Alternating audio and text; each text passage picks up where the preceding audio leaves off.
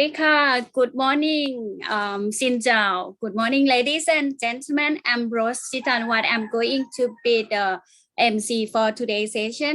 I'm the group director from Informa Markets, the livestock and aquaculture vertical that we want to bring you the very intensive program throughout the year before our physical exhibition will turn up in the next year.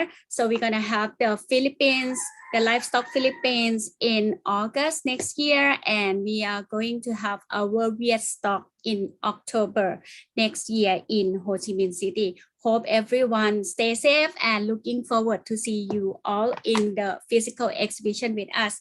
Today with me, we are going to have a few of the speakers who are the experts, and the theme of the webinar this week is on Layer Week webinar, which is the innovative solutions, technologies for layer production webinars. You guys can be with me for 2 days, not the full day, but we are going to deliver about how to make the layer production more sustainable. Sustainable is now not only the trend for the industry, but become the mainstream of many organizations that going to make the product, service, and technologies more sustainable for our future generation. So follow up from last 2 weeks, we was doing the World Egg Day to celebrate the egg consumption, egg production, and contribute to the industry that we should have at least 1 egg a day, and even go for 5 eggs a day from some of our speaker in last 2 weeks. Follow up from that, we think that the layer production is facing the challenge in terms of the cost of productions and the pressure on the sustainability. We organized this conference on the Zoom, and we are going to broadcast in the Asia Livestock Hub that you can see the video later on. And if anyone wants to watch it on demand, you can visit to our Asia Livestock Hub as well.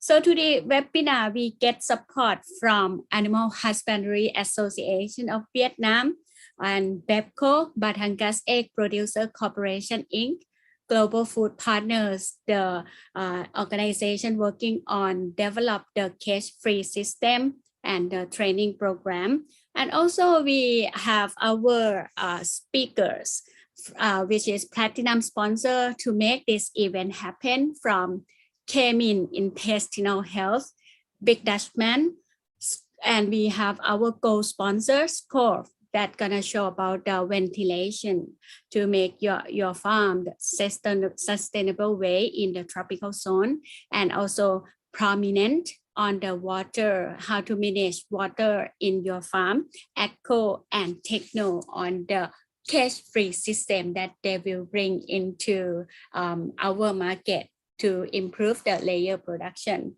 Together with me here, I have our guest speaker from Animal Husbandry Association of Vietnam to take the first session for 1 hour, and then we have a little break. Then we come to hear about how is the gut health, meaning to improve the eggshell quality from Kemin Intestinal Health. So right now it's time to start our session on Vietnam's layer sector performance in 2021 and sustainability solutions in layer farming that happened in Vietnam by Dr. Duan Xuan Truc, Vice President of Animal Husbandry Association of Vietnam. He's going to speak in Vietnam for the foreigners, international that cannot understand Vietnamese. You can go down at your Zoom screen, go to the interpretation to listen into English version, and appreciate if you continue the session. You can do the survey later on, but if you come for just one session, you can, I would like to request to do the survey for us to improve the quality of our seminar. And again, once again, the link that you are using today is the same link to join our Layer Weeks webinar for next 2 days. So please enjoy by joining with us. Now, time for listening to how is the layer industry in Vietnam from Dr. Xuan Duan Trúc. Please.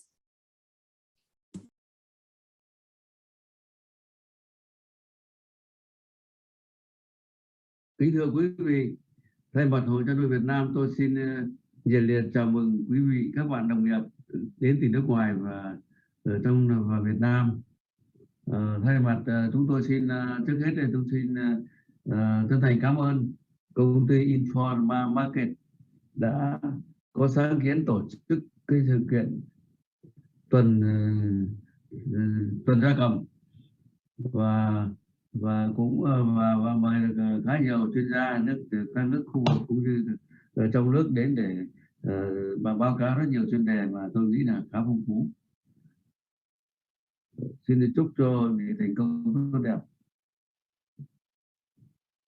Về phía Hội Chăn nuôi Việt Nam thì tôi xin trình bày một cái chuyên đề giới thiệu quý vị về cái thực trạng ngành chăn nuôi gia cầm năm 2021 và các giải pháp phát triển bền vững trong thời gian tới. Cái bài viết trình bày hôm nay thì cũng dựa trên những cái số liệu công bố gần đây nhất của một số cái đơn vị thuộc Bộ Nông nghiệp Phát triển Nông thôn và Tổng cục Thống kê. Các đơn vị thuộc Bộ Nông nghiệp Phát triển Nông thôn như Cục Chăn nuôi, Cục Thú y, Cục Chế biến và Phát triển ngành nghề nông nghiệp và một số đơn vị thông tin.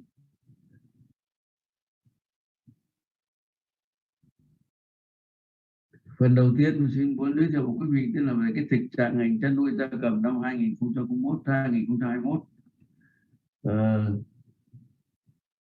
Quý vị đều biết là ngành gia cầm Việt Nam thì năm 2021 thì đã phải đối mặt với rất nhiều khó khăn, thách thức là lại dịch Covid-19 diễn ra rất phức tạp, làm đứt gãy chuỗi cung ứng toàn cầu, gây ảnh hưởng trực tiếp đến hoạt động sản xuất, xuất nhập khẩu, hoạt động lưu thông tiêu thụ sản phẩm. Ngoài ra, ngành gia cầm cũng bị ảnh hưởng phần nào bởi các yếu tố như biến đổi khí hậu, chiến tranh thương mại, rào cản kỹ thuật v.v. Nhìn chung 9 tháng đầu năm 2021 thì ngành gia cầm Việt Nam cơ bản chủ động được nhu cầu thực phẩm hiện tại của người dân ở các địa phương trên cả nước. Tuy nhiên, trong bối cảnh tình hình dịch bệnh Covid-19 diễn biến phức tạp, lĩnh vực chăn nuôi đối mặt với nhiều khó khăn vướng mắc cần tháo gỡ, nhất là khâu lưu thông, khâu vận chuyển sản phẩm và vật tư phục vụ sản xuất chăn nuôi và phục vụ cho duy trì đàn vật nuôi cũng như tái đàn, đảm bảo cung ứng đủ cho tiêu dùng trong nước trong những tháng cuối năm 2021, đầu năm 2022 cho dịp Tết Nguyên đán, Tết cổ truyền của người Việt Nam và một phần cho xuất khẩu trong bối cảnh đại dịch Covid-19 vẫn diễn ra. Trước hết phải nói về số lượng đàn gia cầm và sản phẩm từ gia cầm. Thì 9 tháng đầu năm 2021 thì đàn gia cầm tiếp tục phát triển, nhưng do nhu cầu thị trường giảm, tình hình dịch bệnh Covid diễn biến phức tạp nên lượng gia cầm tồn động trong chuồng rất là nhiều, đặc biệt ở các tỉnh Đông Nam Bộ và Tây Nam Bộ. Các doanh nghiệp chăn nuôi trong tháng 8 và tháng 9 chỉ tiêu thụ được khoảng 5-10% công nghiệp trắng. Vào thời điểm tháng 8, các tỉnh Tây Nam Bộ và Đông Nam Bộ thì gà công nghiệp quá tuổi xuất chuồng, đặng trên 9,3 triệu con, khối lượng lên đến 3,8 kg một con. Mà chúng ta đều biết là cái khối lượng xuất chuồng thích hợp nhất vẫn là từ 1,8 đến 2,5 kg một con. Gà lông bầu thì tiêu thụ được khoảng 7%. Người chăn nuôi lỗ rất nhiều, ứ động vốn liếng và không có chuồng để tái đàn. Thời điểm hiện tại, đàn gia cầm nước ta đạt khoảng 523 triệu con, tăng khoảng 4,4%. 4 tỉnh có đàn gia cầm trên 20 triệu con là Hà Nội, Nghệ An, Thanh Hóa và Đồng Nai. Sản lượng thịt gia cầm hơi xuất chuồng 9 tháng đầu năm 2021 ước đạt 1.286.000 tấn. Sản lượng trứng gia cầm đạt 12 tỷ quả. tăng 5% so với cùng kỳ năm ngoái. Tuy vậy, giá bán thịt gia cầm và đặc biệt là gà lông trắng thì giảm mạnh, khiến cho người chăn nuôi thua lỗ nhiều. Về đối với trứng gia cầm thì từ đầu thập niên 2000 đến nay thì ngành công nghiệp trứng gia cầm ở Việt Nam bắt đầu thời kỳ phát triển, hầu như liên tục có sự tăng trưởng qua từng năm về sản lượng trứng. Giai đoạn 2015-2020, sản lượng trứng đã có mức tăng trưởng khá ấn tượng. Năm 2020, sản lượng trứng của Việt Nam đạt 14 tỷ 540 triệu quả. Trong đó trứng gà chiếm 71,8%, trứng vịt chiếm 28,2%.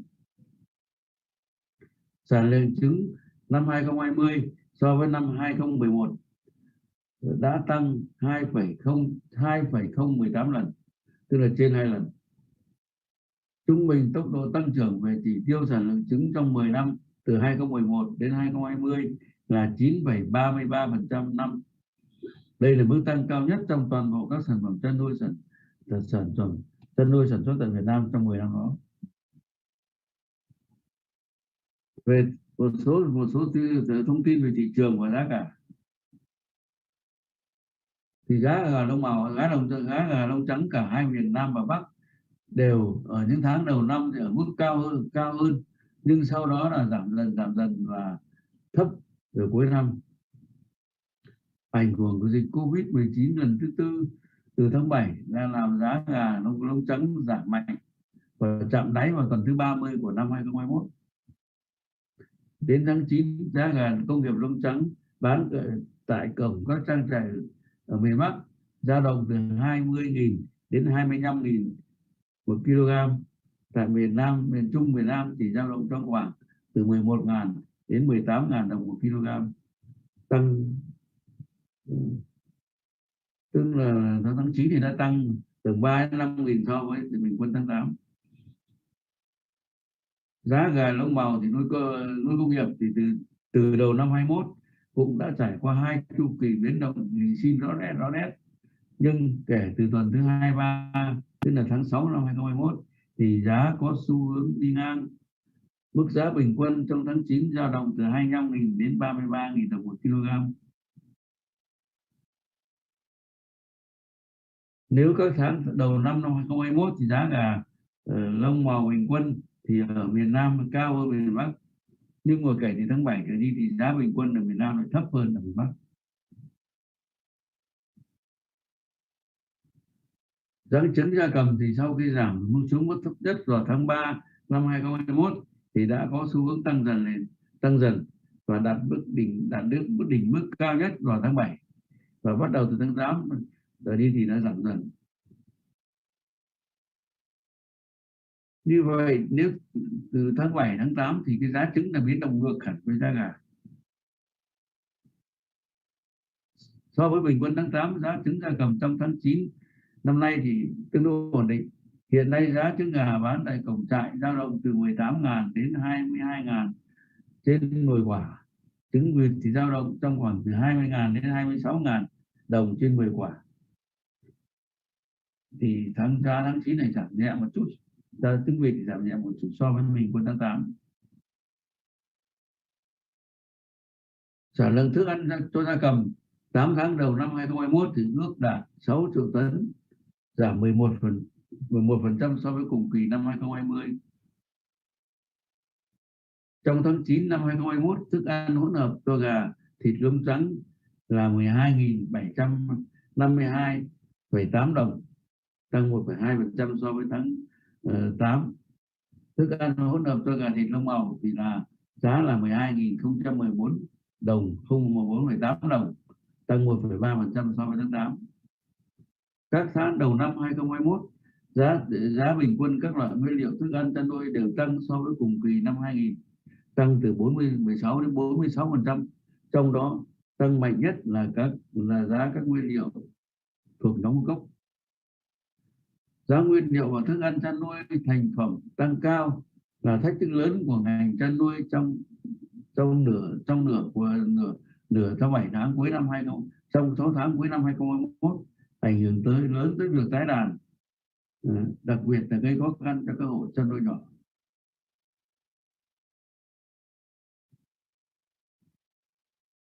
Nhìn chung hoạt động sản xuất chăn nuôi gia cầm tại các tỉnh phía Bắc hiện nay khá ổn định.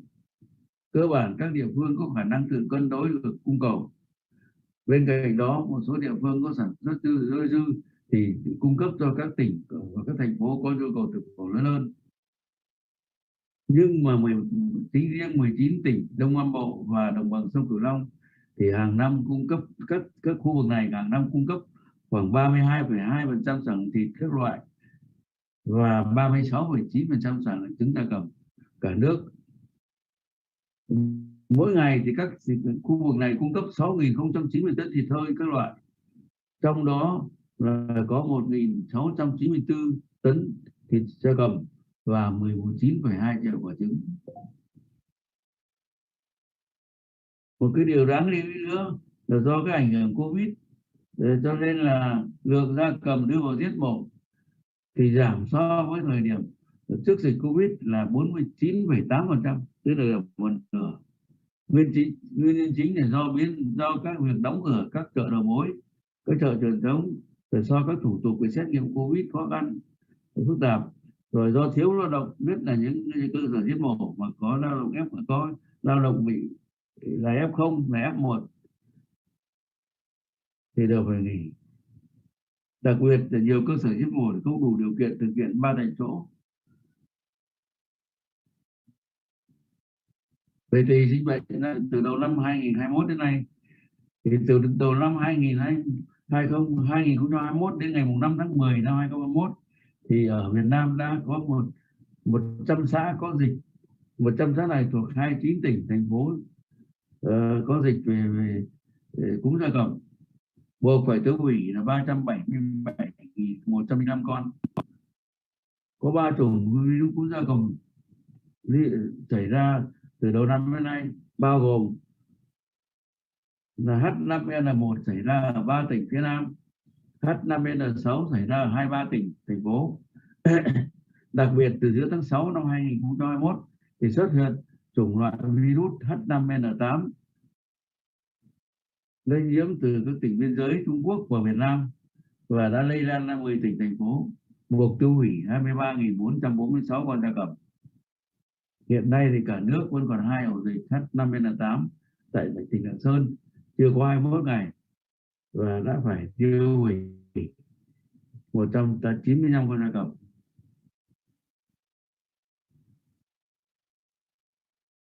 Một thông tin nữa mà chúng tôi muốn cung cấp cho quý vị là ảnh hưởng của cái Covid-19 tới ngành gia cầm của Việt Nam trong năm nay như thế nào.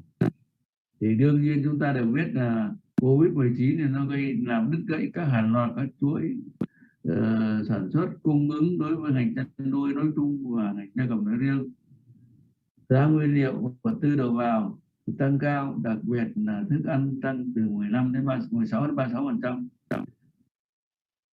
Ngay cái 6 tháng đầu năm nay thì giá tiền mua ngô thì cũng ngang bằng cái tiền thuê vận chuyển ngô từ Việt Nam. Rồi các đơn vị sản xuất thức ăn chăn nuôi thì hầu như không có lợi nhuận, mặc dù doanh thu thì tăng rất cao so với năm ngoái. Rồi Covid-19 cũng làm cho một số nhà máy doanh nghiệp về cơ sở sản xuất, cơ sở giết mổ, chế biến mà có người bị Covid thì phải dừng sản xuất. Để do giãn cách xã hội nên các nhà hàng, quán ăn, bếp ăn tập thể, trường học đóng cửa để tạm dừng các hoạt động xã hội, để các hoạt động du lịch. Vì vậy nhu cầu thực phẩm là giảm rõ rệt. Nhiều chợ đầu mối, chợ truyền thống tạm ngưng hoạt động, chi phí sản xuất tăng, khâu lưu thông bị gián đoạn, nhu cầu thị trường giảm rõ rệt, nên các cơ sở chăn nuôi gặp khó khăn trong khâu tiêu thụ. Lượng vật nuôi tồn đọng trong chuồng rất là nhiều, tăng nguy cơ thua lỗ. Giá sản phẩm đầu ra rất thấp, có giai đoạn có sản phẩm chăn nuôi thì chỉ bán được với giá là từ 25 đến 30% so với giá thành. Các cơ sở chăn nuôi gặp khó khăn trong khâu tiêu thụ, lượng vật nuôi quá lớn tồn đọng trong chuồng rất là cao. Đặc biệt là các tỉnh Đông Nam Bộ và Tây Nam Bộ thì các doanh nghiệp chăn nuôi trong tháng 8 và tháng 9 chỉ tiêu thụ được 5 đến 10% cái gà công nghiệp trắng. Riêng tháng 8, các tỉnh Nam Bộ ứ động trên 9,3 triệu con gà công nghiệp trắng mà trọng lượng đã lên đến 3,8 kg một con mà chưa xuất được.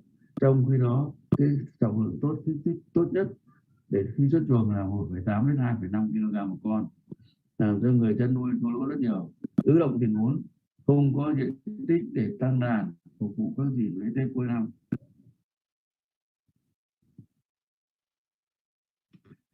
Ở đây là các cần phải nhấn mạnh rằng các đơn vị sản xuất con giống thì bị thiệt hại rất nặng nề, nhất là do các quy định về giãn cách về xã hội để phòng chống dịch bệnh, không có phương tiện vận chuyển như ô tô, máy bay, cho nên khi mà gà cầm một tuổi nở ra thì không vận chuyển được thì cuối cùng phải nhúng nước hủy. Để đàn giống mà trứng giống đang ấp trong máy nở thì cũng phải đưa ra để bán hành lý, rồi toàn bộ thời kỳ kéo dài là trứng giống sản xuất ra thì có chuyển trứng thương phẩm, rồi một số cái sản phẩm là giống cụ vị ông bà bố mẹ không vận chuyển được cho nên phải chuyển về nuôi thương phẩm. Về hoạt động xuất nhập khẩu sản phẩm gia cầm trong 9 tháng năm 2021 thì 9 tháng năm 2021 thì Việt Nam đã nhập khẩu thịt các loại là 681,7 ngàn tấn, trị giá là 1,4 tỷ USD, tăng 4,4% về lượng và tăng 18,9% về trị giá so với cùng kỳ năm 2000. Trong đó riêng về gà đông lạnh thì nhập khẩu là 167,8 nghìn tấn, trị giá đạt 148,8 triệu USD, thì giảm 23,8% về lượng và giảm 26,6% về trị giá so với cùng kỳ năm 2020. Thì cái nguyên nhân cái thịt gà năm nay nhập khẩu giảm là do cái sức mua thấp.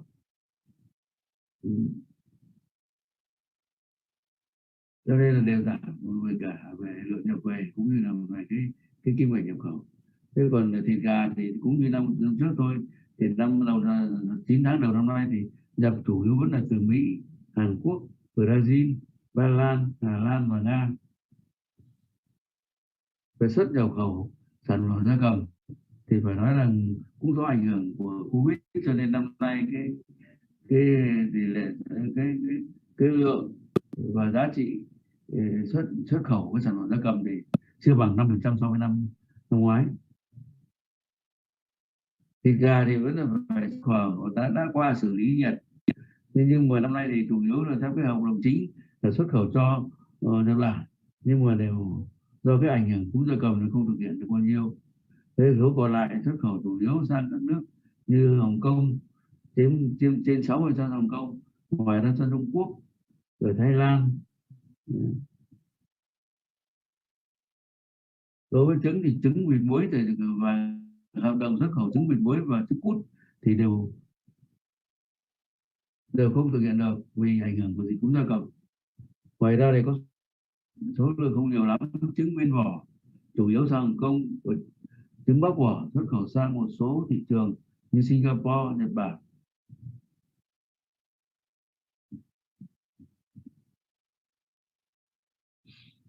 Dự kiến đến hết năm 2021 thì ngành gia cầm Việt Nam phấn đấu đạt sản lượng thịt gia cầm hơi là khoảng 1,7 triệu tấn, tăng 5,8% so với năm ngoái. Sản lượng trứng đạt khoảng 16 tỷ quả, tăng 7,5% so với năm 2000. Dự kiến sản lượng thức ăn chăn nuôi năm 2021 sẽ đạt khoảng 21,48 triệu tấn, tăng khoảng 5,9% so với năm 2000.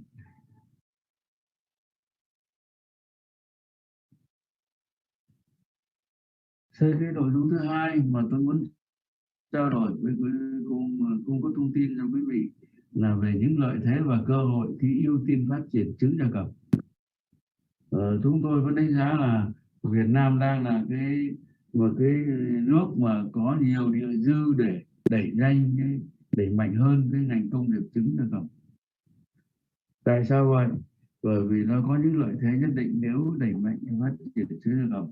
Thứ nhất là cái tiền đầu tư đầu tư để sản xuất trứng thì thấp so với thời gian so với là đầu tư vào nuôi thịt gia cầm, bởi vì thời gian sử dụng gà đẻ trứng là dài hơn, là tới 18 tháng tuổi.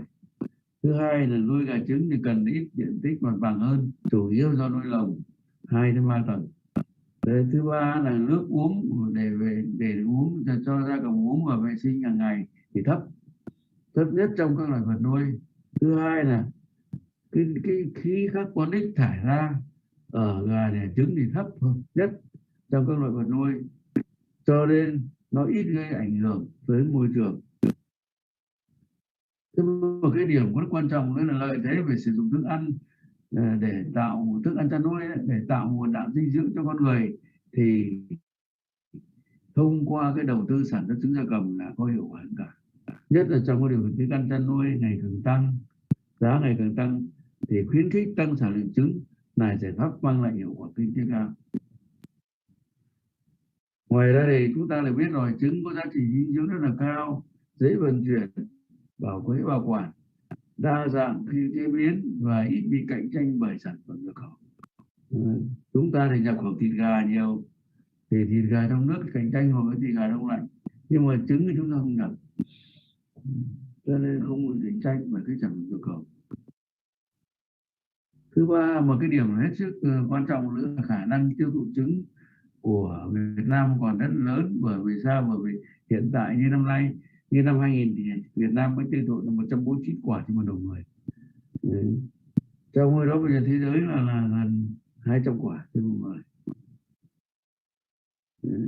Cho nên là cái dư địa để cái lượng trứng tiêu thụ ở Việt Nam còn rất là cao, rất là lớn, cộng với cái khả năng là thu nhập đời sống ngày ngày tăng lên, thu nhập càng cao hơn thì cái tiêu thụ thịt trứng sữa càng trên một người càng tăng.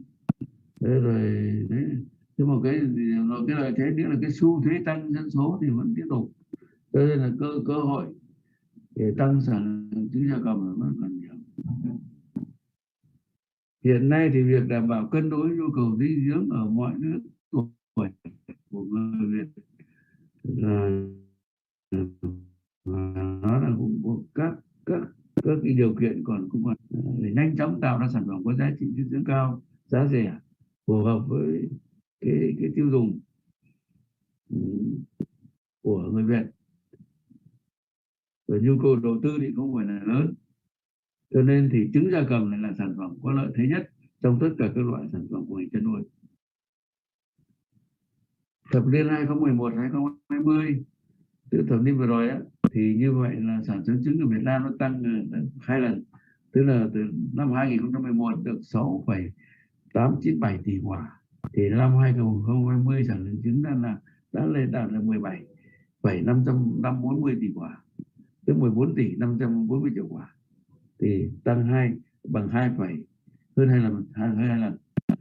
Tiêu thụ trứng một người một năm cũng đều có cái tốc độ tăng rất là cao, cũng là tăng sắp xỉ 2 lần. Thì năm 2011 là 78 quả trứng một người, năm 2020 thì là 149,37 trứng một người, tương đương tăng 1,95 lần. Đây cũng phải nói là một cái kỳ công, một sự cố gắng lớn, một đóng góp lớn của cái ngành gia cầm nói chung, cũng như ngành công nghiệp trứng nói riêng, trong việc nâng cao cái đời sống cho người Việt.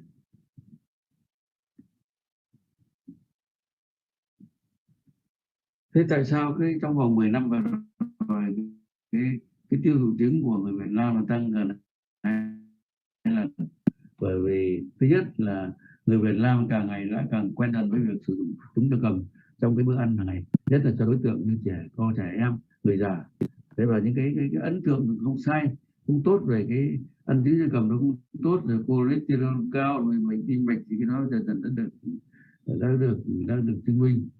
Và đặc biệt là những cái thông qua những cái nước lân cận như Trung Quốc, Nhật Bản, người ta tiêu thụ rất nhiều trứng, thì rõ ràng là không hề ảnh hưởng đến cái cholesterol cũng như là cái bệnh tim mạch. Thế rồi cái nhu cầu, cái tiêu thụ trứng cũng tăng lên do cái đời sống khá hơn, thu nhập tăng lên. Thế là một cái điểm nữa là công tác truyền thông trong cái thời kỳ vừa rồi cũng đã góp phần tăng thêm cái khuyến khích cái mức tiêu thụ trứng của người Việt tăng lên. Rồi rất nhiều cái bếp ăn, cái khu công nghiệp được hình thành, rồi cái du lịch thì phát triển nhanh. Đấy, tất cả những cái đó nó làm cho cái nhu cầu tiêu thụ ngày càng tăng. Cái một điểm rất quan trọng nữa tức là trong vòng 10 năm qua thì rất nhiều cơ sở chăn nuôi gà hiện đại quy mô lớn đã hình thành do các doanh nghiệp trong nước và ngoài nước đầu tư bằng cái chuồng trại hiện đại, trang thiết bị hiện đại, rồi sử dụng cái giống năng suất cao, rồi áp dụng quy trình chăm sóc nuôi dưỡng đi tiên tiến, rồi quy trình phòng chống dịch bệnh và đảm bảo an toàn sinh học tốt cho đàn gà mái. Qua đó đã có phần quan trọng tạo thêm nhiều trứng với giá thành hợp lý và chất lượng tốt. Về kế hoạch năm vừa rồi thì đầu năm nay thì Thủ tướng Chính phủ đã phê duyệt cái chiến lược phát triển của ngành chăn nuôi đến năm 2030 và tầm nhìn đến 2045. Thì những chỉ tiêu mà liên quan đến sản xuất trứng cũng rất là khích lệ. Thí dụ năm 2025 là phấn đấu sản xuất được 18 đến 19 tỷ quả trứng. Để đạt được mức tiêu thụ bình quân một người là 180 190 quả trứng một người. Còn đến 2030 thì là Việt Nam sẽ sản xuất là 22 đến 23 tỷ quả trứng. Như vậy mức tiêu thụ bình quân một người là 220 đến 230 quả trứng một người. Tức là lúc đó nó cao hơn cái mức bình quân toàn thế giới. Và cái mức mà phải nói là cách đây 10 năm này cũng làm ngành chăn gia cầm chúng tôi thì không dám nghĩ đến. Tuy nhiên để đạt được cái mục tiêu cao cả này thì ngành công nghiệp gà trứng thì cũng cần được tổ chức lại theo cơ chế thị trường, nhanh chóng hạn chế được những rủi ro do tình trạng cung vượt cầu, do tình trạng được mùa mất giá, làm tốt hơn công tác vệ sinh phòng bệnh để và hình thành các vùng chăn nuôi an toàn dịch bệnh. Cần sớm hình thành và tổ chức lại sản xuất kinh doanh theo chuỗi khép kín. Các doanh nghiệp thì phải giữ vai trò chủ đạo và vai trò cầu nối trong cái chuỗi khép kín đó. Cần có thông tin minh bạch, thường xuyên kết nối lẫn nhau các thành phần trong chuỗi. Cần mở rộng thị trường tiêu thụ trong nước và tiếp cận thị trường xuất khẩu trứng gà và các sản phẩm từ trứng, trước hết là các thị trường châu Á. Cái nội dung thứ ba là một số cái giải pháp về phát triển bền vững ngành gia cầm.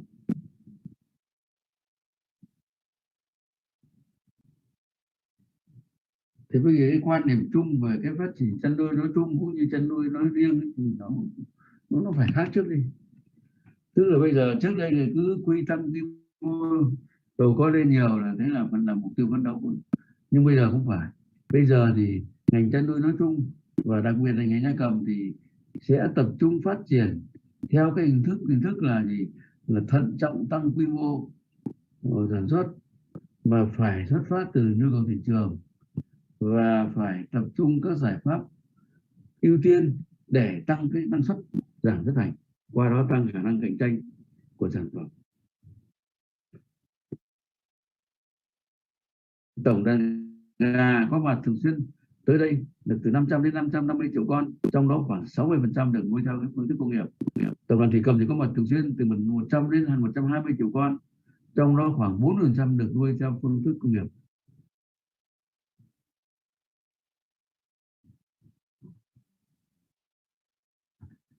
Để đạt được mục tiêu trên thì ngành chăn nuôi gia cầm cần có những giải mang tính căn cơ nhằm phát triển ngành gia cầm theo hướng bền vững. Trong đó phải hết sức chú trọng đến các giải pháp về thị trường.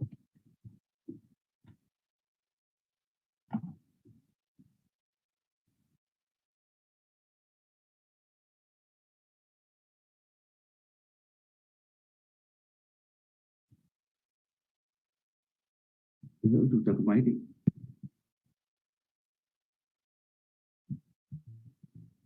hết sức chủ giải pháp thị trường và lưu thông các sản phẩm gia cầm. Thứ hai là đa dạng hóa kênh phân phối sản phẩm chăn nuôi, trong đó có gia cầm. Cần phát triển mạnh các sàn thương mại điện tử nhằm giảm áp lực kênh phân phối, là siêu thị, là cửa hàng tiện lợi, chăn nuôi người dân tiêu thụ được sản phẩm, đồng thời bảo đảm cái yêu cầu phòng chống dịch tốt. Rồi cần phải xây dựng có quy định về thu mua, về giết mổ, chế biến để dự trữ những cái sản phẩm gia cầm, thịt gà, nhất là thịt gà khi bị ứ độc, rồi khi bị biến đổi khí hậu, rồi những thiên tai dịch bệnh, rồi khi bị chậm tiêu thụ như vừa rồi, để gì, rồi khi mình cung nguồn sản xuất, rồi cung nguồn cầu, để gì, để giúp giảm bớt cái thiệt hại cho người chăn nuôi, và tham gia điều tiết thị trường, góp phần vào người tiêu dùng, và chủ động điều hành cái sản xuất trong nước. Cái này Việt Nam còn đang rất là yếu, mà gần đây là hội chăn nuôi, các hiệp hội trong ngành chăn nuôi là đang kiến nghị tích cực, và cục chăn nuôi cũng đã kiến nghị với chính phủ để có cái giải pháp vào điều kiện cho cái việc thu mua, chế biến cái sản phẩm đang ứ động, không những gia cầm mà cả thịt lợn đang ứ động trong dân, để đưa dự trữ, để tránh cái thiệt hại, giảm bớt cái thiệt hại cho họ, và khi nào khan hiếm thì lại tung sản phẩm ra bán. Như vậy thì vừa không những điều tiết được thị trường sản xuất, mà đảm bảo được cái lợi ích của người tiêu dùng và người sản xuất, rồi cũng chủ động cái điều hành sản xuất trong nước. Cái này thì các nước người ta làm cả, nhưng Việt Nam thì phải nói là cũng lâu nay cũng chú trọng như thế này. Rồi các bộ ngành, các ngành địa phương cần phối hợp chỉ đạo khi phương tiện vận chuyển và người trên phương tiện vận chuyển đã đủ cái điều kiện để phòng chống dịch Covid thì phải cho vận chuyển lưu thông, chứ không nên phát sinh thêm các thủ tục hành chính. Rồi các tỉnh cần có các văn bản chỉ đạo thống nhất từ trên xuống dưới, từ tỉnh xuống huyện đến xã thôn bản để thực hiện. Rồi các đề xuất kiến nghị thì vừa rồi thì Hội chăn nuôi Việt Nam cũng như các hiệp hội ngành chăn nuôi, nuôi cũng đã kiến nghị với Bộ Nông nghiệp, và qua Bộ Nông nghiệp thì kiến nghị với chính phủ để có những cái giải pháp tháo gỡ khó khăn cho ngành chăn nuôi nói chung, cũng như ngành chăn nuôi gia cầm nói riêng, do ảnh hưởng bị Covid, thì vừa để đỡ giảm đỡ khó khăn cho người sản xuất, nhưng vừa để có cái sản phẩm để phục vụ tiêu dùng trong nước vào cái dịp cuối năm, nhất là dịp Tết và cái dịp cuối năm. Thì những kiến nghị từ chính phủ và các bộ ngành thì đang được các bộ ngành và chính phủ xem xét để tháo gỡ.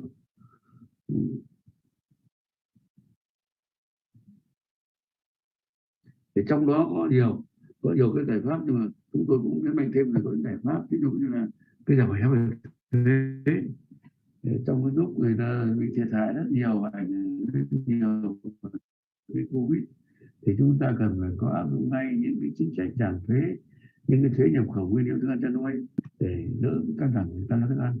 Thứ hai là thuế nhập khẩu vật tư thiết bị sản xuất, rồi giảm thuế bảo vệ môi trường, gia hạn thời gian nộp thuế giá trị gia tăng, nộp thuế thu nhập doanh nghiệp, rồi giảm tiền thuế đất của năm 2021 và 2022 cho các đối tượng bị ảnh hưởng của đại dịch. Rồi thứ hai là xây dựng cơ chế mở cửa cho hoạt động xã hội, để gì, để những cái ly phân phối cái sản phẩm nó thuận lợi hơn và giảm chi phí. Cái thời gian ví dụ như cứ hàng tháng có thể quy định 1 tháng một lần với xét nghiệm lại đối với những người làm công tác vận chuyển. Thứ hai nữa là gì, rồi các xe và các người trên xe sau khi đã tiêm phòng đủ 2 mũi vaccine thì cũng để miễn xét nghiệm và kéo dài thời gian xét nghiệm giữa hai lần để cho dành thời gian ưu tiên cho cái hoạt động sản xuất cũng giảm chi phí. Rồi giả sát lại việc thì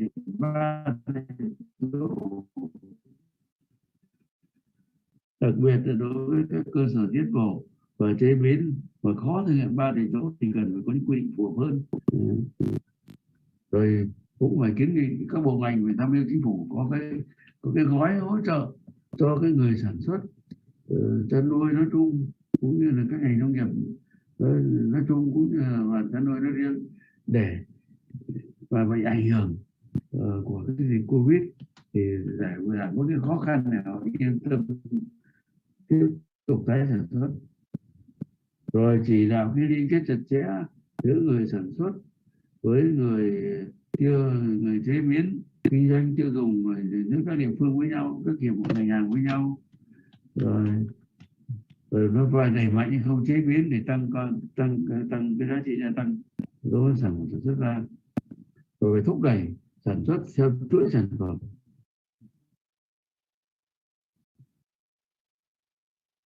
Trên cơ sở phải đảm bảo tiết kiệm giảm giá thành và đảm bảo an toàn thực phẩm,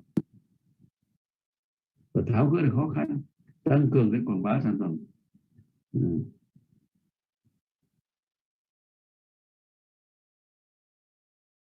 Rồi phải các bộ rất cụ thể cái đảm bảo cái đều để đảm bảo cái lưu thông hàng hóa, để tăng cường cái giữa sản xuất và lưu thông hàng hóa và tiêu thụ sản phẩm và xuất khẩu. Rồi phải thường xuyên nắm bắt thông tin thị trường để bố trí cái sản xuất cho nó hợp lý, tránh thua lỗ, tránh cái cung vượt cầu. Cần phải thay đổi cải tiến cái phương thức xúc tiến thương mại, để cái giao dịch tổ chức sản xuất đa dạng hóa cái hình thức tiêu thụ sản phẩm. Cái thứ 9 là phải tích cực chống buôn lậu, nhất là buôn lậu gia cầm sống và các sản phẩm gia cầm qua biên giới. Và cái thứ 10 là tăng cường kiểm soát nhập khẩu gà đông lạnh. Quý vị đều biết là mấy năm nay chúng ta nhập khẩu gà đông lạnh rất nhiều và nó ảnh hưởng rất lớn đến sản xuất trong nước. Thế nhưng mà rồi gần đây thì bản thân các hội ngành chăn nuôi thú y, rồi cục chăn nuôi cũng đã mạnh dạn kiến nghị với Bộ Nông nghiệp và Bộ Công Thương là gì, là chúng ta phải tăng cường kiểm soát xuất nhập khẩu gà đông lạnh. Làm thế nào đó để việc kiểm soát một cái mặt hàng gà đông lạnh nhập khẩu phải là thường xuyên, phải làm chặt chẽ, để chúng ta phải sử dụng tốt hơn cái công cụ hàng rào kỹ thuật, rồi cái công cụ để chống bán phá giá, để đảm bảo truy xuất nguồn gốc và đảm bảo chất lượng an toàn thực phẩm. Thông qua cái kiểm soát cái nhập khẩu thì góp phần điều tiết cái lộ trình để tránh cạnh tranh thị trường, gây khó khăn cho sản xuất tiêu thụ trong nước. Thì đấy là những cái chúng tôi thấy rất là cần. Thế thì thưa quý vị, là trên đây là toàn bộ cái bản nội dung trình bày của tôi hôm nay. Cũng kính mong là các quý vị lát nữa là trao đổi, nếu những cái ý kiến thì chúng ta có thể trao đổi thêm, thậm chí là có thể có những cái kiến nghị bổ sung, những kiến nghị với Bộ Nông nghiệp, với chính phủ, để thông qua cái hội thảo này chúng ta tập lại để bổ sung thêm những kiến nghị để làm sao đó để tháo gỡ khó khăn cho cái sản xuất ngành gia cầm chúng ta, và cũng để cho giảm bớt cái thiệt hại cho người chăn nuôi, và góp phần để người ta cũng yên tâm để tiếp tục sản xuất, để có cái nguồn thực phẩm cung cấp cho tiêu dùng trong nước, đặc biệt là vào những cái dịp cuối năm nay. Thì xin chân thành cảm ơn tất cả quý vị đã lắng nghe. Xin chào.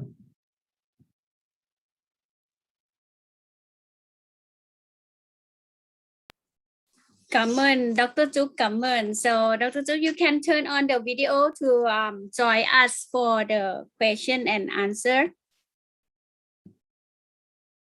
All right, so there is a few questions coming into the Q&A box. I need help from my translator because most of the question in Vietnamese. Vâng, chủ yếu các câu hỏi là ở bằng tiếng Việt, cho nên là tôi xin nhờ bên phiên dịch thì sẽ. All right, Dr. My first question would ask Xin anh Trúc ạ. Câu hỏi đầu tiên cho tiến sĩ Đoàn Xuân Trúc, đó là giá thành sản xuất một quả trứng của người chăn nuôi nông hộ hiện nay là bao nhiêu ạ? Giá thành sản xuất một quả trứng ạ. Cái giá thành sản xuất thì nó cũng không có cái giá cố định đâu, nó tùy thuộc vào cái từng vùng. Thứ hai là tùy vào cái điều kiện, it depends. Tùy vào quy mô sản xuất. Nhưng nói chung mà nói, nếu mà anh bán cái giá quả trứng khoảng 1.300 trở lên là bắt đầu có hiệu quả.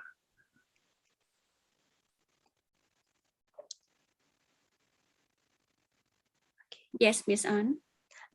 Yes. My answer is that there is no fixed production cost because it depends on the scale of production or the size. However, if you can produce like at 1,300 VND, then you can achieve cost efficiency. Thì cũng phải nói là nếu quay giống gà công nghiệp thì với năng suất nó cao thì giá thành nó rẻ hơn. Nhưng nếu mà giống gà như Việt Nam phải là giống gà ta, giống gà Việt Nam với năng suất thấp thì giá thành nó lại cao hơn. Đấy thì một chút. Đấy. Thì đấy là nó tùy thuộc cái tình hình. Như nói chung mà nói là cái mặt bằng về giá cả về trứng như năm 2021 này là tất nhiên có lúc lên lúc xuống, nhưng nhìn chung mà nói là nếu tính bình quân là giá người chăn nuôi có lợi. Yes, so it may vary more or less depending on the type of chicken as well. If for industrially raised chicken, the cost may be a bit lower, or for free range chicken, the cost may be higher. But like if you can achieve somewhere around 1,300 VND, then you can reach the cost efficiency. Thank you. All right, the next question, Miss An, in some countries, they only allows importing the parent stock, the chicken mother, no, to follow Yes. sustainable layer farming. The question to Dr. Chuk is, will Vietnam has the plan to import only the parent stock as well?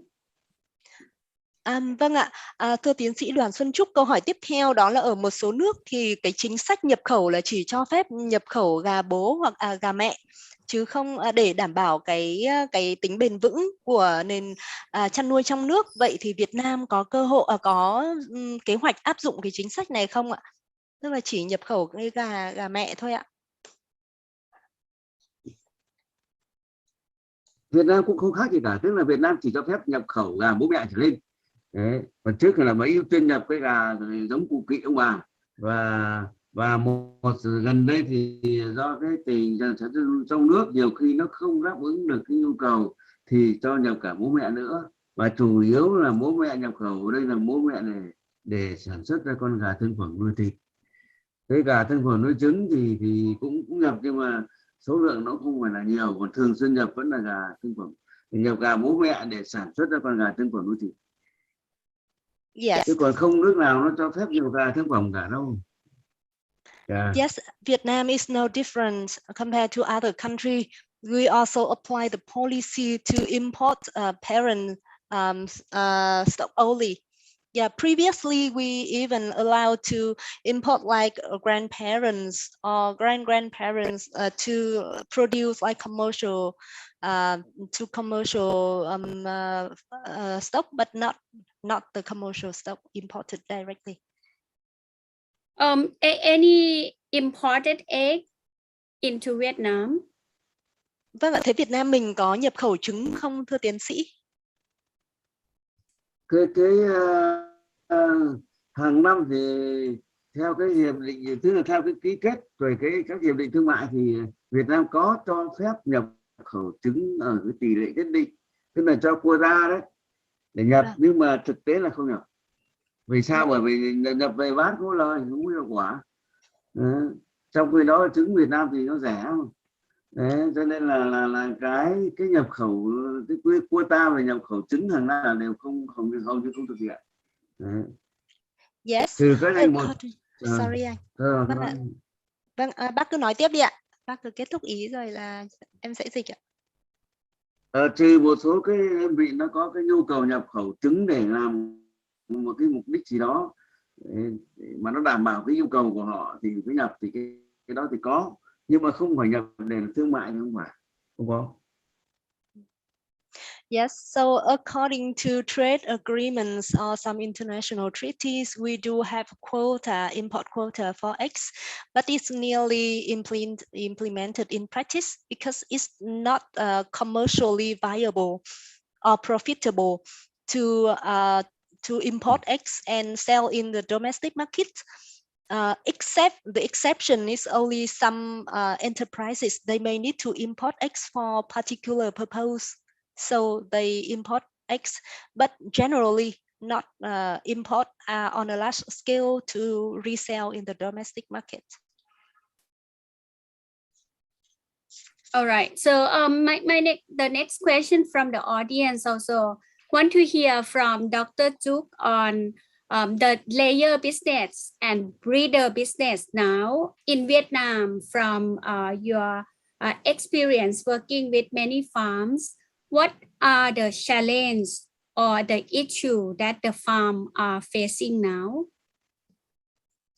Vâng ạ, câu hỏi tiếp theo đó là về những người mà sản xuất, những hộ chăn nuôi sản xuất trứng và những người mà chăn nuôi sản xuất giống ạ, thì họ đang phải đối mặt với những khó khăn thách thức gì hiện nay ạ? Nếu xét về đang gặp khó khăn thách thức gì thì nhiều, thì cũng nhiều, bởi vì bây giờ thí dụ cái giá thức ăn nó cứ liên tục tăng thì nó là cái thách thức lớn nhất, phải không ạ? Đấy, thì cái đó là Việt Nam là nước là 80% nguồn nguyên liệu từ nước ngoài. Đấy, cho nên là ảnh hưởng phụ thuộc hoàn toàn, cộng với cái Covid bây giờ nó giãn cách xã hội, rồi cái logistics rồi cái vận tải vân vân nó tăng lên, thì tự dưng nó gây tăng lên rất là nhiều.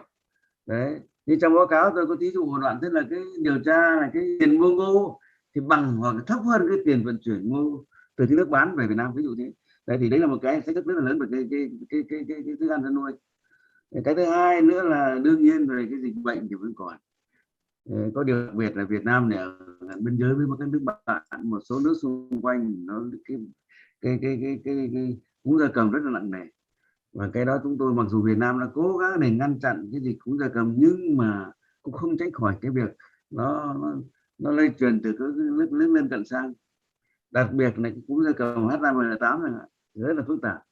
Đấy, thì đấy là cái mà trong cái chăn nuôi nói chung thì về thức ăn thì rõ rồi, nhưng mà riêng cái gia cầm thì ngành gia cầm nó có thêm một số cái khó khăn về cái dịch cúm đó. Đấy, thì đấy là cái thứ ba là gì, là vẫn là cái này là do cái khuyết điểm tại phía Việt Nam thôi, tức là cái điều tiết cái cung cầu nó chưa hợp lý lắm, cho nên nhiều khi vẫn có tình trạng là cung vượt cầu, sản xuất ra thì ứ thừa không bán hết. Đấy. Bây giờ nó đang là ế nhiều, chẳng qua là do Covid, do công tác của lưu thông hàng hóa, và do cái sức tiêu thụ nó giảm đi, thì cái chuyện nó hơi đặc thù, nhưng mà bình thường mà nói là cũng không tránh khỏi một năm vài ba lần là sản phẩm ứ động do cung vượt cầu, để làm cho người chăn nuôi bị thua lỗ và không giảm bán được sản phẩm. Thì đấy là những cái thách thức nó nhiều, nhưng mà có lẽ cái thách thức lớn nhất bây giờ vẫn nói đi nói lại vẫn là cái thức ăn chăn nuôi. Yeah, maybe the biggest challenge is from the price of animal feed, because as I mentioned earlier, we need to import 80% of our materials for animal livestock feed, and that's why we face huge challenge there. And another factor is transportation costs. And according to recent survey, the maize cost is like nearly equal or less than the transportation cost, and unprecedented compared to before. And the third challenge is epidemics, because we heavily suffer from avian influenza. And since we share borders with other countries as well, so it's very difficult to control the spread of the epidemics from external to Vietnam. And lastly, but quite important, is limited capacity in regulate supply and demand. So we regularly face oversupply situation. Maybe this year due to COVID, so it is partially justified by the pandemic, but in other years, even in normal conditions, we also suffer from oversupply. So question continue from the earlier one, that is our challenge. I think It is about the cost of production, transportation, and definitely the disease, like the avian influenza. So Dr. Chuk see any positive effect when they face the African swine fever? There is a shift of consumption from, because you don't have enough pork. The Vietnam is a pork meat eater. So there is a shift toward more chicken, and egg has become more demand or not? Vâng ạ, vậy thì chúng ta có thể là chuyển một chút là nói về cái yếu tố tích cực của dịch bệnh trong đợt vừa rồi đi. Thì thực ra Việt Nam thì là một quốc gia mà tiêu thụ thịt heo rất là nhiều, đúng không ạ? Nhưng mà do cái tình hình dịch bệnh rồi là các cái dịch hoặc là cúm lợn châu Phi, cúm heo châu Phi đợt vừa rồi, thì đã có một cái xu hướng tiêu dùng là chuyển sang tiêu thụ thịt gà và trứng. Thì ở Việt Nam có như vậy không ạ? Mình có được hưởng lợi từ cái xu hướng này không? Cái đó thì không những là xu hướng mà Việt Nam là cái chủ trương, tức là chủ trương của chính phủ Việt Nam thì là chuyển, vì Việt Nam là nước người dân Việt Nam này có cái thói quen là tiêu thụ thịt lợn rất là nhiều, trên 70%. Thế cho nên chủ trương Việt Nam là để chuyển dần giảm dần cái thịt, là ăn tiêu thụ các thịt khác, ví dụ như thịt gia cầm, rồi thịt bò, rồi trứng, vân vân. Đấy, cũng phải nói là chăn nuôi lợn thì Việt Nam thì trước này nó nuôi nó là nước sản xuất thứ 6, thứ 7 cái quy mô đàn lợn thì theo thế giới đấy. Nhưng cái đó đấy là cái thói quen truyền thống, nhưng mà cũng phải nói là về mặt môi trường, rồi về mặt cái tiết kiệm nước ngọt, vân vân, rồi giảm cái chất thải môi trường, thì phải nói chăn nuôi lợn cũng có rất nhiều vấn đề tồn tại. Cho nên là Việt Nam cũng hướng là gì, là giảm cái tiêu thụ thịt lợn đi, thì và tăng cái thì chính vừa rồi là sau cái hai năm rồi 2019 2020 này, do cái bị thịt lợn châu Phi nhiều, nên Bộ Nông nghiệp cũng khuyến khích rất mạnh các doanh nghiệp chuyển sang chăn nuôi gia cầm. Đó. Thì người ta chuyển sang rất là nhiều, cho nên là gây cái tình trạng là ứ thừa sản phẩm. Vậy tức là gì, cái chuyển từ cái tiêu thụ, thói quen tiêu dùng thịt lợn nhiều sang giảm dần, thì có chuyển biến ở Việt Nam cũng nhiều đấy. Một năm cũng giảm là 2-3%, cái 2-3 cái cân thịt lợn giảm đi để tăng cái thịt gà lên, ví dụ thế, và tỷ lệ trứng cũng tăng lên. Nhưng mà thì nó cũng chậm so với cái mà mong muốn của chúng ta. Đấy. Mong muốn của chúng ta thì đấy là một cái, nhưng mà xu thế vẫn thế, tức là vẫn hiện tại bây giờ thì tiêu thụ thịt lợn nó chỉ còn 65-66% trong bữa ăn thôi, nhưng mà đến năm 2030 thì còn 62% thôi. Đấy, tức là giảm dần. Và thịt gà bây giờ đã tăng dần lên và sẽ đạt tới là 30% này trong bữa ăn hàng ngày, và thịt lợn chỉ còn khoảng 60%, hơn 60%, rồi thịt bò, trâu bò và thịt khác là khoảng 10%. Đấy, thì cái hướng của Việt Nam đang phấn đấu là như thế, và tôi nghĩ là cái mục tiêu này sẽ đạt được. Vì thế này, nếu ta nói riêng một chút, chúng ta đang ngồi với câu hỏi tạm về gia cầm, và nhất là gà trứng mà, thì thực tế bây giờ sử dụng cái thịt gà thì phải nói là giá dinh dưỡng cao.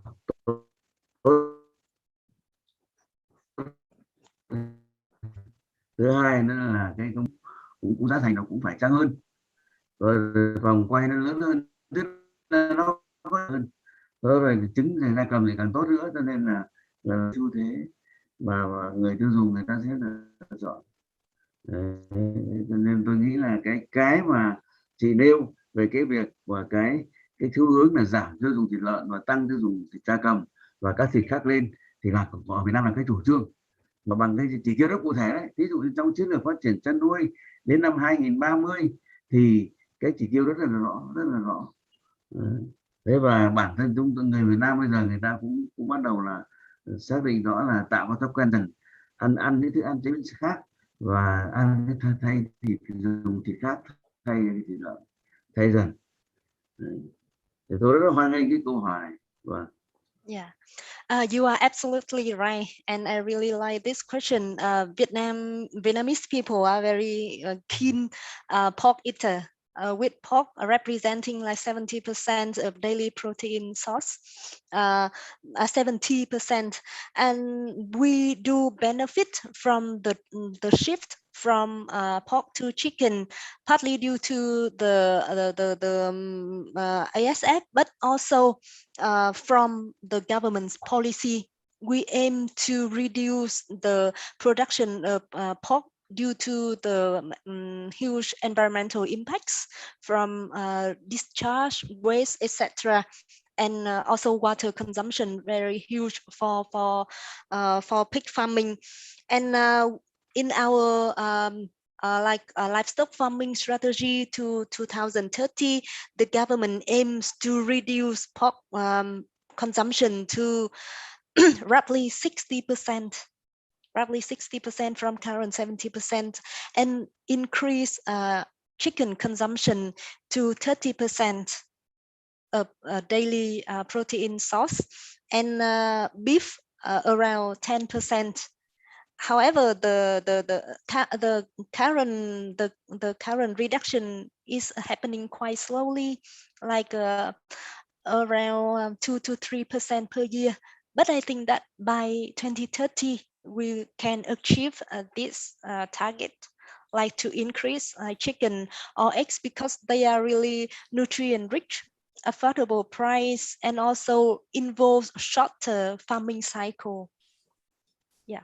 It is that following the new Vietnam agriculture law that the new farm has to get permission and has to be the closed house system. Is it the way going now in Vietnam? Vâng ạ. Vậy cũng trong cái thông tin mà anh Trúc vừa chia sẻ, tức là về cái chính sách mà chủ trương giảm dần về cái tiêu thụ thịt lợn đó, thì có phải là trong cái luật nông nghiệp mới nhất thì nó có một cái quy định là các cái nông trại mới mà muốn mở thì cần phải có giấy phép, đúng không ạ? Và thứ hai nữa là cần phải có những cái quy định về cái gọi là chuỗi giết mổ khép kín rồi các thứ, thì để nhằm hướng tới cái mục tiêu này, có đúng không anh?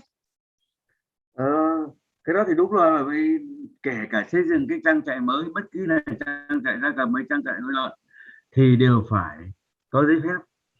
Đấy, phải được phép. Đặc biệt là cái phân tích, cái đánh giá cái tác động của môi trường đối với khi mà xây dựng cơ sở mới lên. Đấy thì cái thứ nhất là đối với không phải trang trại heo mà trang trại nào thì cũng phải có giấy phép thôi, mà nhất là cái luật chăn nuôi mới ra đời thì nó lại quy định rất hết sức cụ thể.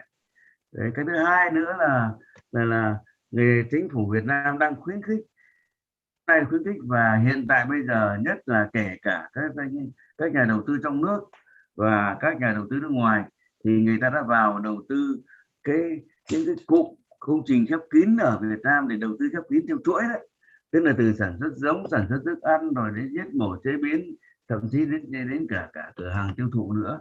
Thì đó là những cái công ty mà người ta đang đầu tư và rất có hiệu quả, rất có hiệu quả Việt Nam, và chính phủ Việt Nam đặc biệt khuyến khích theo cái hình thức đầu tư này. Và đấy là cái chủ trương chung của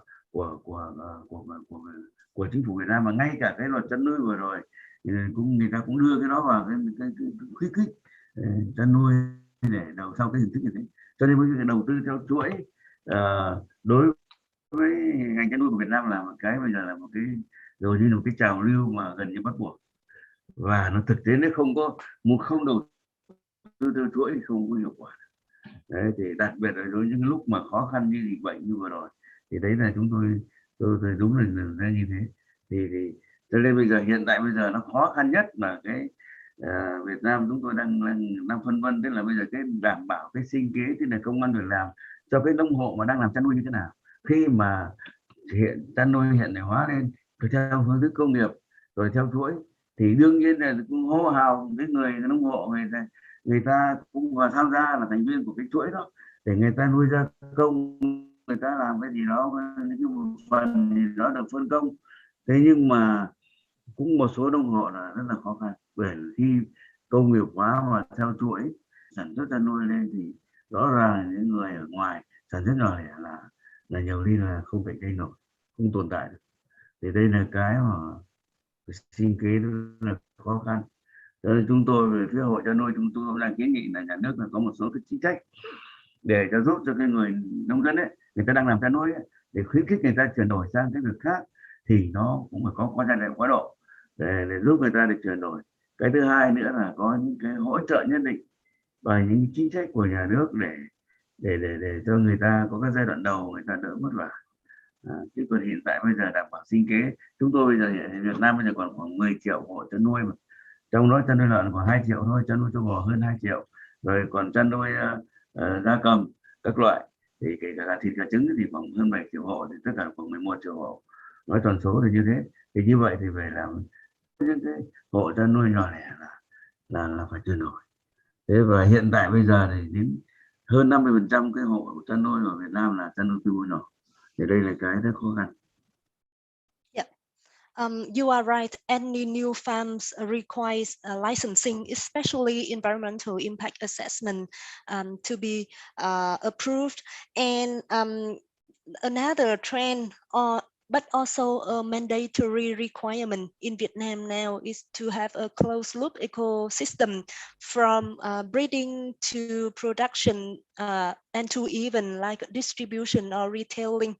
And many foreign players have entered Vietnam and did that model successfully and profitably. And in the coming time, we will also pursue that policy and promote the formation of like big industrial production chain. However, there is a side effect to that because the benefits are undeniable. However, in Vietnam now we have nearly 11 million livestock farmers, but over 50% of them are smallholders. So if the farmers can like switch to industrial and large scale production, or they can enter farming contract with the closed loop enterprises, it will be good. But for others who are displaced or affected by this requirement, we are proposing the government to provide some support with their livelihood transition, or like some kind of adaptation support, so that they will suffer from the least impacts due to, in the course of this like a transformation process. So the transformation process, I think it would take time because the 50% is really backyard and small farm. So any approach like the government bank or any entrepreneur that doing kind of like equipment company get into the country doing some leasing projects like financial also, that is happening, or what did Dr. Chuk see was happening since, because it was since 2020 early. Yeah. Vâng, cái xu hướng này thì đúng là một cái xu hướng tất yếu, và cái đó thì nó là có lợi chung cho cả ngành chăn nuôi cũng như mà nhưng mà đúng là như tiến sĩ Trúc đã nói, hơn 50% là nông hộ nhỏ là một con số rất lớn, và như vậy thì chắc hẳn là sẽ cần nhiều cái cơ chế hỗ trợ. Ví dụ như ở Việt Nam thì đã có các mô hình là ngân hàng chính sách chẳng hạn, ngân hàng của chính phủ ấy ạ, hoặc là các doanh nghiệp mà hỗ trợ cho các hộ này hay chưa, hoặc là có các cái doanh nghiệp mà vào và thực hiện các mô hình cho thuê, ví dụ như cho thuê thiết bị, cho thuê tài chính, vân vân, để cho họ có thể chuyển đổi sản xuất không anh? Và cái xu hướng này thì hình như tôi nhớ là ở các nước khác là đã bắt đầu khoảng tầm từ đầu năm 2020. Việt Nam thì trước là có cái nghị định gọi là cái nghị quyết 50 để hỗ trợ cái chăn nuôi nông hộ, nhưng mà nó hết hạn rồi. Thế vừa rồi thì chúng tôi cũng đã có góp ý để kiến nghị với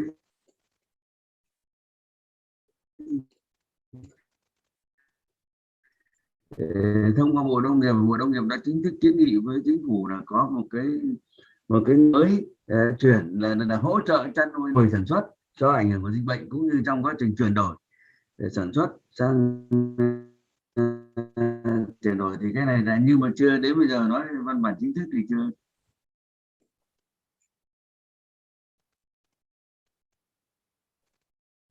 Hello. Dạ vâng ạ, em đã nắm được phần vào rồi. Nhưng mà đó là về mặt chính sách, còn các cái mô hình thực tế, ví dụ như ngân hàng chính sách này hay là các doanh nghiệp cho thuê thiết bị, cho thuê tài chính thì đã được triển khai trên thực tế chưa? Ngân hàng chính sách thì có từ lâu rồi, nhưng mà riêng Vâng. cái cho thuê thiết bị cái đó thì chưa, thì tôi không biết có cho nên tôi chưa thấy. Dạ vâng ạ, ok ạ. Yes, we used to have a government resolution, a very important document, like number 50 on supporting smallholder farming. However, it has expired now, and we are proposing through the Ministry of Agriculture and Rural Development to propose the government to issue a new resolution on supporting affected smallholders by the COVID-19 and also in their transition to large-scale industrial farming. But it's still like pending on the table of the Prime Minister now. And I also post about the like actual model like government bank or entrepreneur or equipment or finance leasing company. But Mr. Chuk said that the Vietnam Bank for Social Policy are already in existence for like many years now, but not sure if other models have been active or not, and not sure if they provide like specific support like you just mentioned about leasing equipment or leasing finance to support smallholders. All right. Thank you, Dr. Chuk. So come to the last question, Doctor. It's about when COVID happened, the consumer more concerned on the food safety. Do you see any change in the way the layer farmings handle? Definitely it will affect the consumer side, but how is the layer farm transforming their operation now, like more set up on the evaporative system, more automatic egg pickup, egg conveyor or egg grading? Do you see that happen? Vâng ạ, hôm nay có rất là nhiều ý kiến dành mối quan tâm, cho nên là rất là nhiều câu hỏi dành cho tiến sĩ Đoàn Xuân Trúc. Mong anh kiên nhẫn với câu hỏi cuối cùng ạ. Vâng, còn câu hỏi cuối cùng ạ, là bởi vì dịch bệnh cho nên là cái xu hướng là người tiêu dùng thì rất là quan tâm đến cái vấn đề là an toàn thực phẩm. Như vậy thì với các cái trang trại gà đẻ thì họ đã đáp ứng cái nhu cầu này như thế nào? Họ có cần phải nâng cấp cái quy trình rồi là chăn nuôi một cách là đảm bảo quy trình vệ sinh hơn, kể cả các cái dây chuyền về thu hoạch, phân loại trứng vân vân, thì như vậy nó có diễn ra hay không và họ có gặp phải khó khăn gì không ạ? Thì mọi cái điều kiện hay là cái yêu cầu mà chị nhắc đến để đảm bảo cái an toàn thực phẩm về trứng ấy, thì đều đúng cả, mà các doanh nghiệp đang phấn đấu. Tất nhiên những cái doanh nghiệp đầu tư lớn, đầu tư hiện tại thì cũng tương đối yên tâm. Đấy, tương đối yên tâm. Đấy, còn cái chủ yếu bây giờ cái quan trọng nhất là theo tôi ấy mà, thì là vấn đề là cái vệ sinh thú nuôi và để đảm bảo cái an toàn sinh học trong cái trang trại gà đẻ. Thì tự dưng thì cái khả năng lây nhiễm cái bệnh truyền bệnh từ trang trại đó hay từ quả trứng nó cho cái người tiêu dùng là nó sẽ hạn chế đến mức tối đa được. Chứ nếu mà khi mà cái cơ sở mà không đảm bảo cái điều kiện cần thiết để an toàn sinh học thì cũng không nói mạnh như người khác được. Cho nên là không biết các nước khác thì chắc là cũng thế thôi. Tức là hiện tại trong cái điều kiện như thế này, thì nhất là trong cái điều kiện Covid và nó đang tác động cũng rất phức tạp, thì các cơ sở chăn nuôi người ta đang chú trọng đến vấn đề vệ sinh phòng bệnh. Đặc biệt là trong đó là nhấn mạnh những cái giải pháp để đảm bảo cái an toàn sinh học. Thì kể cả chăn nuôi gà, chăn nuôi lợn cũng như tất cả con vật nuôi đều phải thế cả. Thì đây là một cái là thế. Còn tất cả những cái việc khác, những cái áp lực khác để đảm bảo cái tốt nhất, cung cấp tốt nhất cái sản phẩm an toàn nhất cho xã hội, thì đương nhiên là trang trại nào nếu chưa tốt cái gì đó thì vẫn phải bổ sung thường xuyên. Chứ còn đây là việc làm thường xuyên chứ không phải chỉ có làm trong một thời điểm là xong. Đấy, thì xin có lẽ nói chung chung đi thôi. Còn lại thì được nói tùy từng quý vị. Yes, for sure. Like other Monica. countries, biosafety has been emphasized more than ever during the past time, because to eliminate the risks of infection from the farm to consumers or from the egg itself to the consumer. And this is an ongoing effort, not just during the pandemic, but ongoing efforts. And our farmers need to ensure the biosafety and hygienic or sanitary processes in their farm. Yeah. All right, thank you, Mr. Yeah. Cảm ơn.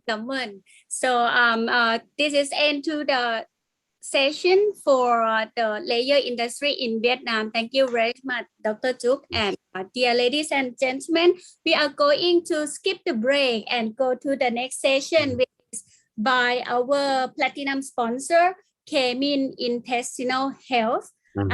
Before we are moving to next session, please acknowledge that Vietstock Organizer is now working with the Ministry of Agriculture and Rural Development and the Animal Husbandry Association of Vietnam. We are going to do the next webinar, which is waiting for Director General to clear his schedule to inform us about the new Agriculture Act, especially the Livestock Act that implement so we are going to bring to you guys. Thank you very much, Dr. Chuk, once again. Now, next session. Thank you, Mr. Roth. Thank you very much. You're welcome, sir. Okay. Thank you. Thank you. Yes.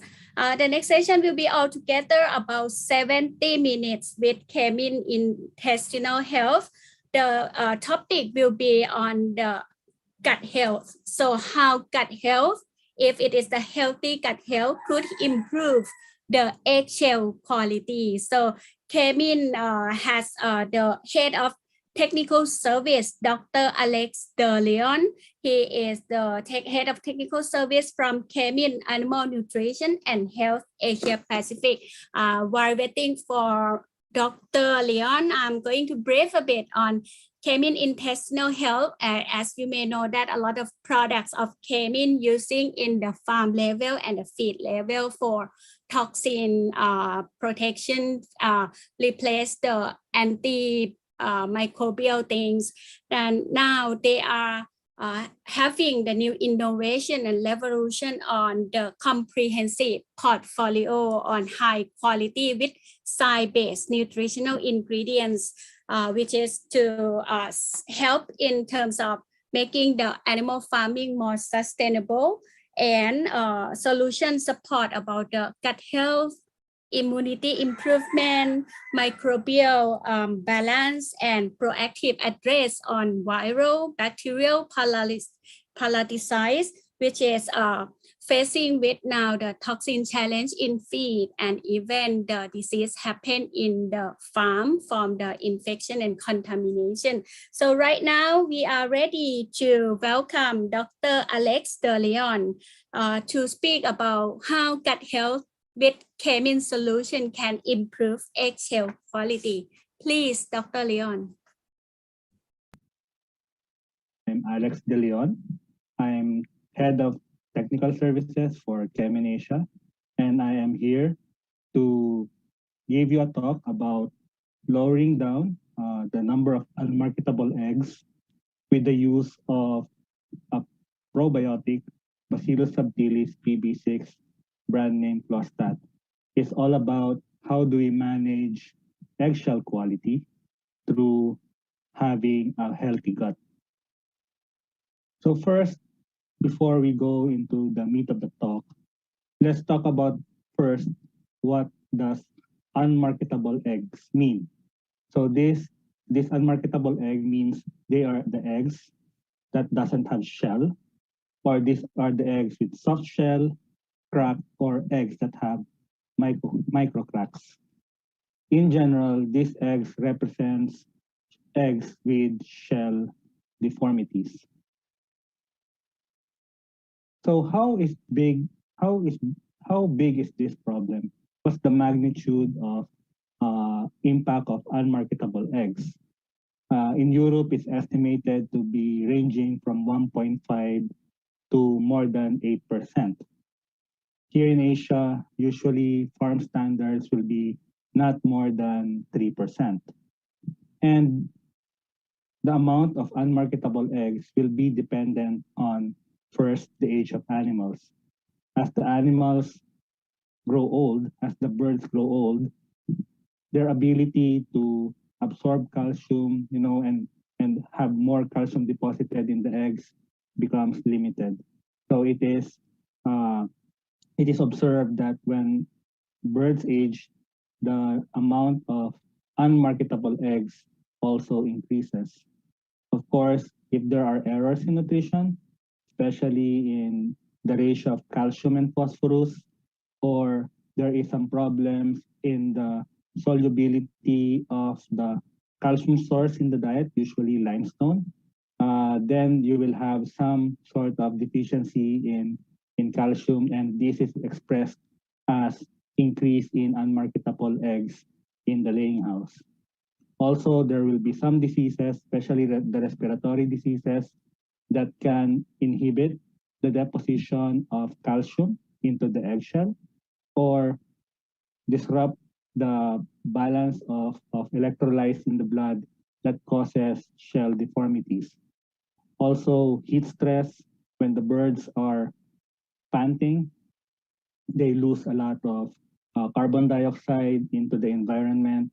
And again, there will be some problems of the chicken forming calcium carbonate being deposited into the shell of the egg. And of course, if there are some farm equipment issues, like for example, the angle of the floor is too steep, and then when the eggs are laid, then the momentum of the egg rolling down that slope will cause a lot of mechanical damage to the egg. There is a relationship between calcium status of the bird and unmarketable eggs. Again, older layers produce bigger eggs, and the total amount of calcium in eggshell is fairly constant.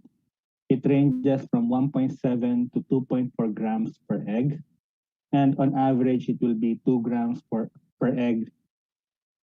And you can imagine whether the egg is small or the egg is big, the chicken needs to spread that 2 grams of calcium in the egg. So larger eggs tend to have thinner shell compared to your smaller eggs. Also, as the bird ages, calcium absorption also becomes limiting, and it's also relatively poor in the rate of absorption of calcium. It is estimated to be around only 40 to 60% digested calcium that is really absorbed into the body of the hen. And like I said, calcium absorption also decreases with age. So let's look into how much feed does a chicken eat. Feed is the primary source of calcium. And if you look into a bird, if a bird is actually eating around 115 grams per day, and that chicken, that laying hen, is producing egg from 18 to 80% to 18 to 80 weeks, then the total amount of feed that the chicken will eat from 18 to 80 weeks would be around 50 kilograms. And if you look at your chicken, when it starts to lay eggs at 16 or 18 weeks of age, the weight would be about 1.2, 1.25 kilograms. And then you cull it at 80 weeks at around 1.6 to 1.9. The bird was eating 50 kilograms and it only gained weight about 300 to 700 grams. So where did the feed go? Of course, part of the feed will go into the egg. So if you have a bird laying an average of about 80% for the whole cycle and laying about 330 eggs, and if the average egg weight is about 62 grams, the total weight of the eggs produced by that hen would be about 20.5. So 20.5, and if you remembered earlier, it's 300 to 700 grams body weight gain. So basically, the chicken only used up 21 kilograms of the feed to produce eggs and also to gain body weight. So where did the rest of the 50 kilograms go? It will be going to the litter. Of course, the chickens produces litter. And also part of that energy is actually used to maintain the body of the chicken. So if we look at how the chicken partitions the energy that it gets from the feed, it will be in this firing order. First, of course, it will put energy to maintain itself. At the end of the day, the chicken needs to move, to breathe, it needs to eat, so it requires energy. So that falls into energy for maintenance. And then even though the growth of the bird is small, 300 to 700 from 18 to 80 weeks, there is still some that goes into growth. And whatever is in excess in the maintenance and the growth requirements of the bird, it goes into egg production. And if there is the satisfaction, if the energy for egg production has been satisfied, then it will go into egg weight. So you can see that the chickens are very efficient animals. They allot according to the hierarchy of their need.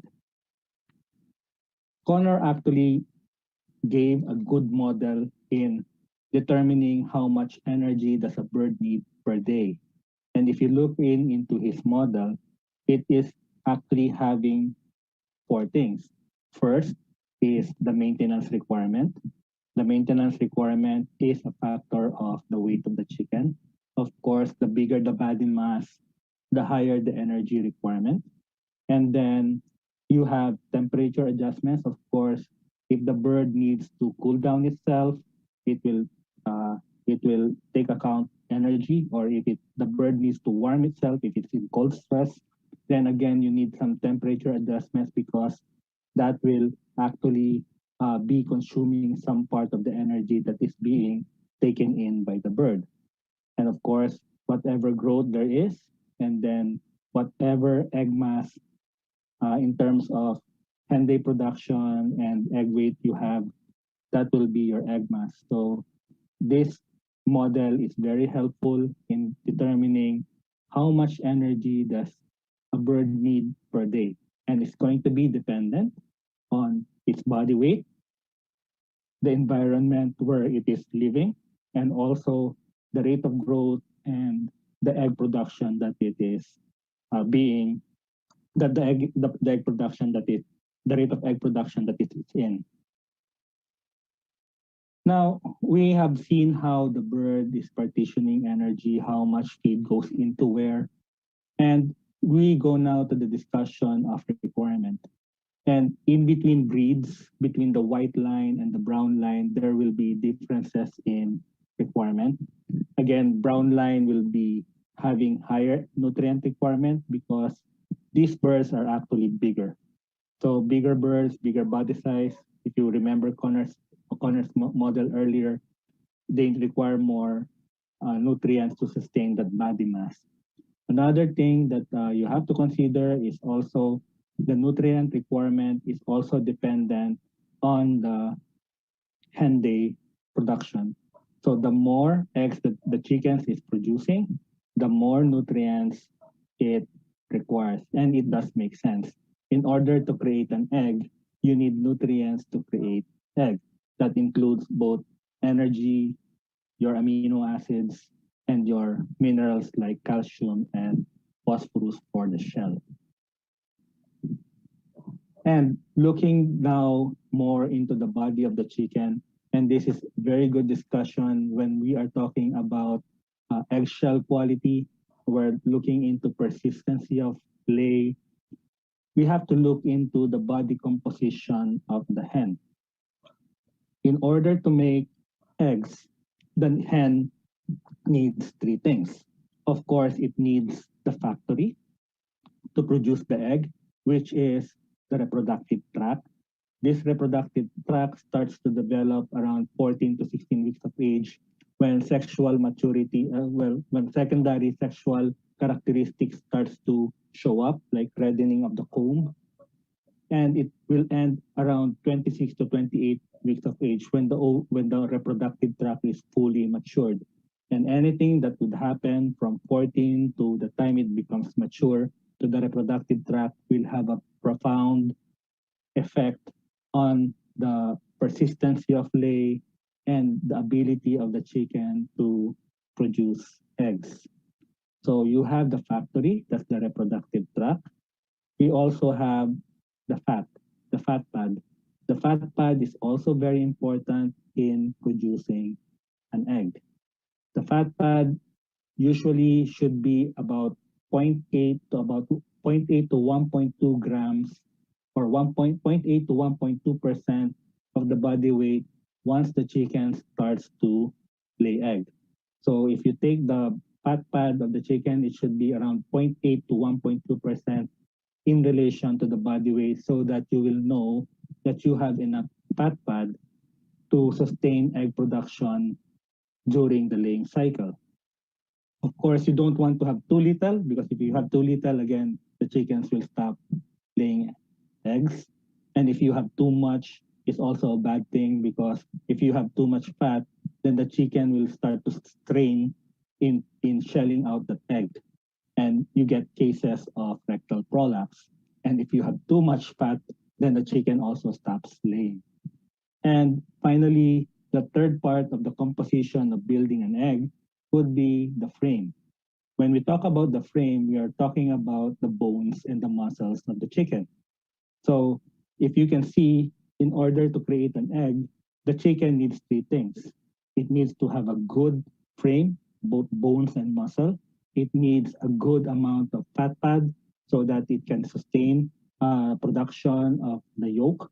And also you have a good reproductive tract, a well reproductive tract, so that the machinery for creating eggs will be there.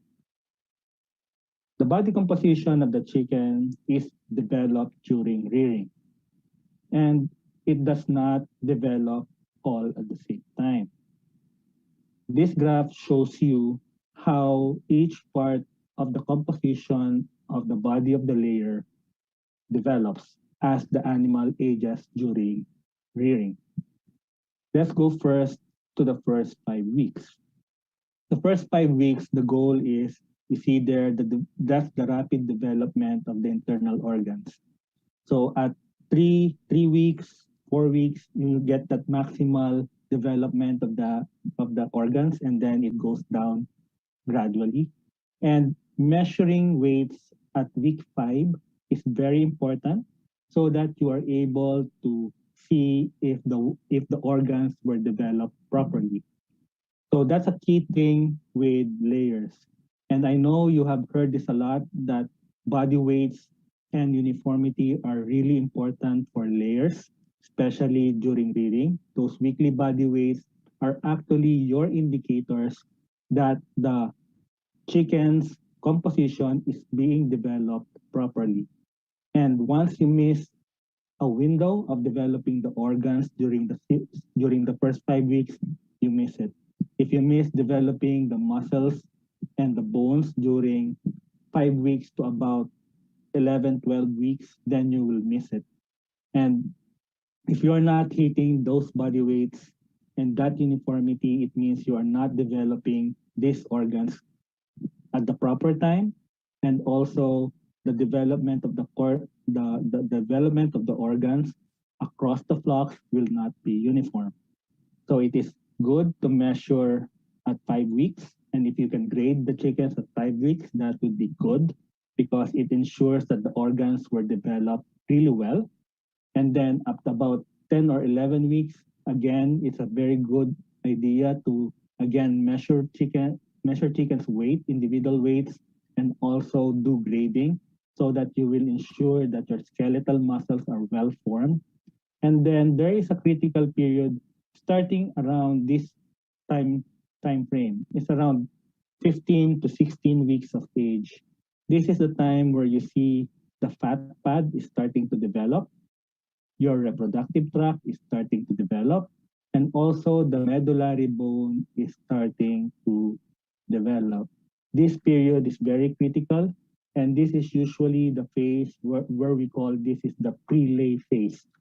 And it's really good to have a separate pre-layer feed from your developer feed or your grower feed. The pre-lay feed is very important.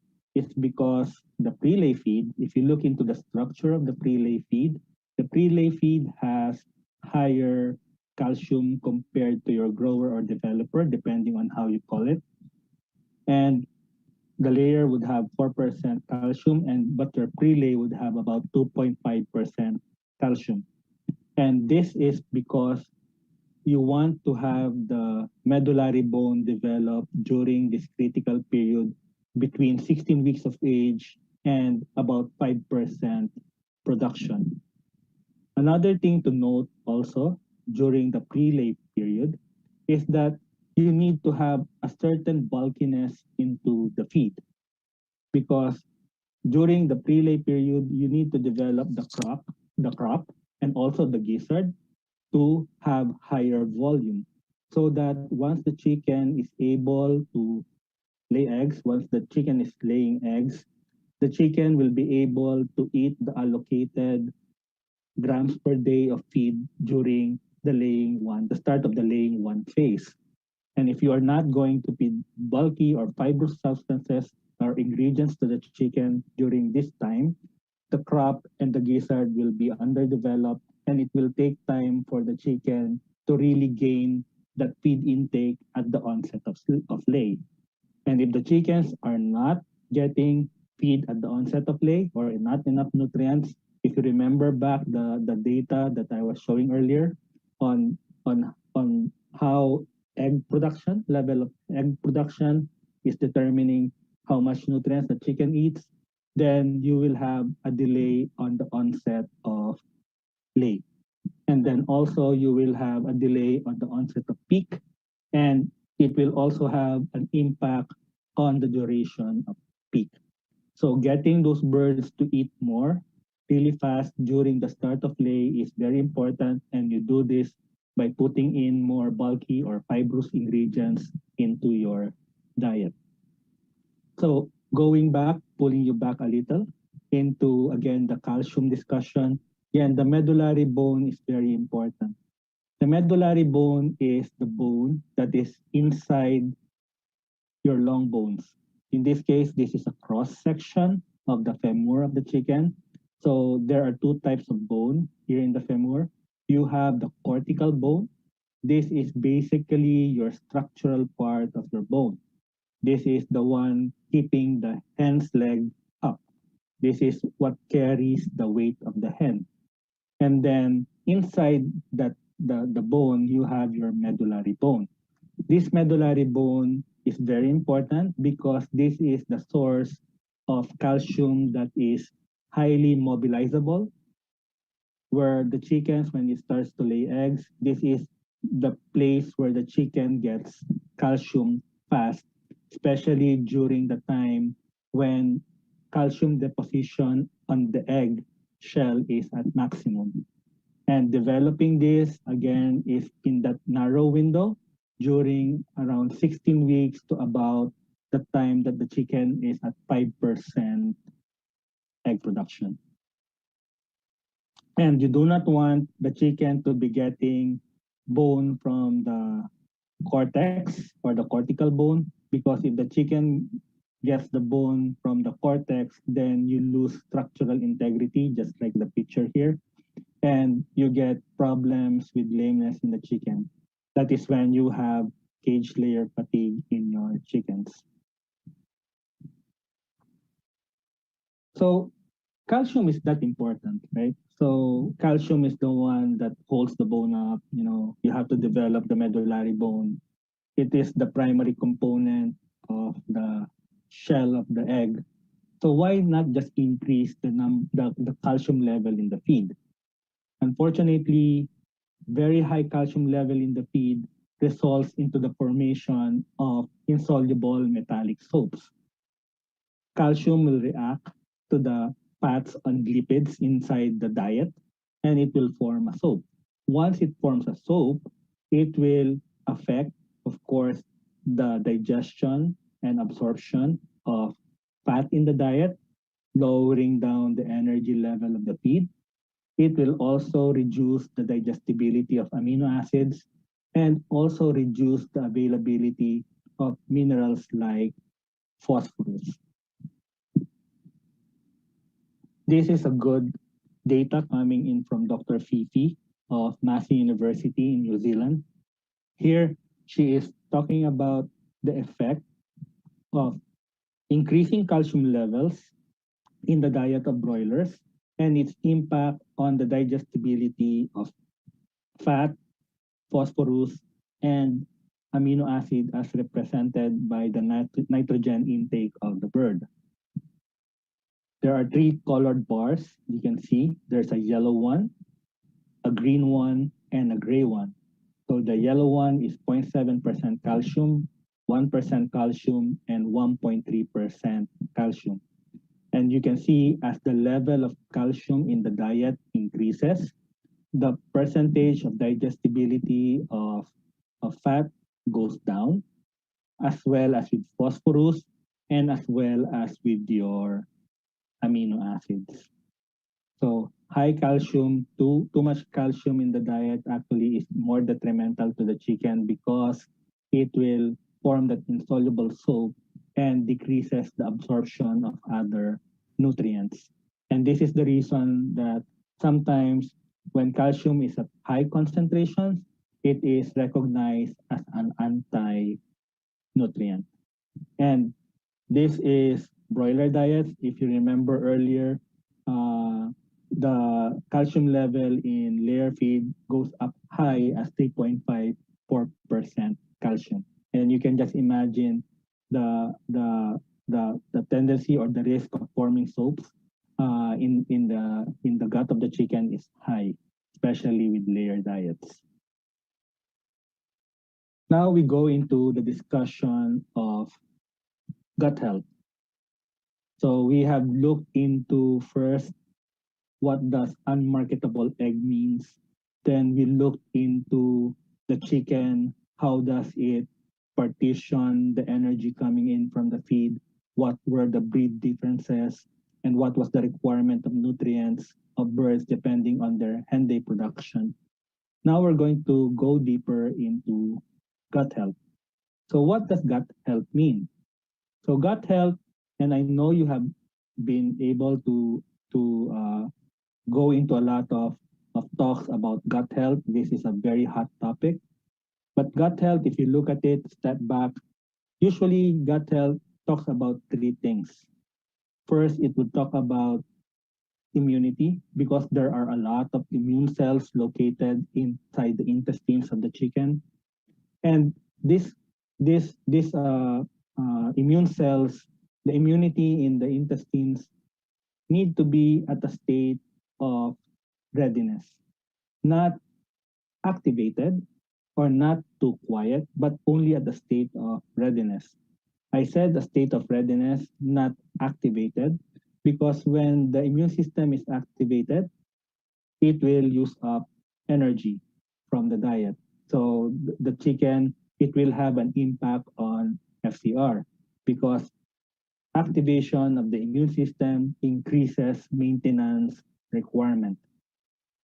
Second, if it's overly activated, the immune response is overly activated, then you get inflammation. Once you get inflammation, then the tight junctions in between your intestinal cells becomes loosen up, and then you get a leaky gut.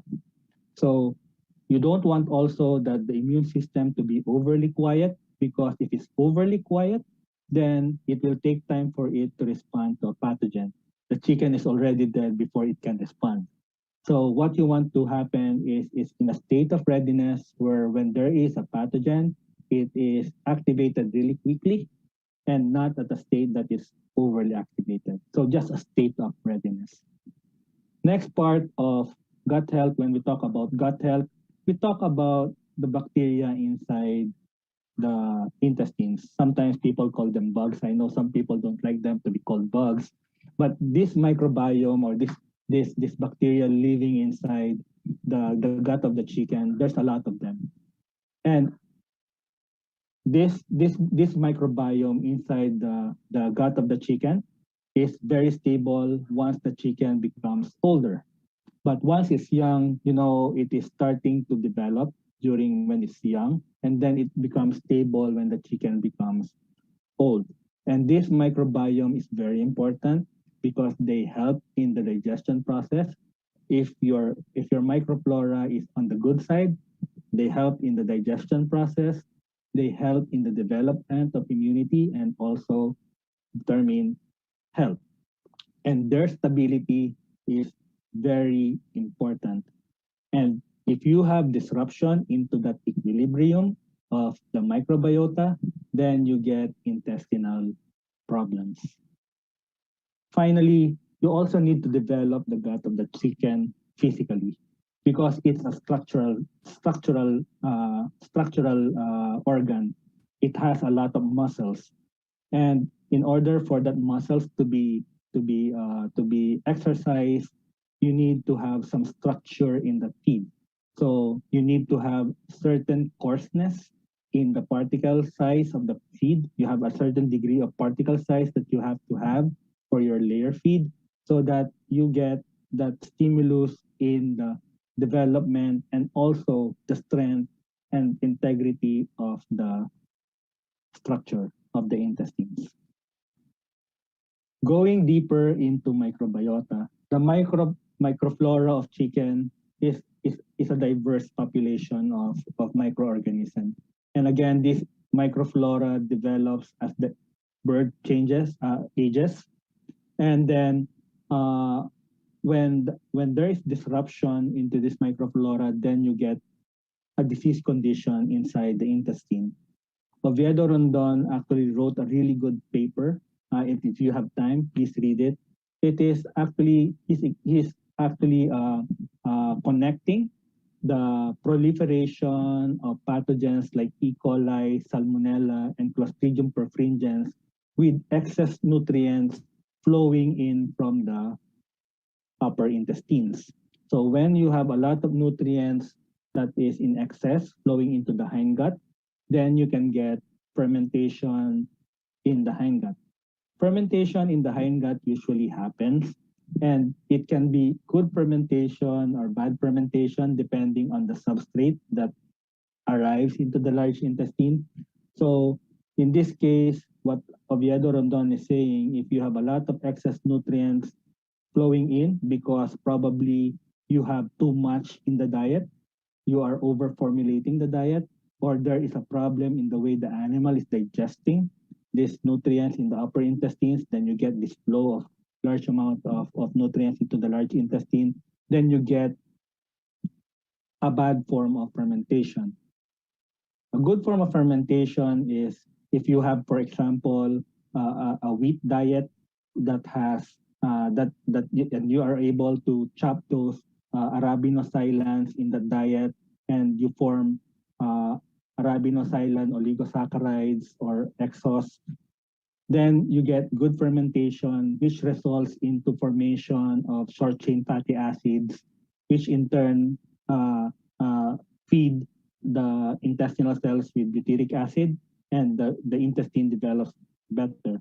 So what I'm saying here, what Oviedo Rondon is saying is that when you have excess nutrients that are not favorable for the good bacteria, then you will have fermentation products that will actually cause damage into the intestines.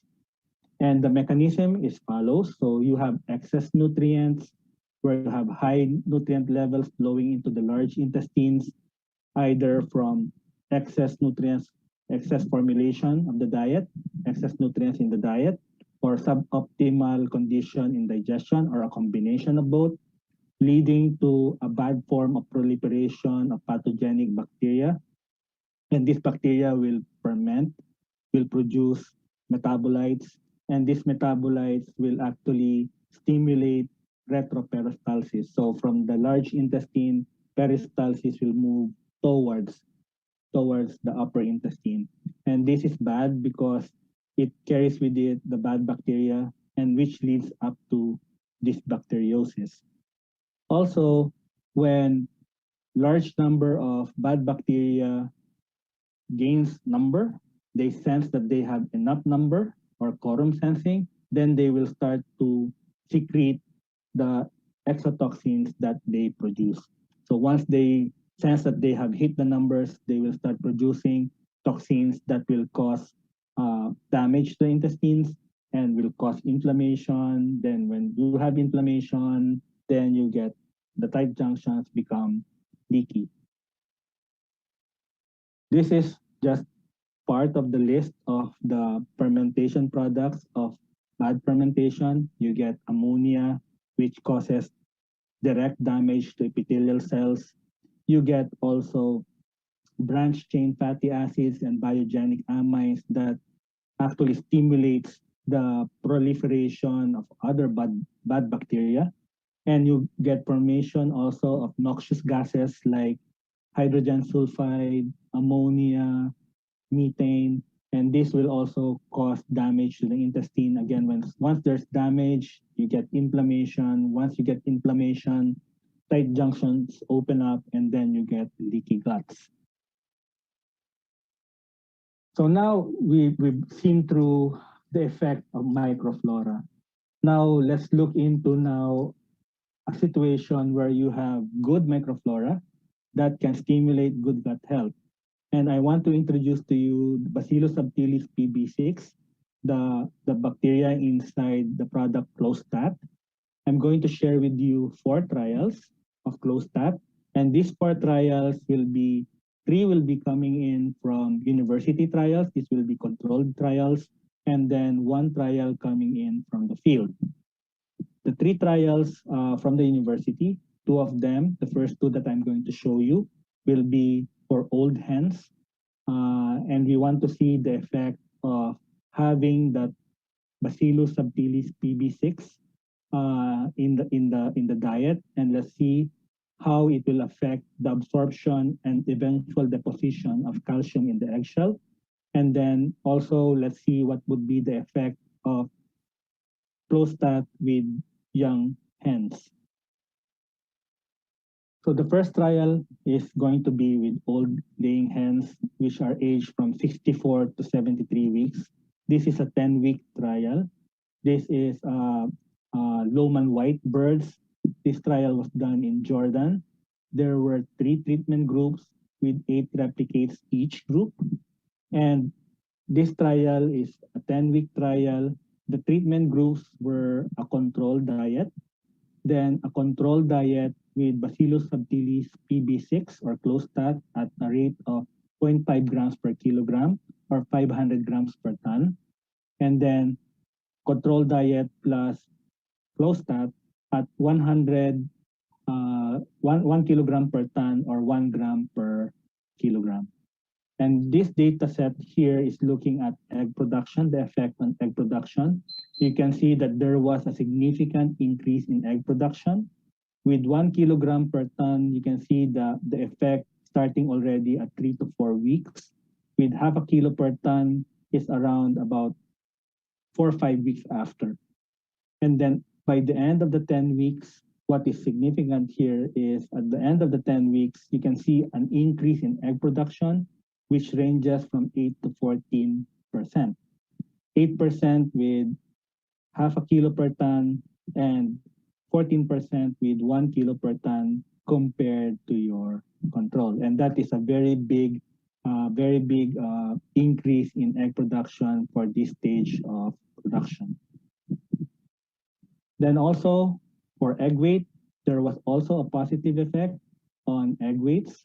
You can see that for the 10-week trial with the control versus the control, you can see that there is about 2 to 4 grams difference of egg weight between the control at the end of the trial. 2 grams for 500 grams per ton and 4 grams for 1 kilogram per ton. And you can still already see about 3 to 4 weeks after the administration of Bacillus subtilis PB6, there is already significant difference between the treatment groups and the control group. Now, again, this is looking at eggshell weight. Of course, we're looking into managing shell deformities. And here with PB6, Bacillus subtilis PB6, you can see that there is significant increase in eggshell weight compared to your control diet. And if you remember earlier, we talked about when eggs becomes bigger, the shells tend to be thinner.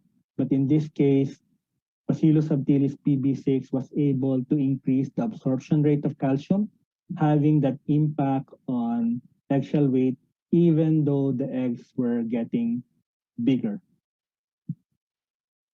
And also, in terms of shell thickness, of course, there will be significant differences between the control and the treatment.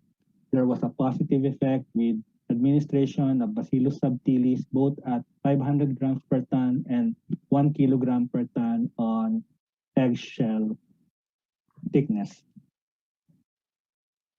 This data is looking at the unmarketable eggs production. So of course, because eggshell thickness was better, amount of calcium being deposited into the eggshell was better, even though the eggs were bigger. You can see that there was significant decrease in the number of unmarketable eggs.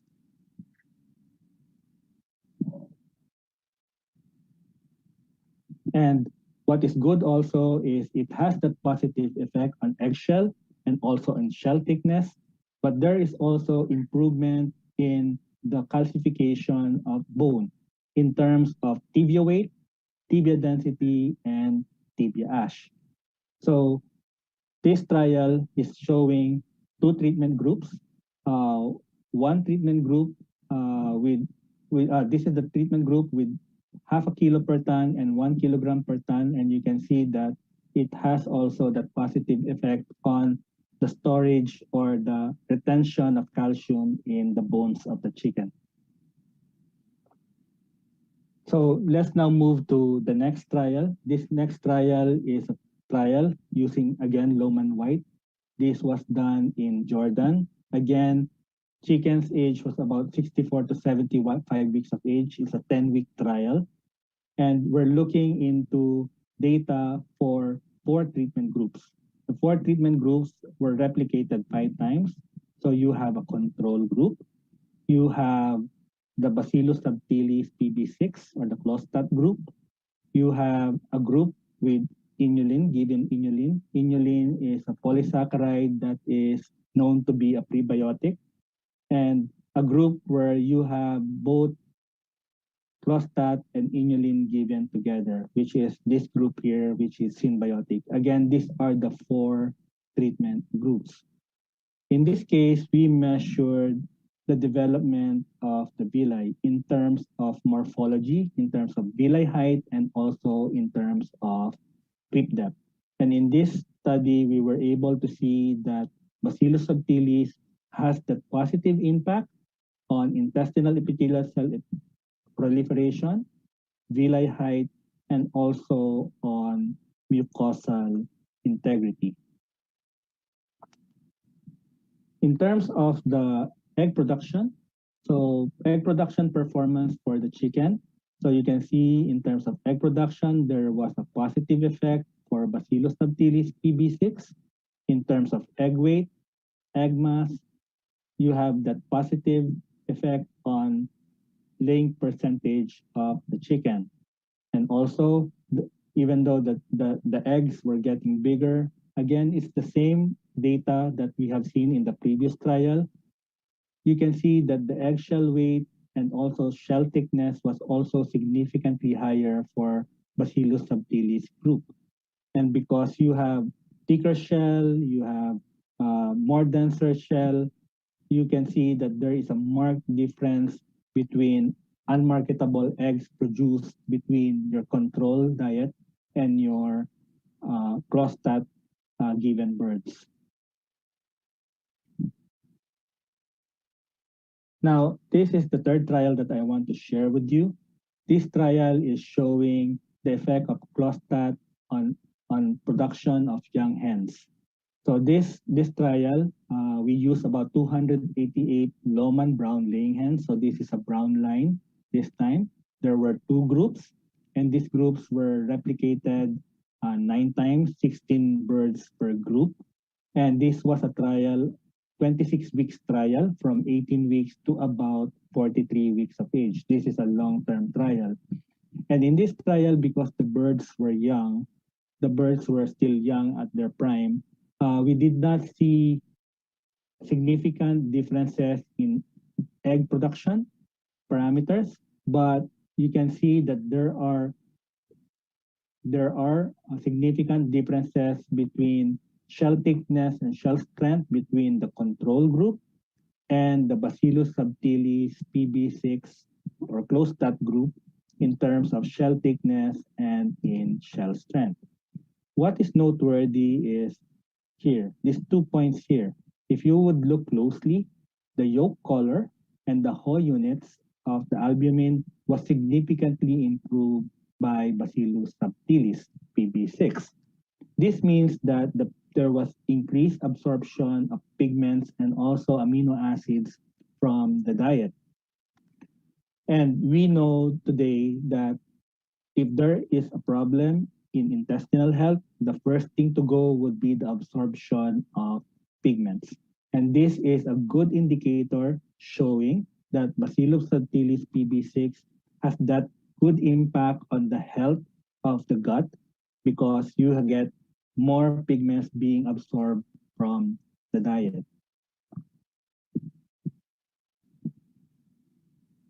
Now, up to my last trial that I want to share with you. This one is a commercial trial.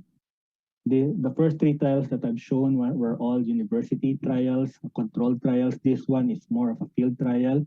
And this trial is with old laying hens, aged from 57 weeks to 73 weeks.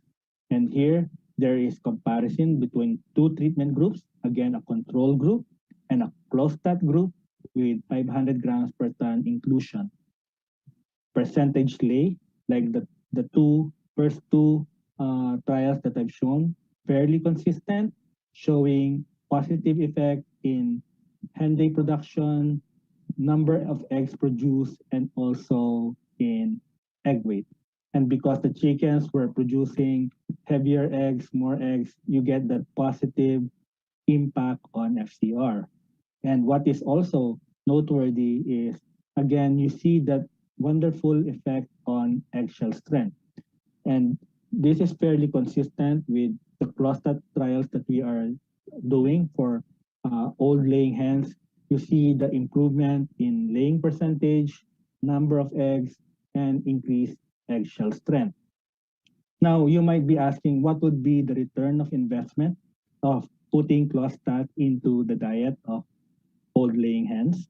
So we did a return of investment computation for this trial, for this commercial trial, assuming that you have 1 million birds and production rate, let's assume it would be the same. But because the number of eggs will be the same, but because you get the 2% increase in marketable eggs, the 2% marketable eggs increase actually will give you about 1,400 over euros per day extra income, which is actually a 4.17 return of investment of putting closed-stat in the diets of these old laying hens.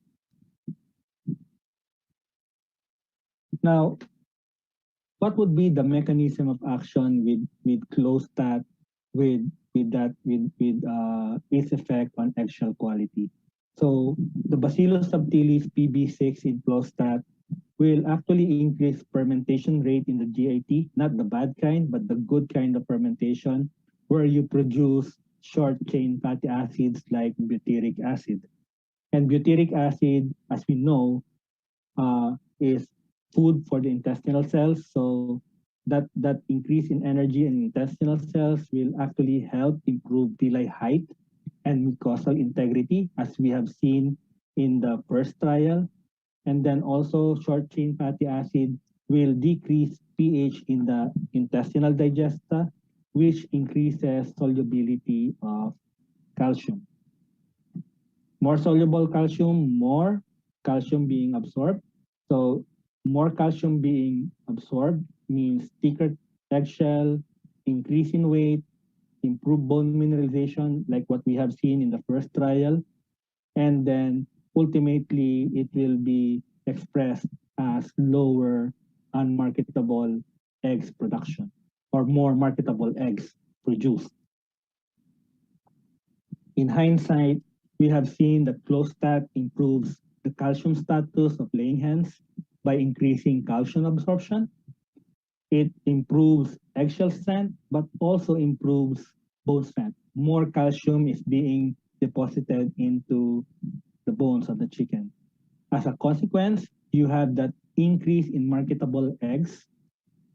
And as we've seen in the last trial that I've shown in the commercial trial, even at a 2% increase in marketable eggs, you get a beautiful return of investment of 4.7.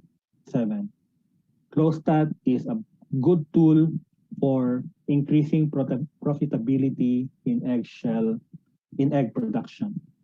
So with that, I would like to thank you for taking time to hear our talk on the impact of Bacillus subtilis PB6 on eggshell quality, how good good gut health results into better egg production and also increasing the marketable eggs production.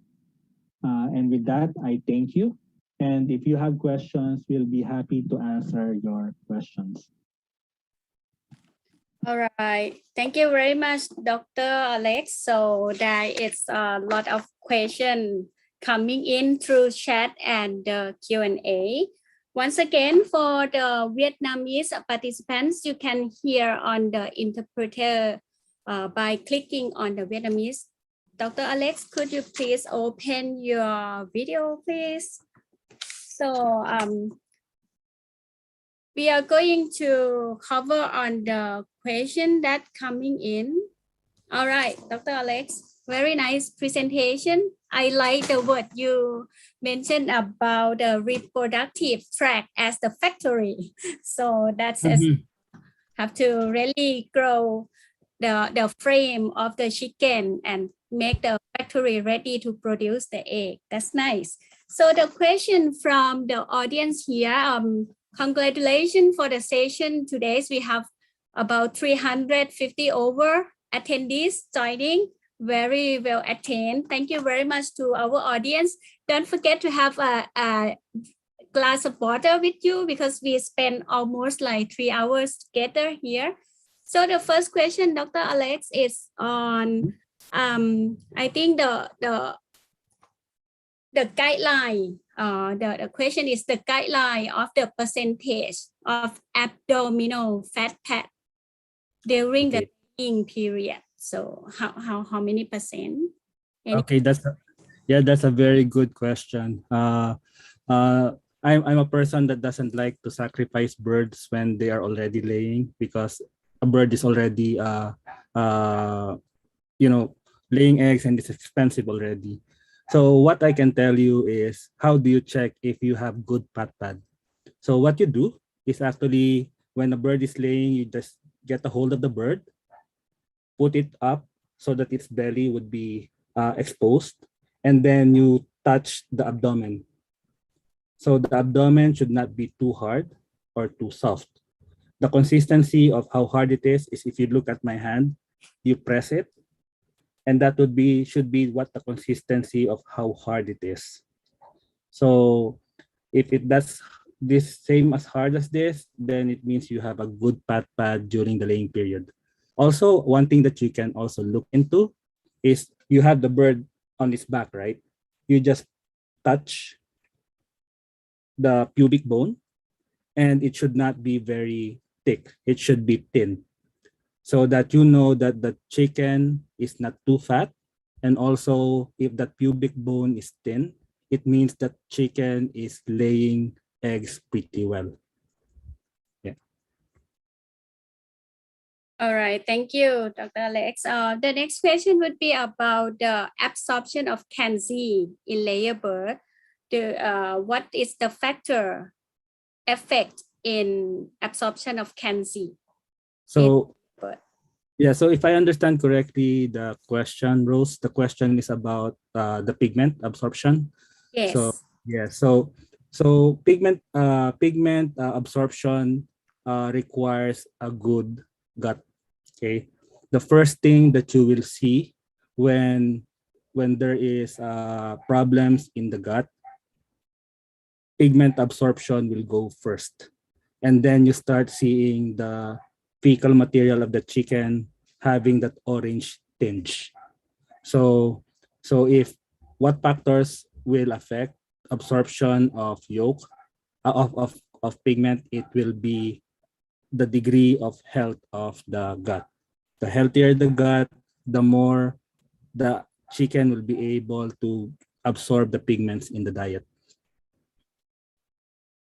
all right. So the next question follow in the chat box. It is about actually you already explained, but I think the audience want to see from your perspective in terms of you spend a lot of time with the layer breeder. So what is the factors really affecting the eggshell quality, whether it is about the feed environment, the cage, the condition, the storage, or the That's a good question, and it's a big. I'll have a bit a complex. very big question. Yeah. So earlier I've just touched on a few things like gut health. So let's go first. So we're talking about absorption of calcium. So first you have to check would be the vitamin D levels of your feed. Of course, if you do not have enough vitamin D levels of your feed, then of course you won't have that absorption of calcium. Second one is you have to be mindful also of the history of the flock. If the flock had prior disease like infectious bronchitis, some infectious bronchitis strains would have an effect on the kidneys. And vitamin D activation requires the kidneys. So make sure that the kidneys of your hens are also good, because if the kidneys are not good, of course you don't have activated vitamin D, even if you have enough vitamin D in the diet. Yeah, so that's vitamin D. You also have to look into the source of calcium. So usually, practically, the source of calcium in diets would be limestone. And the amount and also the timing of availability of the limestone in the diet or to the chicken is very important. And you can see that most recommendation will tell you that when you are putting limestone in the diet, you need to have two types of limestone. You need to have a coarse one and you need to have a fine one, because the time that the chicken requires to put calcium on the egg, it doesn't happen the whole day. So when you see the egg production of the chicken, usually the laying of calcium, the fast pace of laying of calcium, depending if it's a white line or a brown line, usually happens late in the evening or early in the morning. And that is the time when you don't have any more feed, right? So it is important that you have a balance of coarse limestone and fine limestone. So if you ask me what is the good ratio for coarse limestone and fine limestone, manuals will tell you 60-40.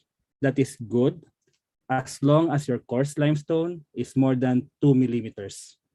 If your coarse limestone is less than 2 millimeters, then you might need to bump it up to 70-30. So yeah, so it's important that the chicken would have access to both coarse and fine limestone. Yeah. So all right. Very long answer.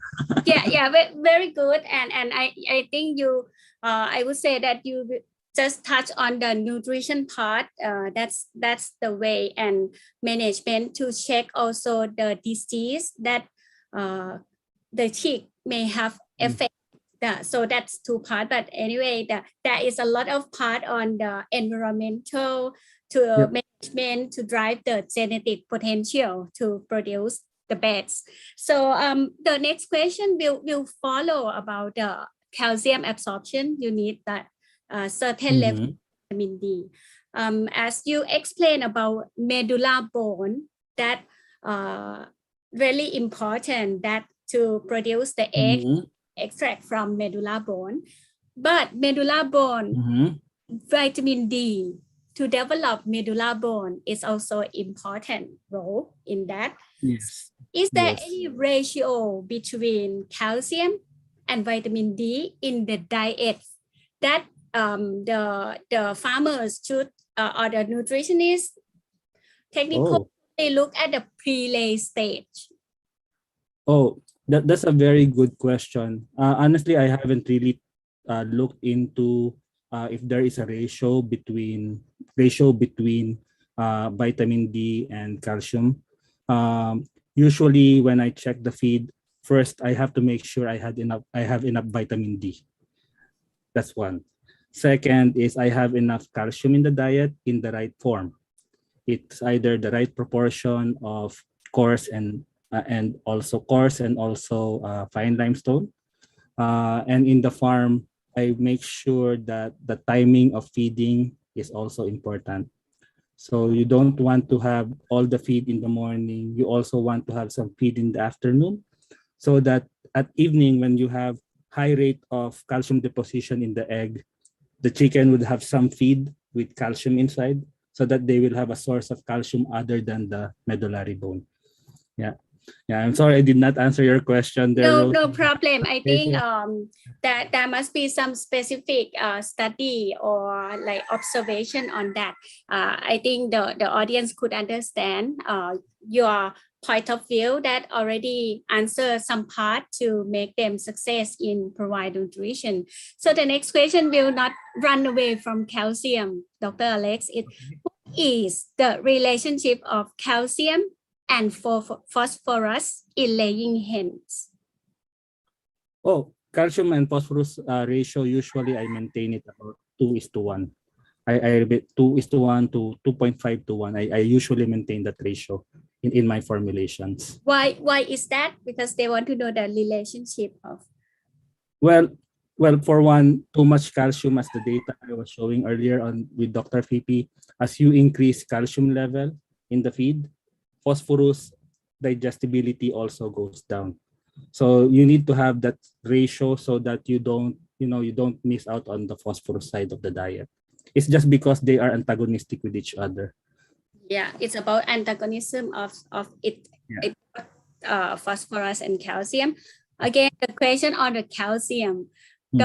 Any study or any idea on the economic profitable on the improved calcium on eggshell? I think the question is about, do you have any economic profitable idea on the improved calcium on eggshell? Meanwhile, maybe invest in the organic calcium and then could have better egg or might be okay. angle. So probably I'll answer that with the feed miller's hat on. There's a lot of good sources of calcium. So calcium can either come from limestone or it can be from oyster shell, or so I'm a feed miller. My mindset is to find feed miller, and I will use, of course, the cheapest one for economics. I will use probably more of limestone, but if you have access to oyster shell that is cost-wise, cost-effective in formula, why not, right? It's a good source of calcium as well. Only thing that what to watch out for oyster shell would be, of course, salmonella. That would be an issue there. But in terms of solubility, absorption rate of oyster shell, that would be superior to limestone. But for a commercial feed miller, probably limestone would be the most cost-effective, as long as you are able to have that quality standard on the limestone, the size of the coarse limestone and how fine that limestone will be. All right. So keep your head on the feed miller. So how temperature Okay. can stable in the feed miller and ideal temperature? I mean, the question from the audience from Myanmar Okay. about the Oh. cold start, that Okay. how is the tolerant to the temperature in the feed mill? Yeah. So I assume that question is about what would be the ideal temperature of pelleting. Yes. Yeah, Yes. of feed. Okay. So the first thing you have to understand is if you're using enzymes, you have to know what would be the temperature that your enzymes will be stable. Okay. So most enzymes, if you're going to pellet them and you're going to use enzyme in feed, it should be thermostable. In terms of temperature, I'm not a big fan of heating the feed too much.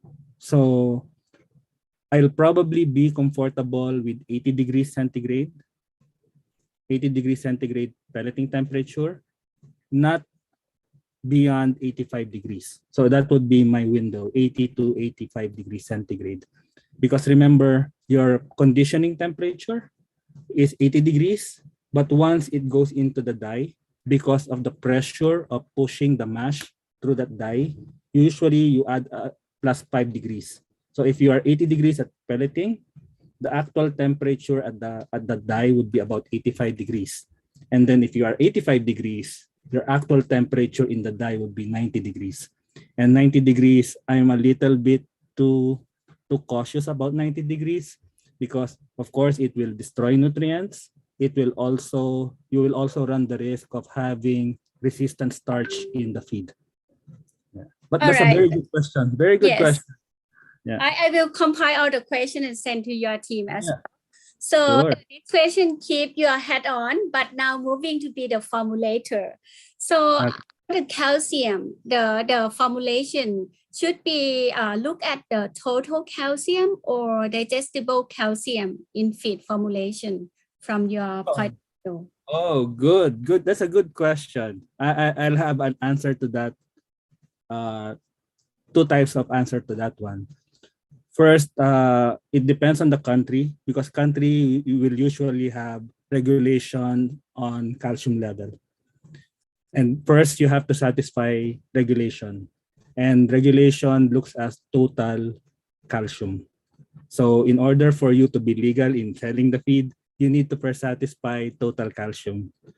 But on the performance side, you need to satisfy also your actual digestible calcium, what is actually being absorbed by the chicken. So short answer there is satisfy first regulation, and then before computing for the digestible calcium. All right. So that is what you recommend. Follow the regulation, then check digestible calcium. Yeah. Now Yeah, the Rosa. question. Yeah, Rosa. I'm always having a speed miller hat. You know, you need to be vegan. Yeah. All right. Keep wearing that.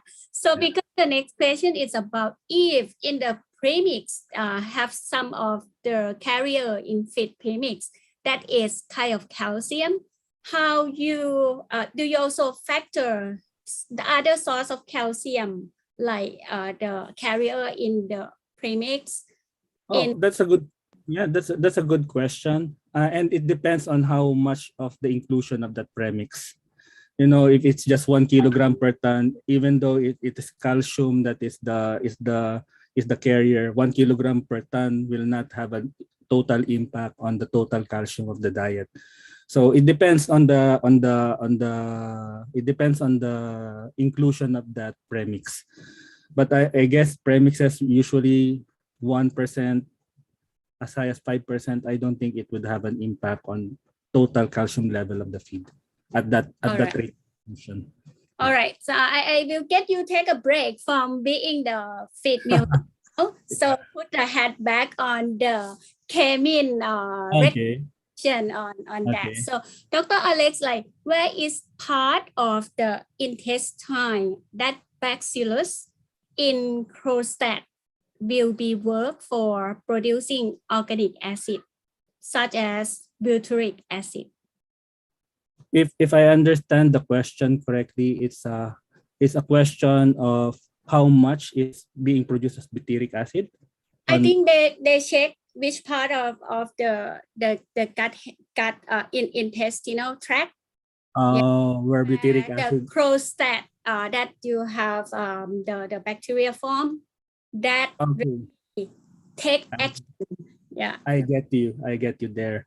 So for formation of short chain fatty acids like butyric acid in the gut, it's a fermentation product, so it's going to be more on the CICA that will have that formation of short chain fatty acids. I hope I was able to answer that question. Fermentation only happens in the CICA of the bird, and you don't want fermentation in the small intestine. It's usually on the Yes.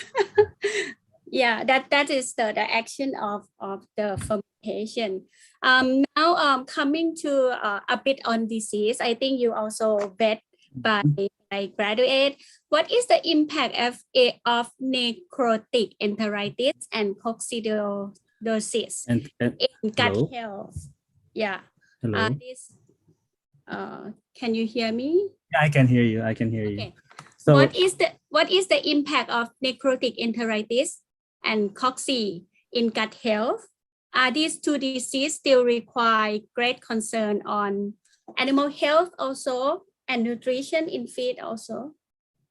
yes, whenever you have chickens, necrotic enteritis and coccidiosis are in parallel with them. I'm unfortunately, whenever you have chickens, the risk of coccidiosis will be there. And once your chickens are hit by coccidiosis, then most likely they will be hit by necrotic enteritis. Or if your farm is has a load of Clostridium perfringens that is net B positive, then the risk of necrotic enteritis will definitely be there.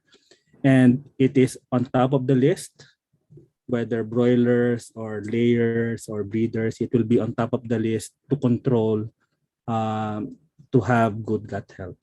Yeah.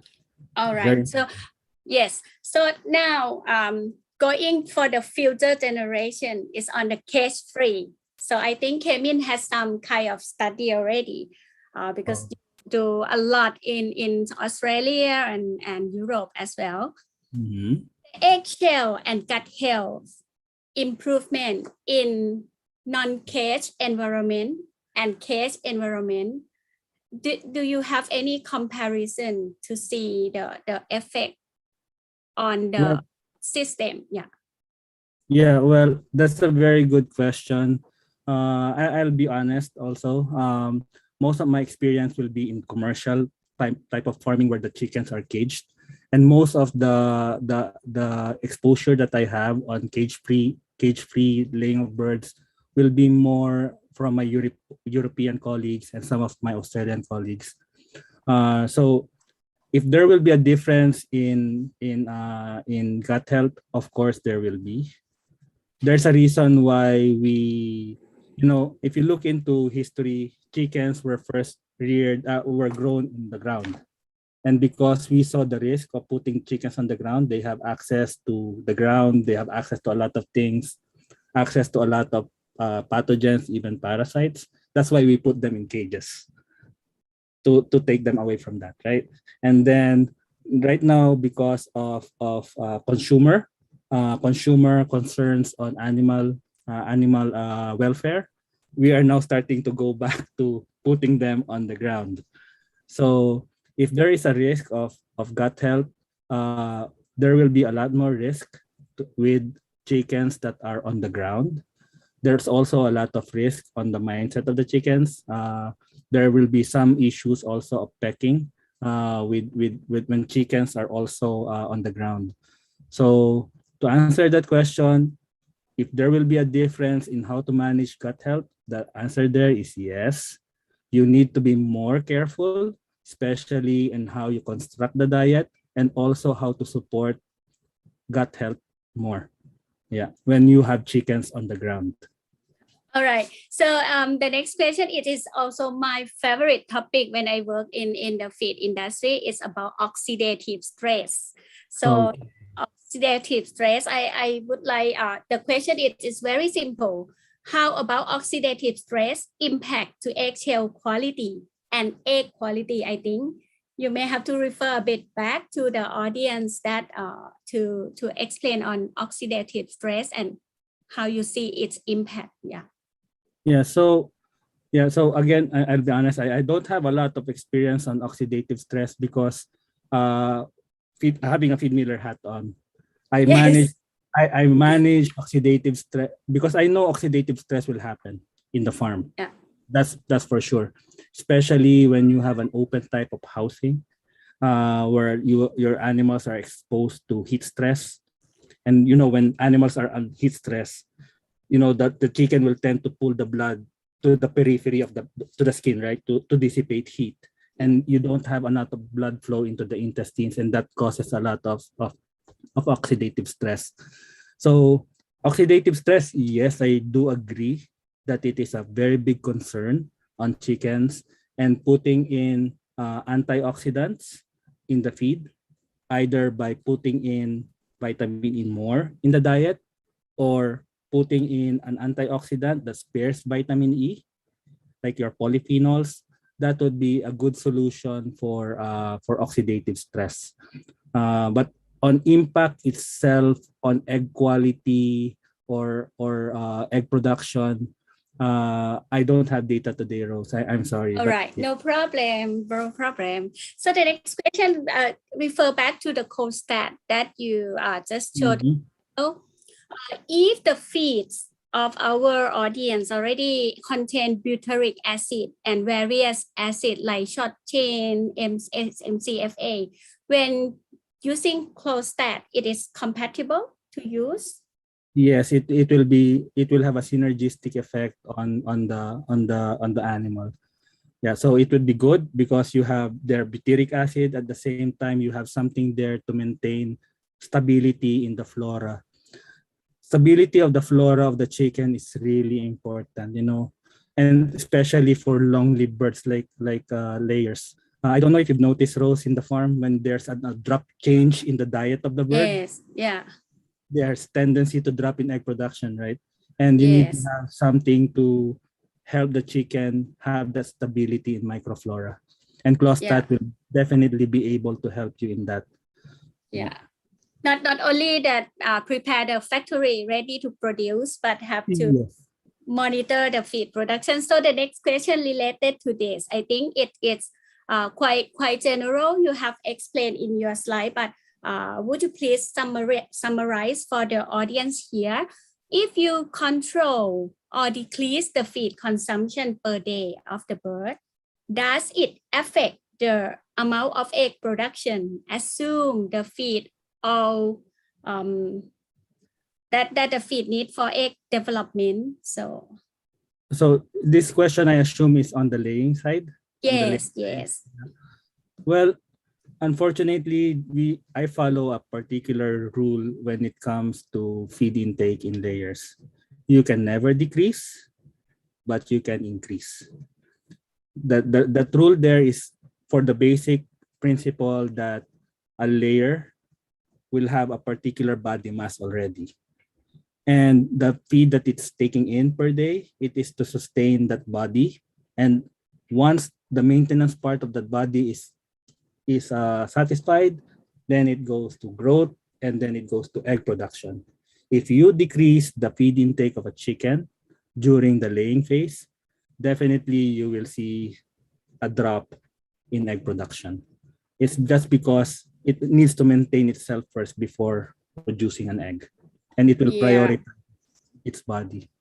Yeah, don't let they hungry to take the maintenance part. Yes, yes. And I think it's also similar with us, right? If you're hungry, you don't like to Yes. do anything, right? Yeah. Okay. And about CoStat, the audience from Myanmar, he asks like, can the products used through drinking water? Oh, that's a very good question. Clostat dry, there's a dry form that you put in the feed, and there's also Clostat SP, which is the one that is recommended to use for water. So there's a water soluble Clostat form. You can just reach out with any of our team in the field, and we'll be happy to help you with that one. That's a good question. Thank you. Okay. So the next question is about put yourself in the layer farm. So Okay. the question is, you are from the Philippines, Yes. white egg. Okay. The question I don't know where's the audience from, but the audience asks why sometimes the white layer Oh, produce the brown egg. oh, why does sometimes a white layer produce a brown egg? Yeah, Okay. this is I think he is a farmer and he Okay. observed in the farm and have that experience. Okay. So, a tough question to answer.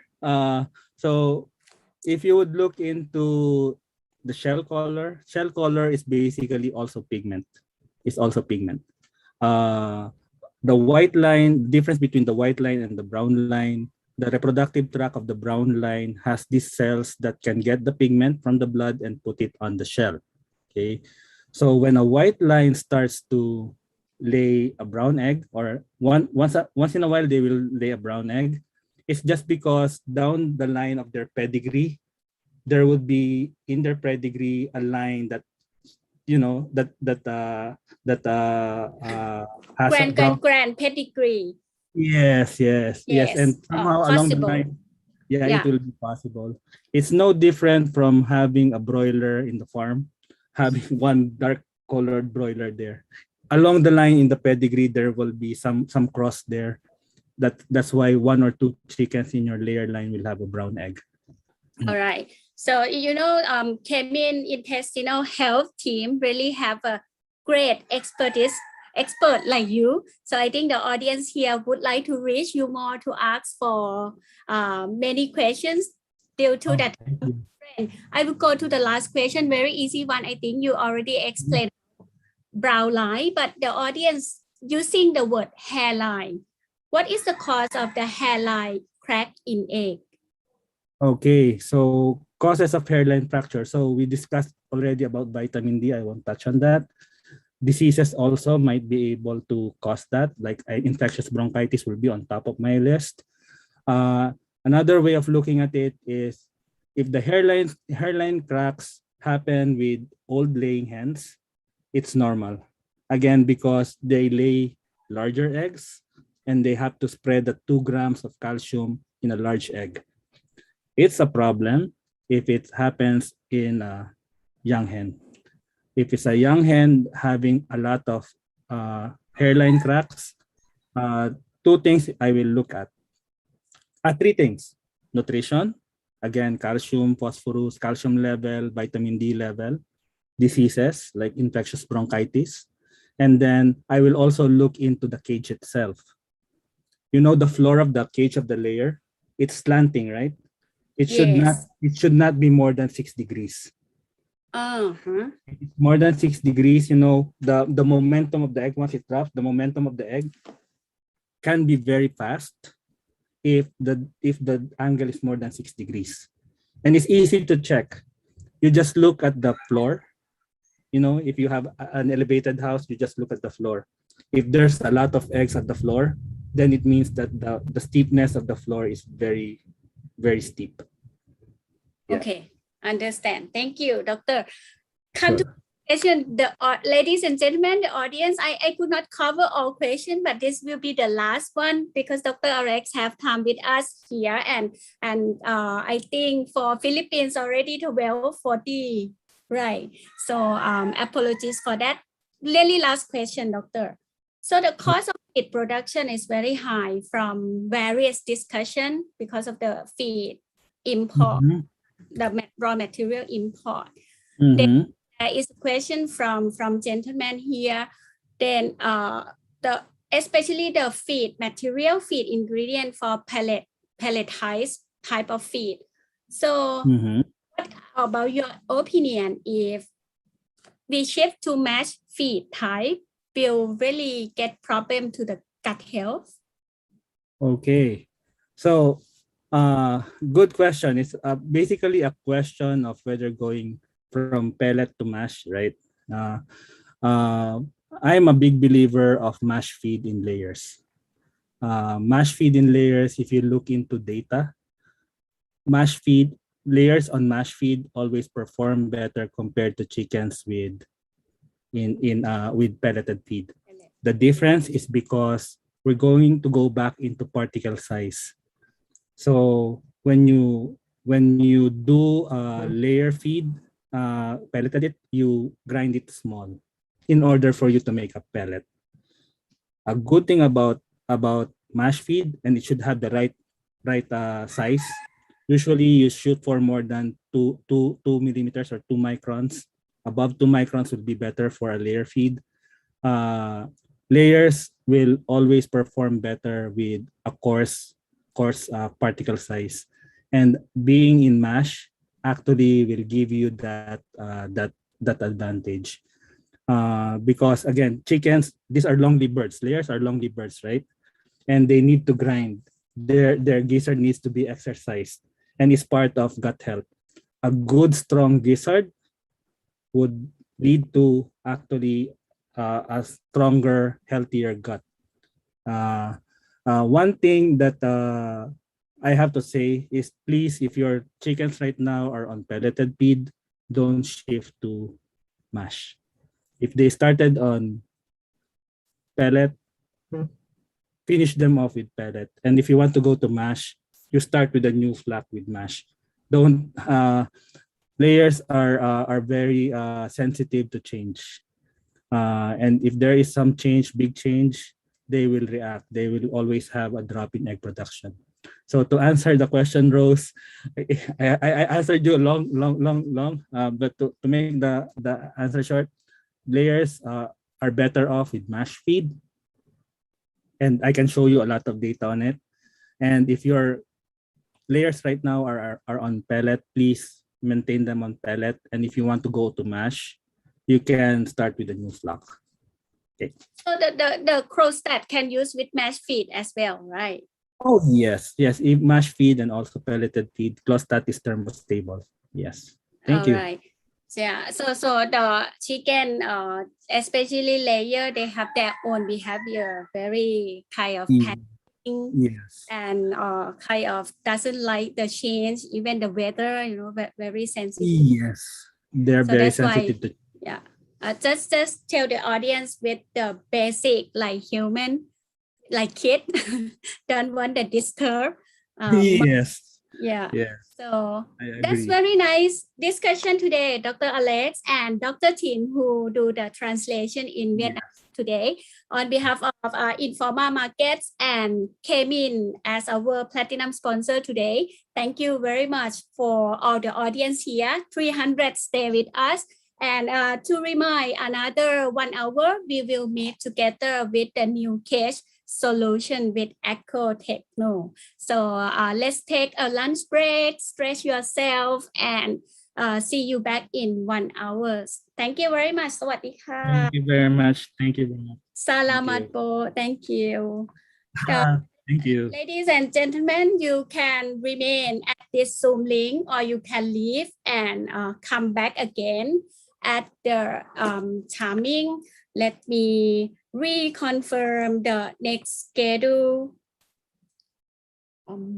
So the next schedule will be, apologize for that. So I want to make sure that I give you the right timing. So the next schedule will be at 1:30 Thailand and Vietnam time and 2:30 for Indonesia and Malaysia. We are going to hear about a journey from the big company on the cage system, a journey to cage free by Dr. Paul Turley, the global products and solution from Echo Techno. So see you in about 1 hour and 45 minutes. Have a good lunch and get some glass of water with you when you come back here. Thank you.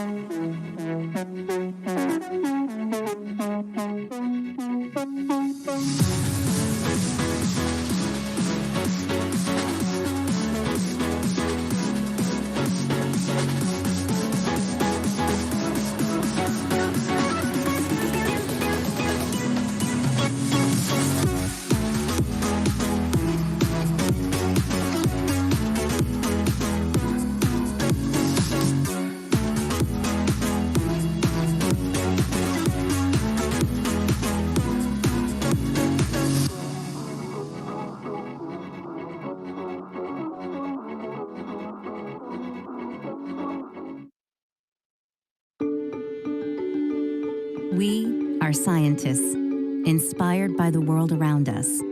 We are visionaries who see things that others don't. We are innovators and farmers and researchers. We are moms and dads, the parents of tomorrow.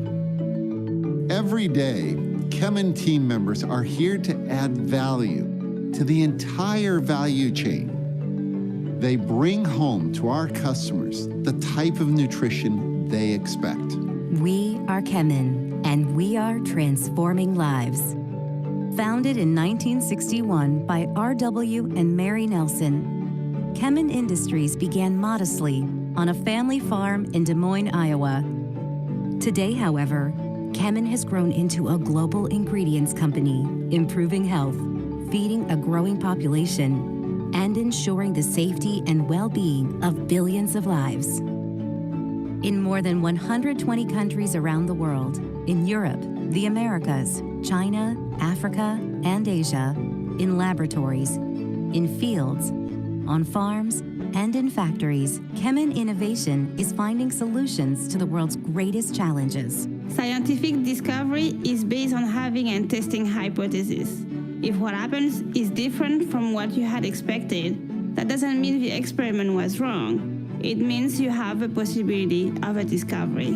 Built on exacting science and powered by human imagination, Kemin works to sustainably transform the quality of life every day for 80% of the world with its products and services.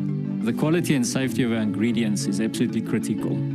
If just one mistake makes it to market, our customers are at risk. That's why we test, retest, and test again. Our clients trust us. Kemin works closely with our customers to increase an awareness of how their products interrelate with local environments, food safety, and nutritional demands.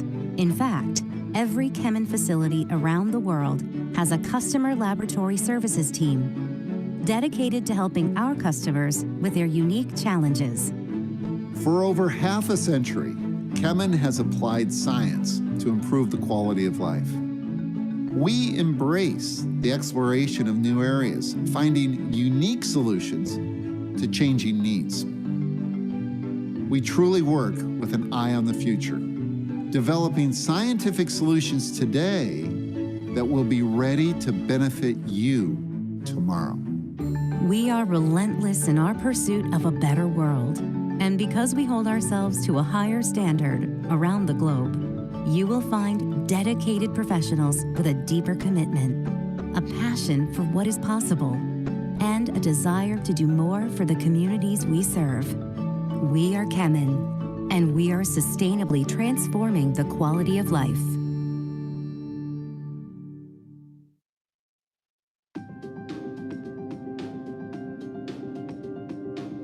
The gastrointestinal tract of productive, high-performing animals exhibits a healthy microbial balance. The microbiota is comprised of hundreds of different bacterial species, which can be either beneficial or pathogenic to the animal.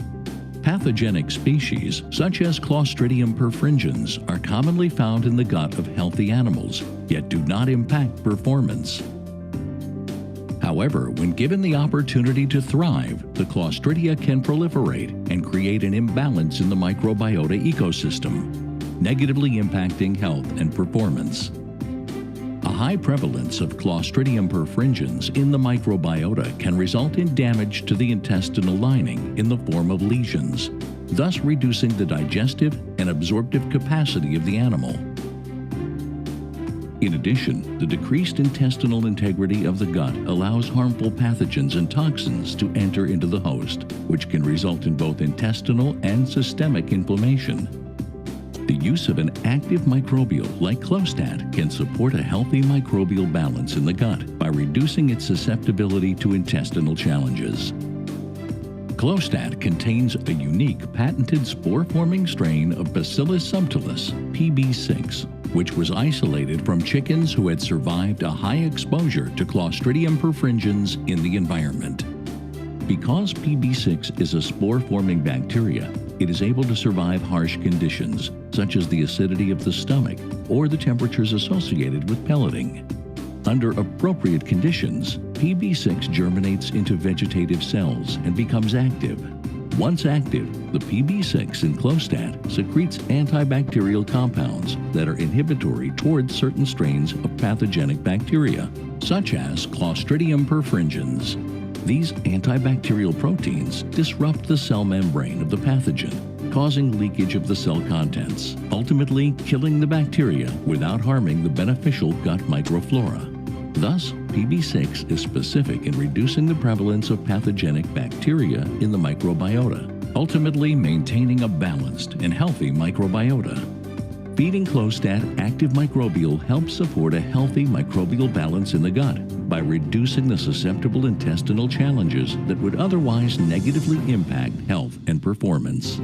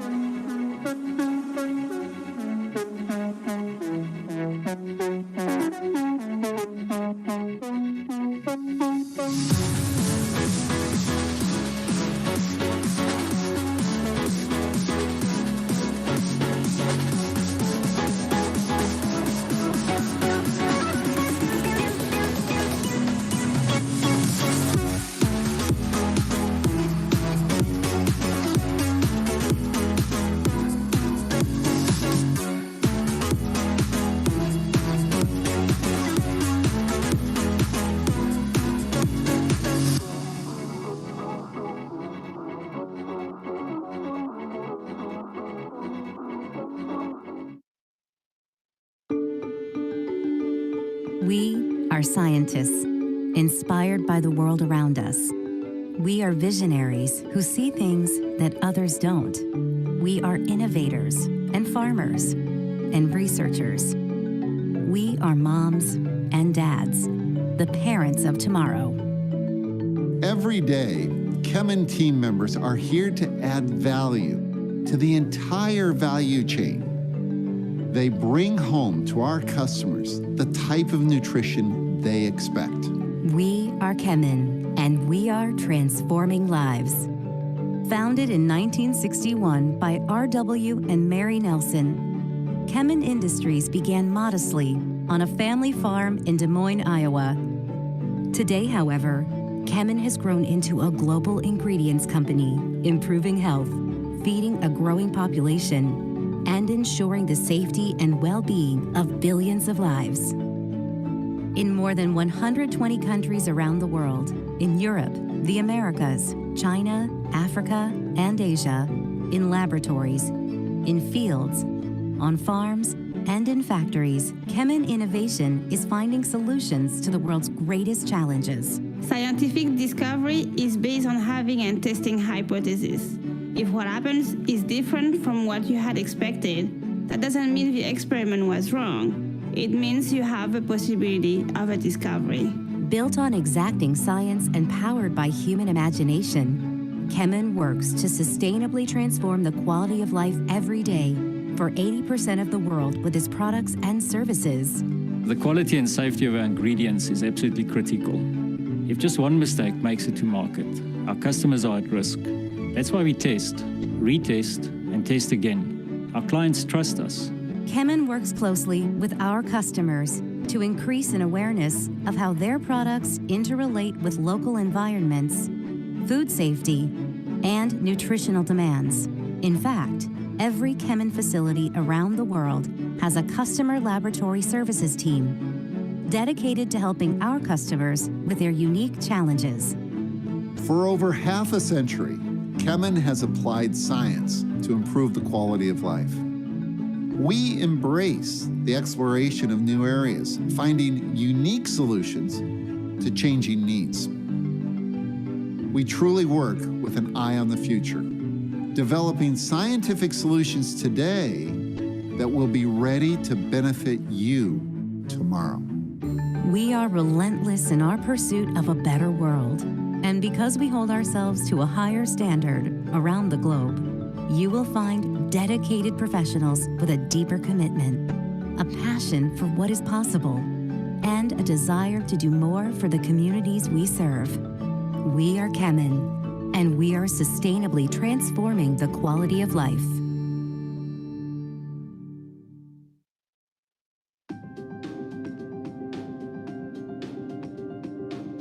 The gastrointestinal tract of productive, high-performing animals exhibits a healthy microbial balance. The microbiota is comprised of hundreds of different bacterial species, which can be either beneficial or pathogenic to the animal. Pathogenic species, such as Clostridium perfringens, are commonly found in the gut of healthy animals, yet do not impact performance.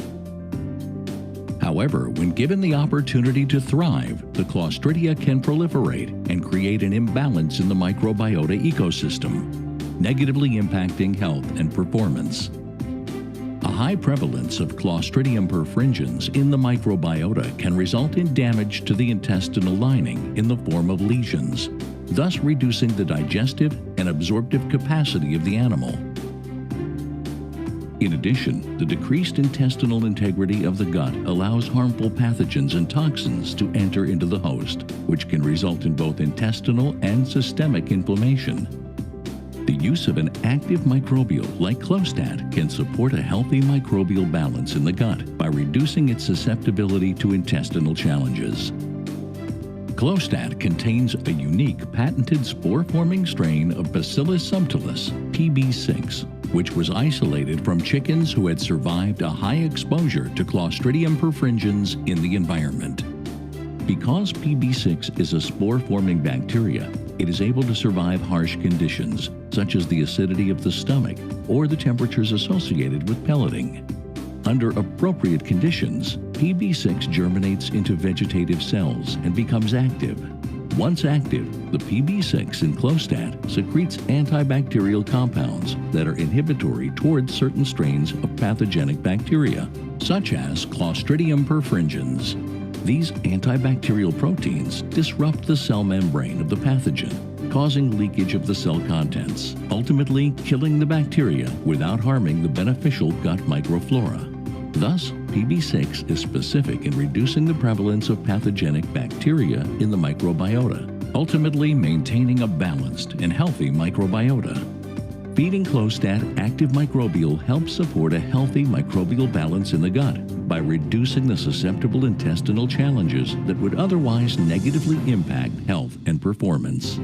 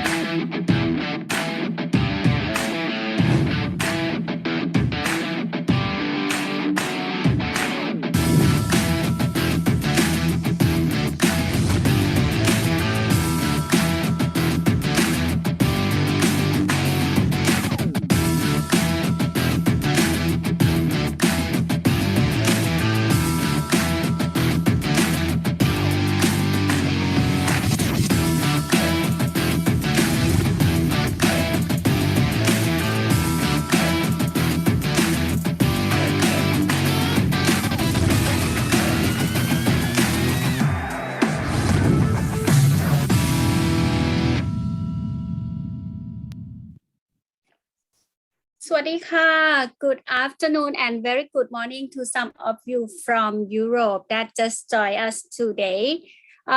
This is the afternoon session of our Layer Week webinar organized by Informa Markets. My name is Rose Chitanuwat. I'm going to be the moderator for this 2-day session.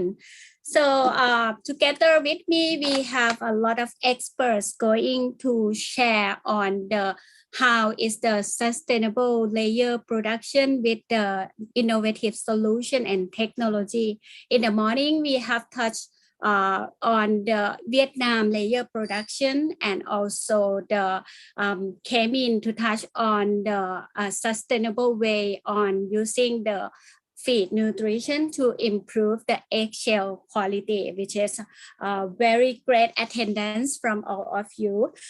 Firstly, I would like to have a little short housekeeping. For anyone who have questions, please put in the Q&A. I will cover it in the last part of the today's session. And if anyone wants to listen to Vietnamese, you go to the interpretation icon down. You can hear our translator translate into Vietnam language. And for those who missed the morning session, if you can see that video I just show now, it is about Asia Livestock Hub. We actually have on-demand video rerun in our Asia Livestock Hub, which is you can grow and match and meet with your network in the livestock industry around Asia, and together with watching rerun on-demand webinar by Informa Markets. Today, the webinar would not happen without the sponsorship by our platinum sponsor, Kemin Intestinal Health, Big Dutchman, co-sponsor Scorf, Prominent, and our sponsor today for the afternoon session is Agco Techno. So right now I have Mr. Paul Turley with me. He is from Europe. I think, good morning, Paul. He is going to speak about a journey to cage-free for 1 hour. Paul is the Global Products and Solution Manager from Agco. So I pass the stage to Paul. Good morning, good afternoon, everyone. Thank you, Miss Rose, for the introduction. Very kind. Firstly, I'd like to thank everyone for taking the time to listen to the presentation this afternoon, and then also thank the organisers for inviting us to make this presentation to you. Let me just start sharing the screen.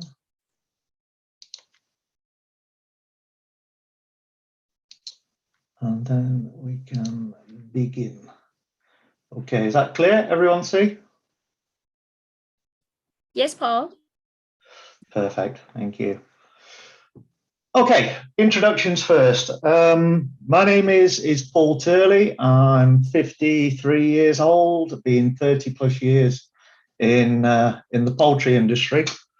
5 years were spent with one of the largest egg producers in the UK, and every subsequent year has been spent with solution providers and equipment developers that are involved in the poultry equipment supply market.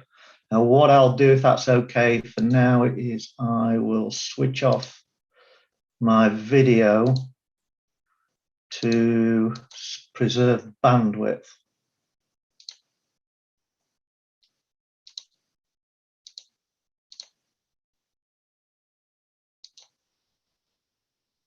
No, that's not working. Not to worry. We'll leave myself on. Okay. To give you a bit of story about the company that I'm representing today. Techno Poultry Equipment are a company who've been in existence for over 40 years and are located in northeast Italy. As you can see on the small map there, very close to Venice.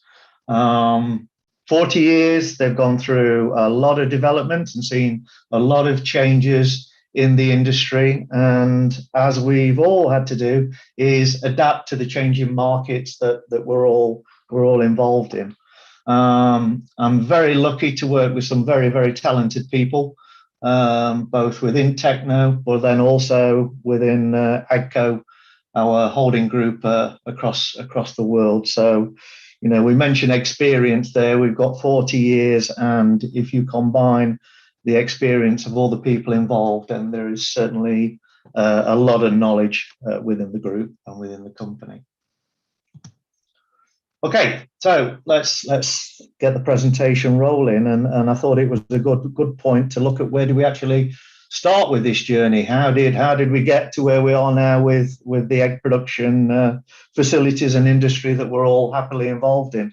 And it basically came from the red jungle fowl. Obviously, most of you will know, found in South and Southeast Asia. And this is where the whole journey began for us. And these wonderful little eggs that these ladies used to produce, and we got a taste for.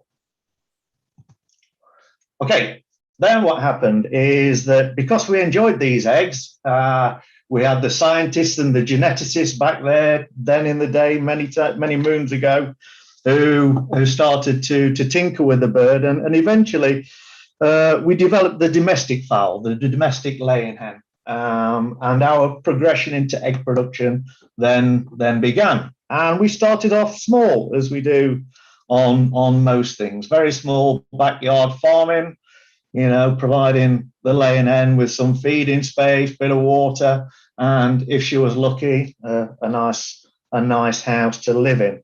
And the basic, you know, pretense was to feed really either, you know, family or a small community. And as we do in life, things evolve and things become more commercialized. And so what happened is people started to expand their production operations and started to look at different ways of housing the birds, feeding the birds, drinking the birds, and generally trying to extract the maximum results from the hen that they were provided with from the genetics company. So this is a very simple system that you can see. It's a simple open house, no insulation in the roof. We've got manual tube feeders, bell drinkers, and a manual nest system on the end there. So we've got generally, we're using 2 dimensions of the house area, just the length and the width, and all the birds are on the floor, generally around about 7 birds per meter stocking density. But even though they're in a controlled area, let's say, it's still extremely labor intensive way to collect and produce eggs. You know, the only automatic thing is the actual bell drinkers that are shown there. And as we all know, if you're managing bell drinkers correctly, you need to be cleaning them at least twice a day, and then manually filling the tube feeders every day, and of course then going in there to collect the eggs. But we've started. We've made a start now. We're getting into commercial egg production. So then, as operations developed more and more, and operations got larger, we started to look more at how we can extract even more potential from the bird, and it was deemed that the best way at that stage was then to start putting these birds into cages. So we've got them away from the litter, we've got them away from their own manure. They're in a cage in controlled small groups, 5, 6, 7, 8, 9 hens per cage, depending on the size of the cage. And we can control the feeding for them in the feed trough, and they've got access to water. And then, of course, in these pictures that we see, it's an open house, but they've got fresh air moving through, and importantly, no contact with the manure. So that was helping to reduce on disease and cut down on production issues. The system that you can see in the photographs is an automated system there. So that's actually got automatic egg collection on the end, but even you can do basic systems just with manual egg collection, manual feeding from bags, or just a push along feed cart. You can just see a feed cart down there. You could fill that with with feed and push that down to feed the birds automatically. So what this did, it made life much easier for the farmer. It allowed him or her to manage more birds relatively easily and get the results that we're always looking for from these hens. Of course, then we still evolve even further, and we get into situations where we have really large producers now, and as a result of that, we've got very large houses, easily from 30,000 to 200,000 birds all under one roof. So as time developed on, the systems grew, the production methods grew, the configurations grew.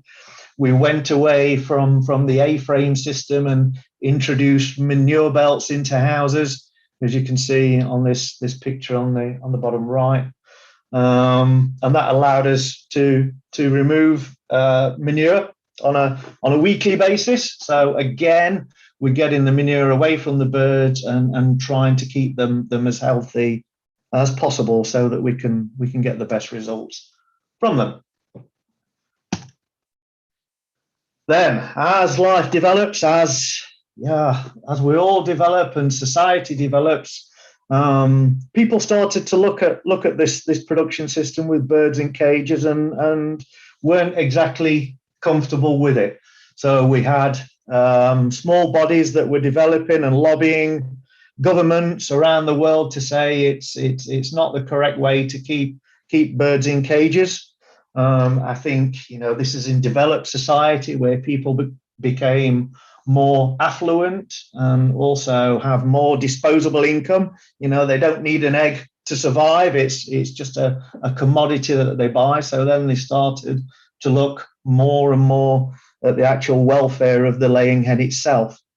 And as a result of that, in all different countries all over the world, we have different welfare groups that, as I mentioned before, they're lobbying government, lobbying politicians, and also, importantly, if we're in a formal market, they started lobbying and putting pressure on to the retailers, and the retailers have listened to this.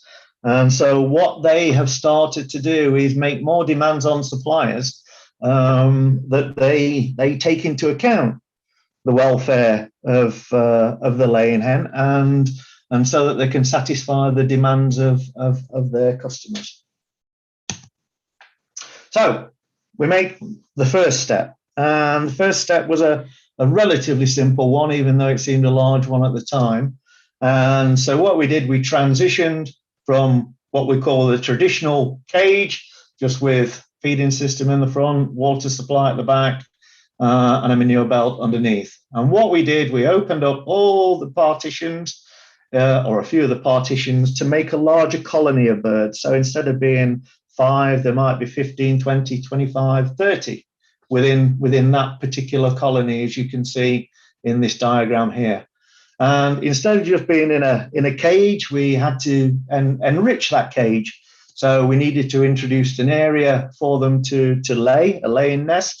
We had to introduce perches into the systems as well, so that the birds could exhibit natural behavior, perching. At the end of the day, it's a jungle fowl.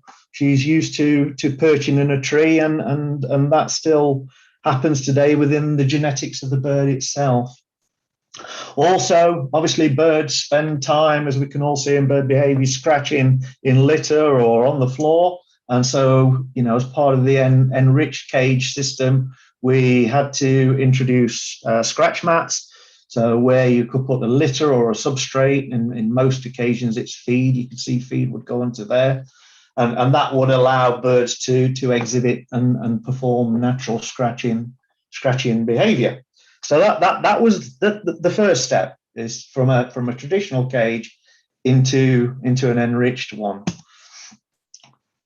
It's a very, very good step, but ultimately it's still a cage. And society, or certain areas in society, said this is great, but still, the bird is in a cage. You've enriched its environment, but we like to see them roaming around as free as possible within the house. And so we all needed to start looking at providing solutions and systems to satisfy these demands of the retailers, their clients, and of course our customers as well.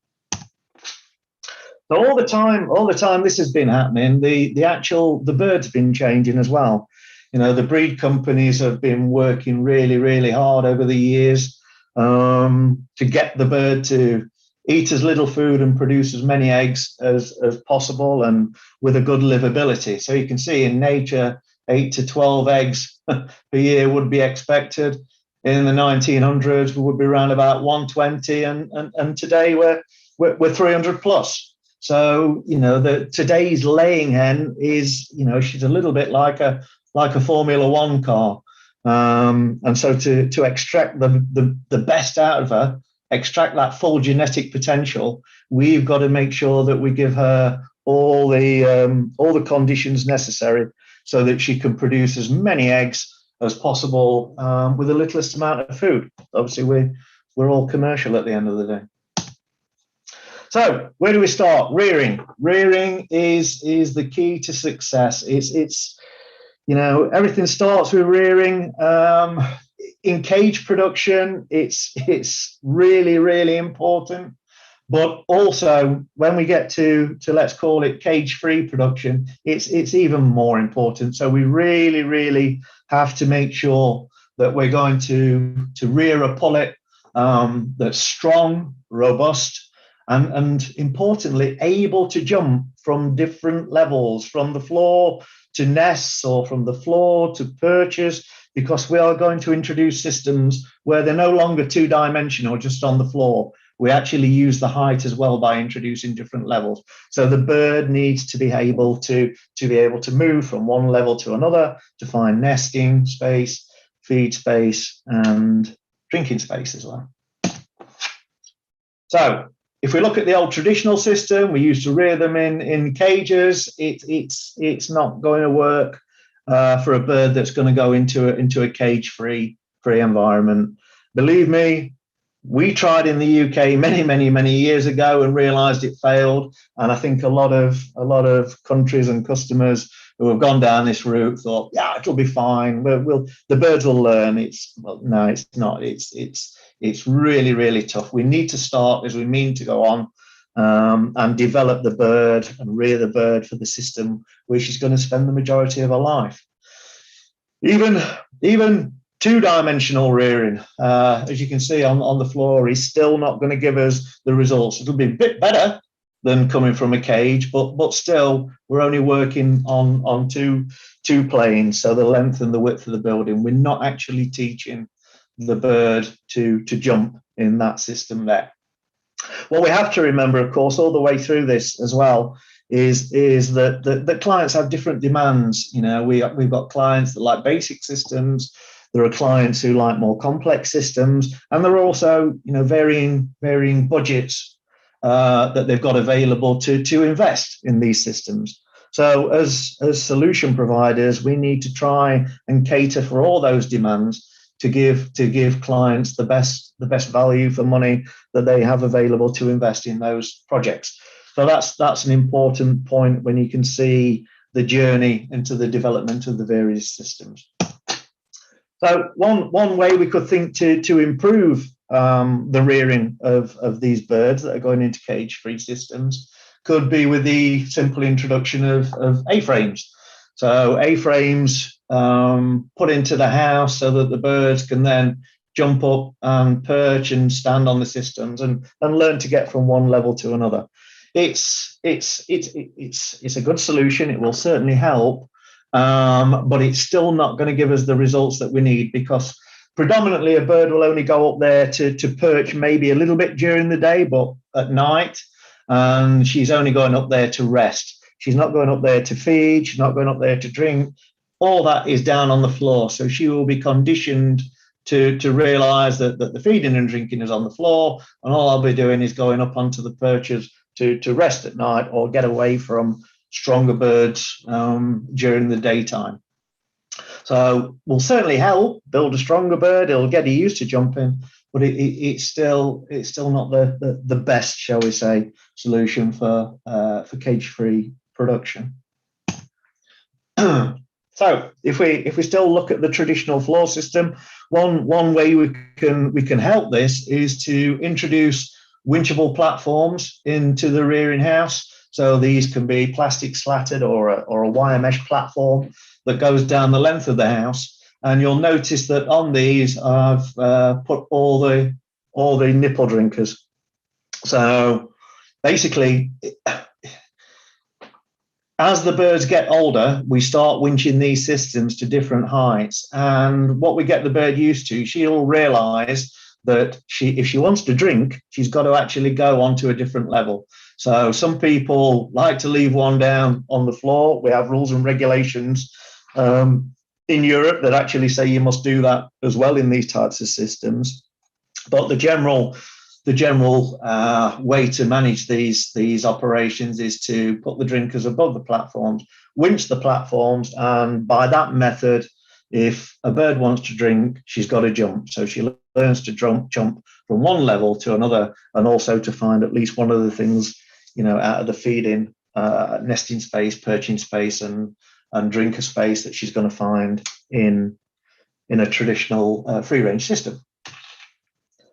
But if we want the actual perfect start for the systems that these birds are going to go to in the long run, then we need to look at aviary rearing systems. These are systems designed specifically for rearing birds who are going to transition to some form of aviary cage-free production system. Two systems that I'm showing you, two styles. We've got one called the Ideal Fast system, which is effectively, it's a traditional rearing cage with modifications made to be able to open it up and allow the birds to come out and move around in the house as she gets older and grows bigger, get her used to jump into different levels. And then we have what we call AS227 system. This is much more, shall we say, tailored specifically to birds that are going to transition and be placed into an aviary production. So we've got all the feeding, all the drinking, all the perching, all enclosed within the system. But also we've got actual different levels within the system as well. And you'll see as I go further into the presentation that's going to be, that becomes really, really important to get the birds used to jumping from one level to another and moving within the system. If you think about it, back to the jungle bird, how did she move? She used to get into the tree and move from branch to branch, but generally still within the tree itself. So it's to allow natural behavior and natural movement to take place. Example of a cross section of a two-story building that we've installed before, just to show you the principles. So we can see everything's in rows, typical cage configuration. The big difference being that we can actually open up the fronts of the cages as the birds get older to allow them to move out of the cage and also use the floor and get used to jumping from different levels to find feed, water, and drink. One thing that's not shown on here, and one thing that's important in all of these systems is lighting and the position of lighting, because we use the position of the lighting and the lighting levels to actually draw the birds back into the system at night, because that's what we aim for. Ultimately, we want the birds to sleep within the system and not actually on the floor. And that's any system. That's any rearing system, any production system. This is where we're training them to do that. Difference that you can see here as well is that we've got some air drying units, because we have certain rules and regulations in countries where you have to dry the manure. Most people would not do it if they've got the option, but in certain countries you have to dry it because it needs to be transported away. And the easiest way to do that and the cheapest way is if it's dry as possible and you're not transporting liquid slurry effectively. Just some photographs to give you an example. So here you can see where the chicks are in the system at the start.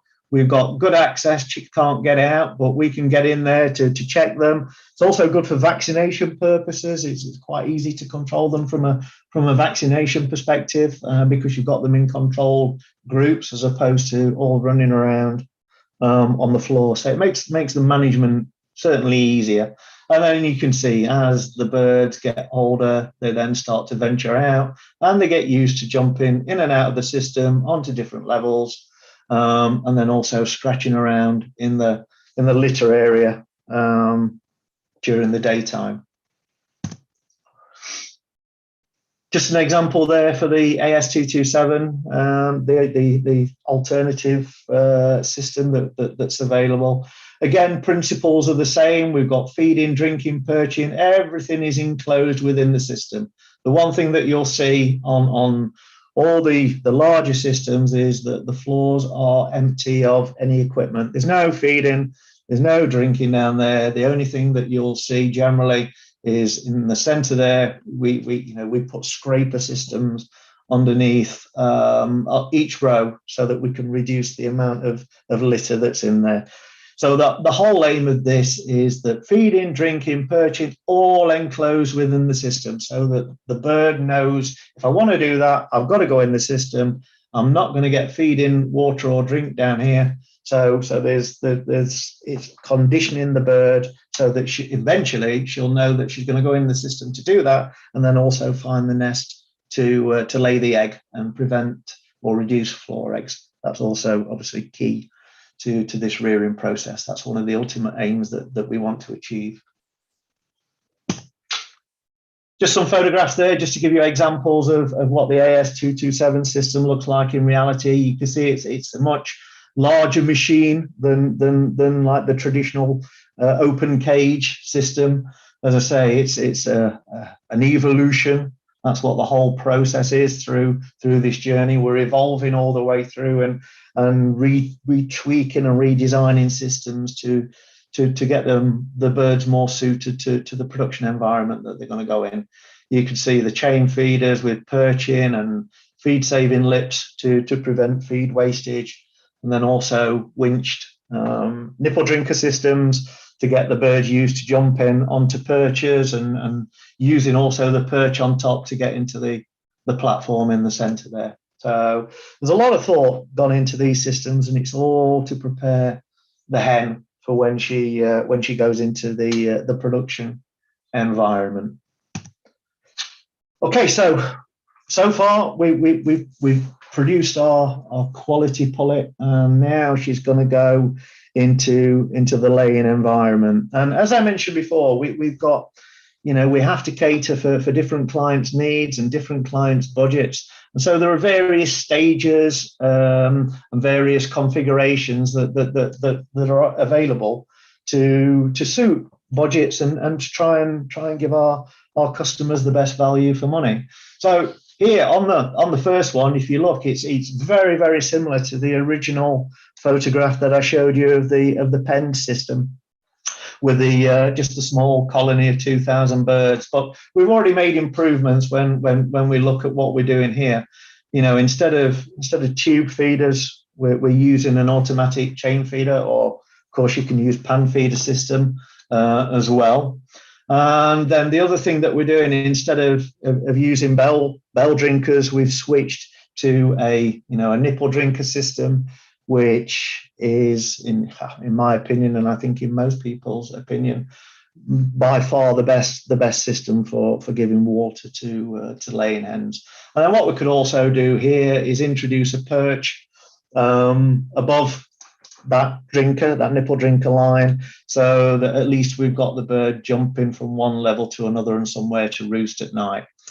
Manual nest, you can see we've gone from the wooden box. These are typically steel boxes now, 24-hole nest boxes that are spread equally down the length of the house. And you see what we're doing here, we're already starting layouts, very, very important. So we're trying to get the water system as close to the nest as possible, because typically birds going to eat, drink, lay. So it's better to keep these drinkers as close to the nest, because if we park a drinker over here or over on this side, then she's got drinking, she's got feeding, and she's got a nice litter area. So she will be quite happy to lay her eggs there, which we don't want. Ultimately, we want as many eggs as possible in the nest. So we've got to position feeders, drinkers, etc., in such a way that it draws the hen to the nest to ensure that we get, you know, as many first-class eggs in those nests as possible, and not dirty floor eggs. Also, obviously, floor eggs from a labour perspective, it's back-breaking. Somebody's got to go in there and physically pick these things up all day long. It's not a pleasure. So the more we can reduce it, the better. Okay, so that's with a simple manual nest system. The next step up is to change that to a community nest, a communal nest. So here the difference is that we've got a row of nests all the way down the center of the building, all joined together, not individual 24-hole nest boxes. They typically will have an automatic egg belt in the center. And you can see here that we've got perch slats on each side to allow the birds to get onto the slats and then enter into the nesting area on each side, lay the egg transfers onto the egg belt, and they can all be collected automatically at the end of the row. So what we're doing here straight away, it's a reduction in labour and labour requirement. And also, obviously, it reduces the interaction of people into the bird area itself, because whilst we always try to show, you know, biosecurity and practice very good biosecurity, we are one of the most common carriers, I would say, of germs and bugs into poultry houses. And so, if we can reduce the amount of people going in and around that house, then hopefully that can also improve the biosecurity and the health of the birds. Okay, so typically, again, this is still classed as a deep litter system. So you would be roughly around about seven birds per square meter on that.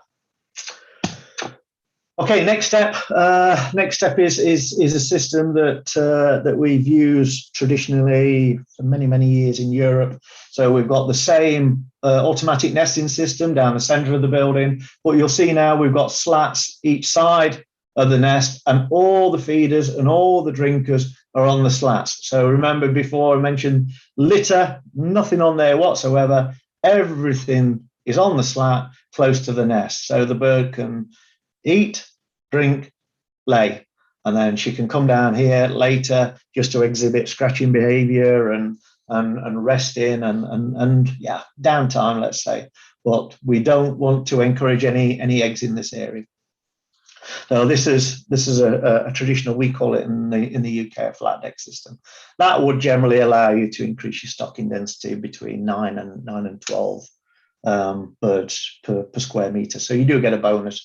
And also what we're doing, manure, most of the manure, I will say, is collected underneath a slat area. So you take that out once a year at the end of the flock. So again, we're trying to reduce contact between birds and their own manure and improve that health and the results that we get from those birds. Okay, so then we've, as I mentioned before, when in the cage journey that we went through, we've got larger producers who have larger demands for larger flocks. So we have to provide larger systems and more complex systems that can cater for these clients' requirements and needs. And the simplest form is what we call the VS series. It's a Voliere system. Some people call them combi cages. Again, it's basically, the easiest way I can describe it is a large enriched cage, but then with the doors open. You can see that we've got egg belts on the side, as you see in a traditional cage.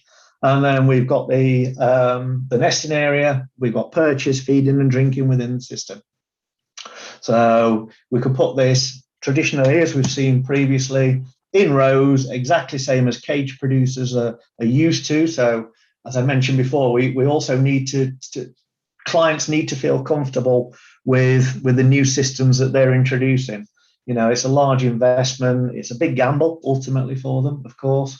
And so the more they can feel comfortable in transitioning from, let's say, a normal traditional cage to a combi system, as we can see here, the easier it's going to be for them, I think, in the long run as well.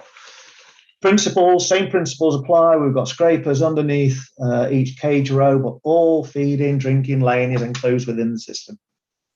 So if a bird, we want the bird in there to do that so that all the eggs are laid within here and actually not on the floor. We want to avoid floor eggs at all costs. Here you can see an example on the left with birds in, so you can see that they're out and about, moving on the egg belt covers on the sides of the cages, on the perches, and you can see there's a good distribution of birds, different levels on the floor and generally within the house. The big difference here on all these systems now compared to the systems I showed you previously with the floor systems is that we are now, once again, we're introducing the three-dimensional use of the building. So we're not just using the floor area, we're increasing usable area with all the different levels of manure belts. And by default, we can increase the number of birds that we can stock in that house. So it's also about efficiencies and bums on seats so that we can get the maximum number of birds and the maximum number of eggs from a given floor area. To the right, there you can see just a little bit more of a picture, makes it clearer without birds in. We can still hinge the cage doors so we can train the birds within the system to start with, and then open them up as they get older, and then they can start using the rest of the house. As mentioned, these things, they're constantly evolving.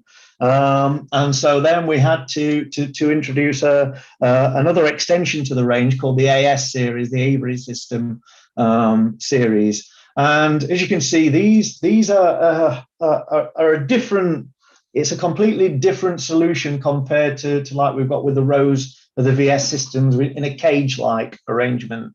These are more similar to the arrangements that I showed you previously, where people are already used to using a nest system in rows or an automatic nest system.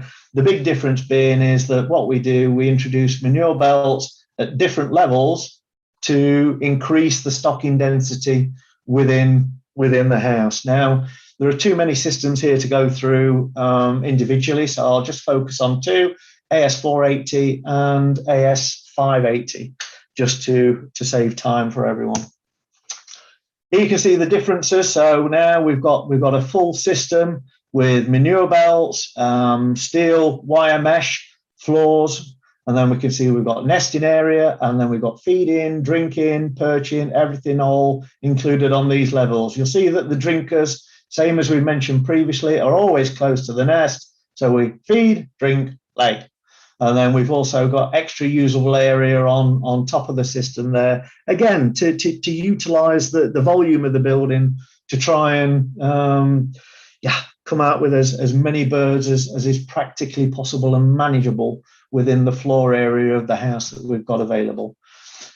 Now, as we've seen and used these systems, we have certain clients that say, yeah, this is great, but we've got this area up the top. I want to put more birds in, but I also want to give them the opportunity to be able to stay up there if they wish. So they need to have a nest available to lay their eggs up there. So instead of eggs being laid on here and being collected at this point, some clients say, no, if you put a nest up there, I've got more chance of eggs being laid in the nest and not on the system, because if system eggs roll to these areas here that you can see at the end of the slope on the system. So we have main egg collection areas at the nest, and then we have what we call system egg collection for any eggs that are not laid within the nest. And these are either collected manually or we can actually automate those collection systems as well. But then it starts to get complex, as you can see, with different equipment in different places just to collect all the eggs from the system. Cross-section of an AS480, again, to show you the principles, all the feeding, drinking, everything enclosed within the system. The litter area is purely and simply that. There's only litter underneath, and then we'll apply a scraper system underneath the systems to reduce the litter, again, to make it so that it's not attractive for birds to lay eggs on the floor. Ultimately, we want them in the nests. The beauty of this kind of system as well is that when you first put the pullets into the house, between 16, 17, 18 weeks, it varies in all different countries, you can actually close the birds on the system. So they only have access for as many weeks as you deem necessary, or in certain countries in the UK, you're only allowed to do it for a couple of weeks while the birds settle down. But they can get used to the system. They can find where the feed is, they can find where the water is, and also they can then start exploring the nest and get to know where they've got to lay the eggs before you open them up to the floor. And again, as I mentioned previously, lighting is critical in all these systems. Position of lighting and the way that the lighting is controlled. Ultimately, we want all the birds in there at night to sleep. Just a quick example of the 580 as well, so you can see same principles, big differences. That we've got a nest on the top level there. The total aim there is to reduce system eggs and give the birds as much opportunity as possible to lay in the nest. Sadly, as we all know, extra equipment in any way, shape or form leads to an increased cost. So it really is a client's personal choice as to whether they want to make that extra investment to hopefully make their life easier in the long run. Just some quick photos there just to show you system with birds in. So you can see you've got a mixture of birds in the system, birds on the litter area. And here you can see an example of the lighting already in the system. As I mentioned, we use that to get the birds in there at night and roost so that they're not down here during the day. See birds perching nicely and moving around the system there. Feeders, drinkers, and nesting space that you can see at the back, and then a shot from the top where you can see the top nest on the 580 system. Okay, so again, I've mentioned previously that clients need to feel comfortable if they're transitioning from a particular type of system, be it a cage system, into cage-free. Then, as we saw with the VS system, so a client might be more comfortable instead of seeing a portal system as we can see on the AS580s. They're probably more comfortable with a system that's in rows as they're used to for managing from the cage experiences. And so from that, we've got what we call the AS250 and the AS310 series. And these are modular solutions that literally are installed into the house in rows as you would with cages. But with this system, you've got no way to enclose the birds onto the system. So it's really, really, really important that the rearing for these types of systems is tip-top. You need a really, really good bird, a well-reared bird that already knows how to jump and move through a system to get the best results from the get-go, and not spend a lot of time collecting floor eggs and things like that. You'll see here there are two solutions available for this particular model. We've got egg belts on the outside, sometimes called side belt, and then also we have a center belt version. It really depends on individual clients' preferences. Some people prefer the egg belt on the outside. It gives them extra usable area so they can get more birds in, and they also say it's quite easy and gives you easy access to the egg belt. Whereas some clients, they'd say, no, I want the egg belts on the inside, completely away from the birds, so that the birds aren't walking over the egg belts to get into the nest. It really is a personal choice and a personal preference for each client. Here you can see a combination. Again, it's another two-story house. And as I mentioned, we've got 250, 2.5 wide system, and then also the 310, which is a wider one. Again, more usable area, more birds. But here you can see how we can mix the different widths to utilize the floor area that we've got available as much as possible, to give the clients as many birds as they can for that particular concrete footprint of that building.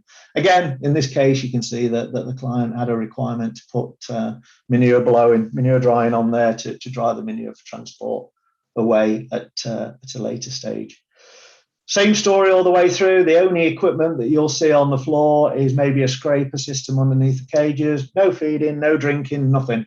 If they want to eat, drink, or perch, they've got to do it within the system, and then hopefully use the nest as well for laying the eggs. Here at the sides, you can see the slopes on the floor. So any eggs that aren't laid in the nest, we call them system eggs. They will appear at the sides here, where they can be collected manually, or if it's a big system, then typically clients would look to put automatic collection on the end of there as well for those system eggs. So main egg collection here in the center belt, it would be in the middle, and then we've got system eggs on the sides. Just some examples so you could see this is an example of the side belt house. One thing that I wanted to show you here as well is you can see that the house is divided into different colonies. It's partitioned, and that's because, you know, as we saw in the original pen version, we divide these flocks into colonies of typically between 4,000 and 6,000 birds, depending on rules and regulations within the particular country. Here you can see the cover over the side belt egg collection, and then the nesting system. This is the mechanism for opening and closing the nest floor, because you need to close the nest at night, or at least prevent the birds from staying or roosting in the nest at night, so that the floor is clean and you don't get smothering, and we end up with nice, clean, first quality eggs.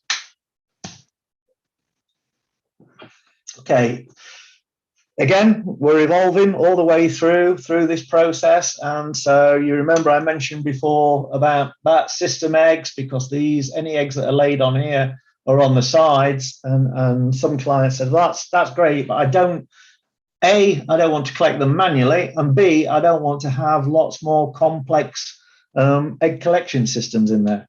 So we then had to design a system called the Loggia, whereby any eggs that are actually laid on the system, you can see, will roll into the nest and onto the egg belt. So that means that we only have one common point on each row for egg collection. We're not needing to collect eggs or gather eggs that might be laid and collected around this point. So everything rolls down the floor, through the nest, and onto the egg belt. So again, it makes the process easier for egg collection, and makes it easier for the farmer as well.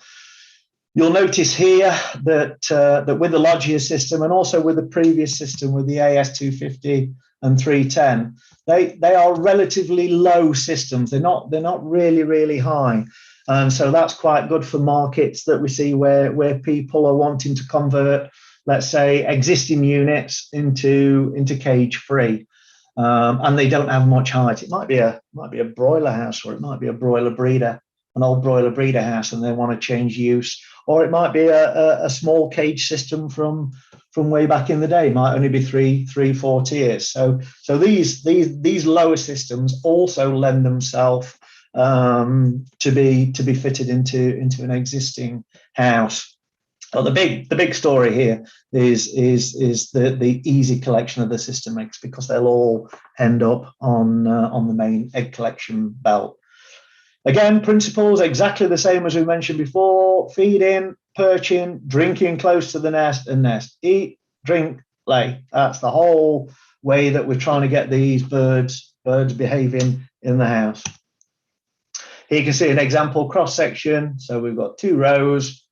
So we would have egg collection on this side and egg collection on this side here.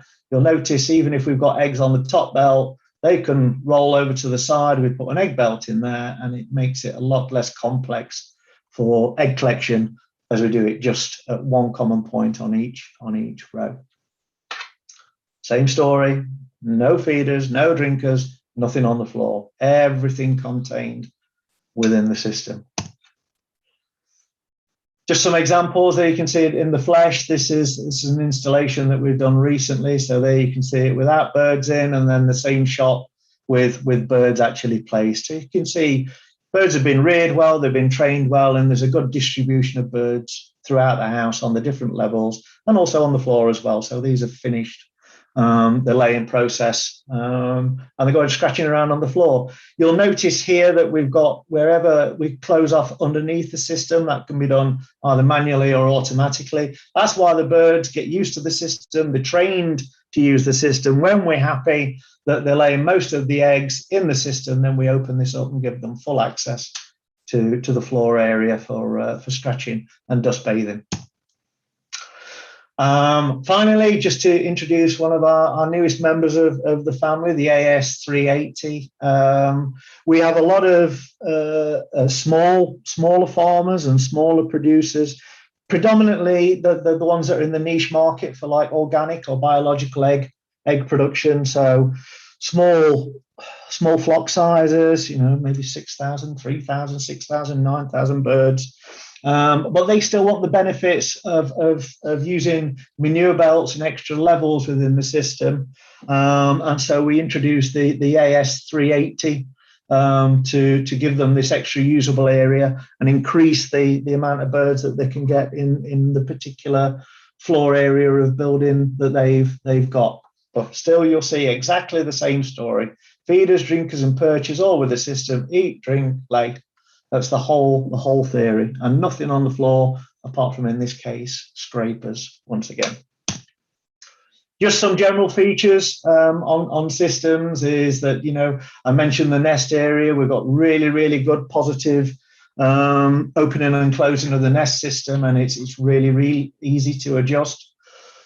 Solid foldable perches on the sides of systems so that you can keep them out of the way if you're cleaning out litter and catching birds and things, but then also you can put them down to help the birds get into the system, and they're strong enough and robust enough for people to stand on as well. Solid, strong, sturdy designs. At the end of the day, these machines need to last a good number of years because it's quite a high investment. So you need to be sure that what you put in there is going to last for a good lifetime.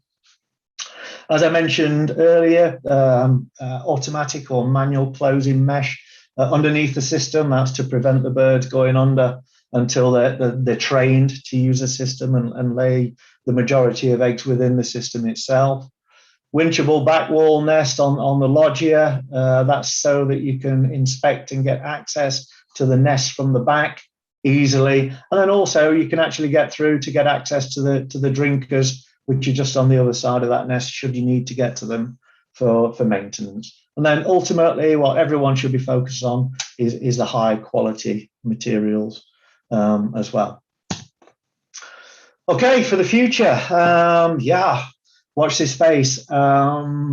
The team, both in Italy and globally, are always working on new developments and new improvements to make life easier for our customers and make the whole process a much more enjoyable and fruitful investment.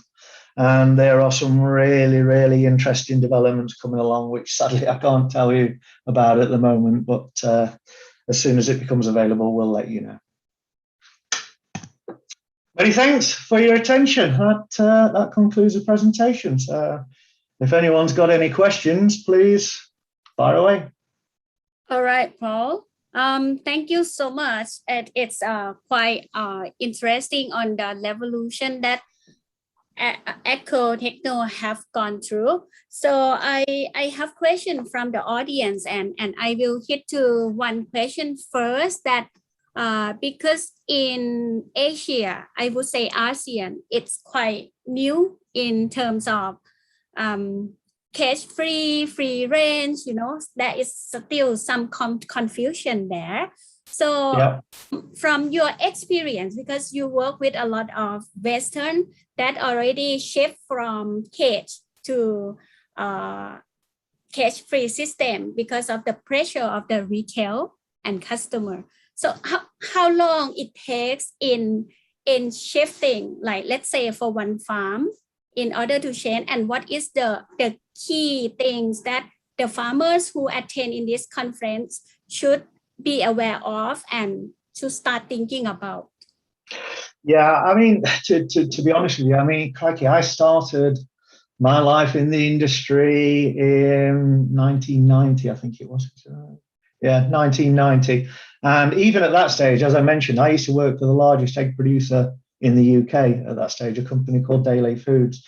All cages. That's all we were doing. Cage production. That's all. Everyone was starting to talk about free range and cage free, but everyone thought it was a pipe dream and would never take off. To give you an example now, it's been a long time coming, but the UK production, over 60% now, is cage free. So markets are evolving and markets are changing constantly. One of the biggest things that we saw is that cage producers, the large cage producers, were kind of one of the last groups to change, if that makes sense. And we tended to see more new entrants coming into farming and doing the smaller traditional systems with the nests and the slats. And then eventually the larger producers saw that, hold on, this thing's coming. We're going to have to do something about it. And then they started looking real small scale, doing the same as the smaller farmers, but then transitioning to the larger systems that I demonstrated and showed later on. But I cannot emphasize enough how important rearing is. It's critical. You know, I've dealt with many cage farmers who say, yeah, it'll be fine. We'll rear in cages. The birds will get, no, it doesn't work. They end up picking up thousands of floor eggs and it's not pleasant. So if I can give one piece of advice, please make sure you get the rearing correct before you start doing the production. All right, and there is some perception that the cage-free system plus free-range egg always have problem with the sanitation and hygiene. How you give the on that understanding? Yeah.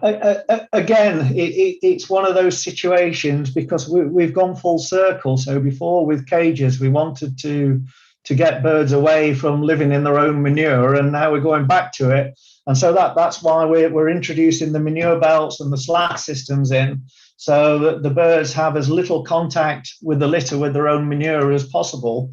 And particularly with the aviary systems with the manure belts, because as I mentioned about lighting and things, we want the birds to sleep in there at night, so that when they wake up in the morning, when they go to the toilet, it's on the manure belt and not in the actual litter itself. So that's one way to try and improve the biosecurity.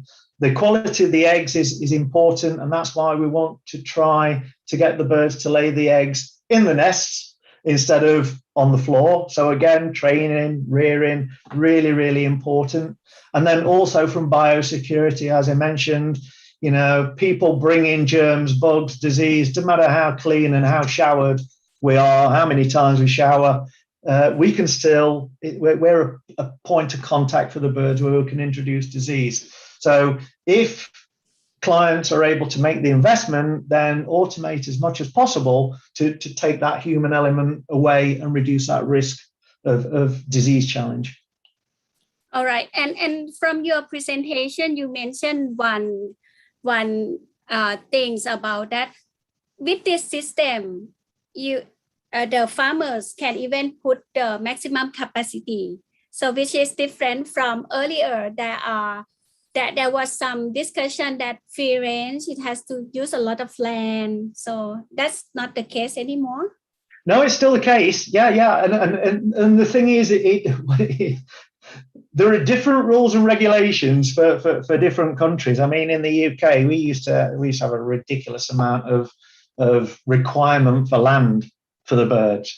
And even in the UK, they've kind of rationalized and reduced that. Ultimately, as long as the birds have access to range in free range situations, there doesn't have to be huge swathes of land. I think, I think South Africa, it's the requirement when I was there, it was something like 1.5 or 2 times the footprint of the building. So different countries, different regulations. And the question might be, sorry. The question might be from the audience who see the chick in the hens in the picture. They want to know that with the cage-free system, those chicks the big are all trim or? Generally, yes. Beak trimming still takes place. Again, different countries, different rules, different yes. regulations. Yeah. And certainly in Europe, we went from a beak trimming process to a beak tipping process. And then also now there are lots of trials going on with no beak trimming whatsoever. And yeah, it's a difficult one. It really, really is difficult because whilst, from a personal perspective, whilst we're always trying to look at welfare, if we're leaving a bird with a full beak and she's aggressive and she starts pecking all the other birds in there and damaging and vent pecking, then to me, that's not helping welfare ultimately. So there's got to be a balance, in my opinion. All right. So I think there is a request from the audience on the chat that if you may have the picture how the cage-free system work, not the picture, the video. I think to the audience that request, I believe that you can reach to Paul, then his team can share the video. Because I'm afraid of the technical to share the video here. The next, there are so many different ones as well. So yes, understand. And you have. Well, please contact myself or the sales teams, and then we'll be able to point you in the right direction. Probably any salesperson from Techno and Echo, you can put on the chat for the email address, then the audience can catch up with you after the webinar. The next question from our friend from Cambodia, Paul. He said, thank you very much for sharing about this system. You have many interesting systems. The question is, what is your recommendation for the farmers who have the cage system in small and medium scale of production? They can turn into a cage-free system? Yeah, absolutely. Yep.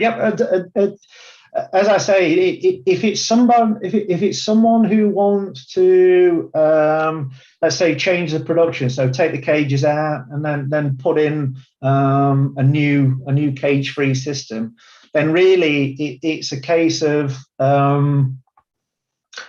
getting in touch with ourselves and the sales guys, because we will then need to come out and take a look at the existing house that you've got, take all the measurements, because there are only certain sizes and certain configurations that we'll need to design to fit into that house to give you the maximum number of birds. So it really does depend on what the farmer wants to do. Does he want to build new, or does he want to convert what he's got existing? And that's where we come in as sales guys and technical advisors to look at what's available and try and give clients the best solution for whatever capital expenditure they've got, or how many birds they need. Yes, I think the presentation from you has put many type, and you can do customize in corner, in the middle, or in half of the. It's been an evolution, because as we say, we've got different clients. We've got clients coming from cage systems. We've got clients who have never done anything in poultry before in their lives. So, and also what we see more and more globally is that there are more and more restrictions on planning permissions for these houses. Yes. So land can be really expensive. So we've got to try and increase the volume, or planning restrictions may say that you can only build a small building because the neighbors don't want to see chicken house roofs. So that's also why we have such a varied range of solutions available. I think our industry get pressure by the retail business and also pressure by the sustainability development goal. Pressure from every angle. Absolutely. Yes. So come to last two questions. It is that I think our friend from either Bangladesh or Malaysia, when come to the egg price, I can answer for Paul, but let Paul answer on Europe. The price between cage and cage free it's comparing or Oh no, you'll get it. It's definitely the price. You'll get paid more for a cage-free egg, certainly, than you will for a cage egg, without a shadow of a doubt. It's got to be that way. And then it's a completely different production method. It's a lot more intensive. So the actual production costs are by nature higher. And also, at the end of the day, the retailers, they will also charge more for that particular egg as well. So no, you could always expect a premium for a cage-free egg compared to a caged egg, for sure. I think this also, I would suggest the audience to attend tomorrow. There will be a session on Global Food Partner. They will introduce about the alliance, how to the revolution for Asia to be in the cage-free system. There is some of incentive-wise on the partnership alliance on the cage-free production. So please feel free to join tomorrow. My last question, Paul, about the kill injuries. So how you see how to handle the to reduce the kill injuries? To me, the biggest thing, we're back to the start of it all again. It's actual rearing. It's down to rearing, to make sure that these birds are reared in an environment where they're strong, they're robust, they're used to jumping from one level to another. Because most of the keel bone injuries and things like that, they come from if they get spooked, if the birds get spooked easily in these systems. If they just fly, there's so much more equipment in there that they can hit. So and generally they'll get flighty because they're not used to the environment that they're being transferred to. So that's certainly, again, back to rearing. That is a key thing. But then also is it's very important, is stocking densities. There is a limit. There is a limit. You can only put so many birds per square meter before you take it over the edge, and you're doing more damage than good. So that's the other thing that you've always got to strike the balance with, is stocking density, so that it's easier for the birds to move around the systems and prevent some of these bone damages that we see. There have been lots of trials done in the UK over the years. And one of the main key pointers was stocking density and rearing. All right, Paul, I think the time is running out now. It's very great session.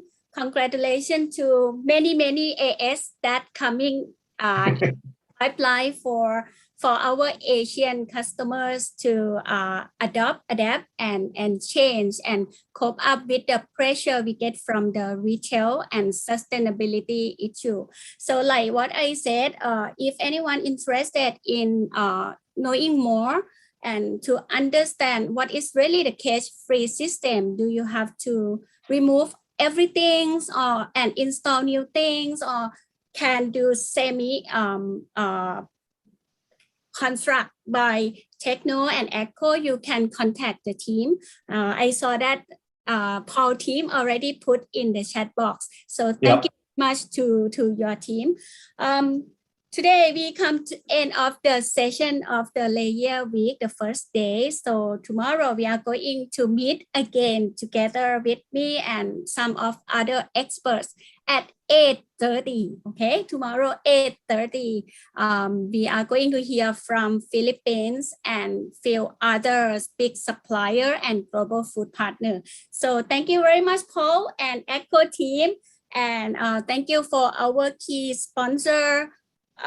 Big Dutchman, Kamin, Scarf, Prominent, and Echo as well. Thank you very much and see you again at 8:30. Absolute pleasure.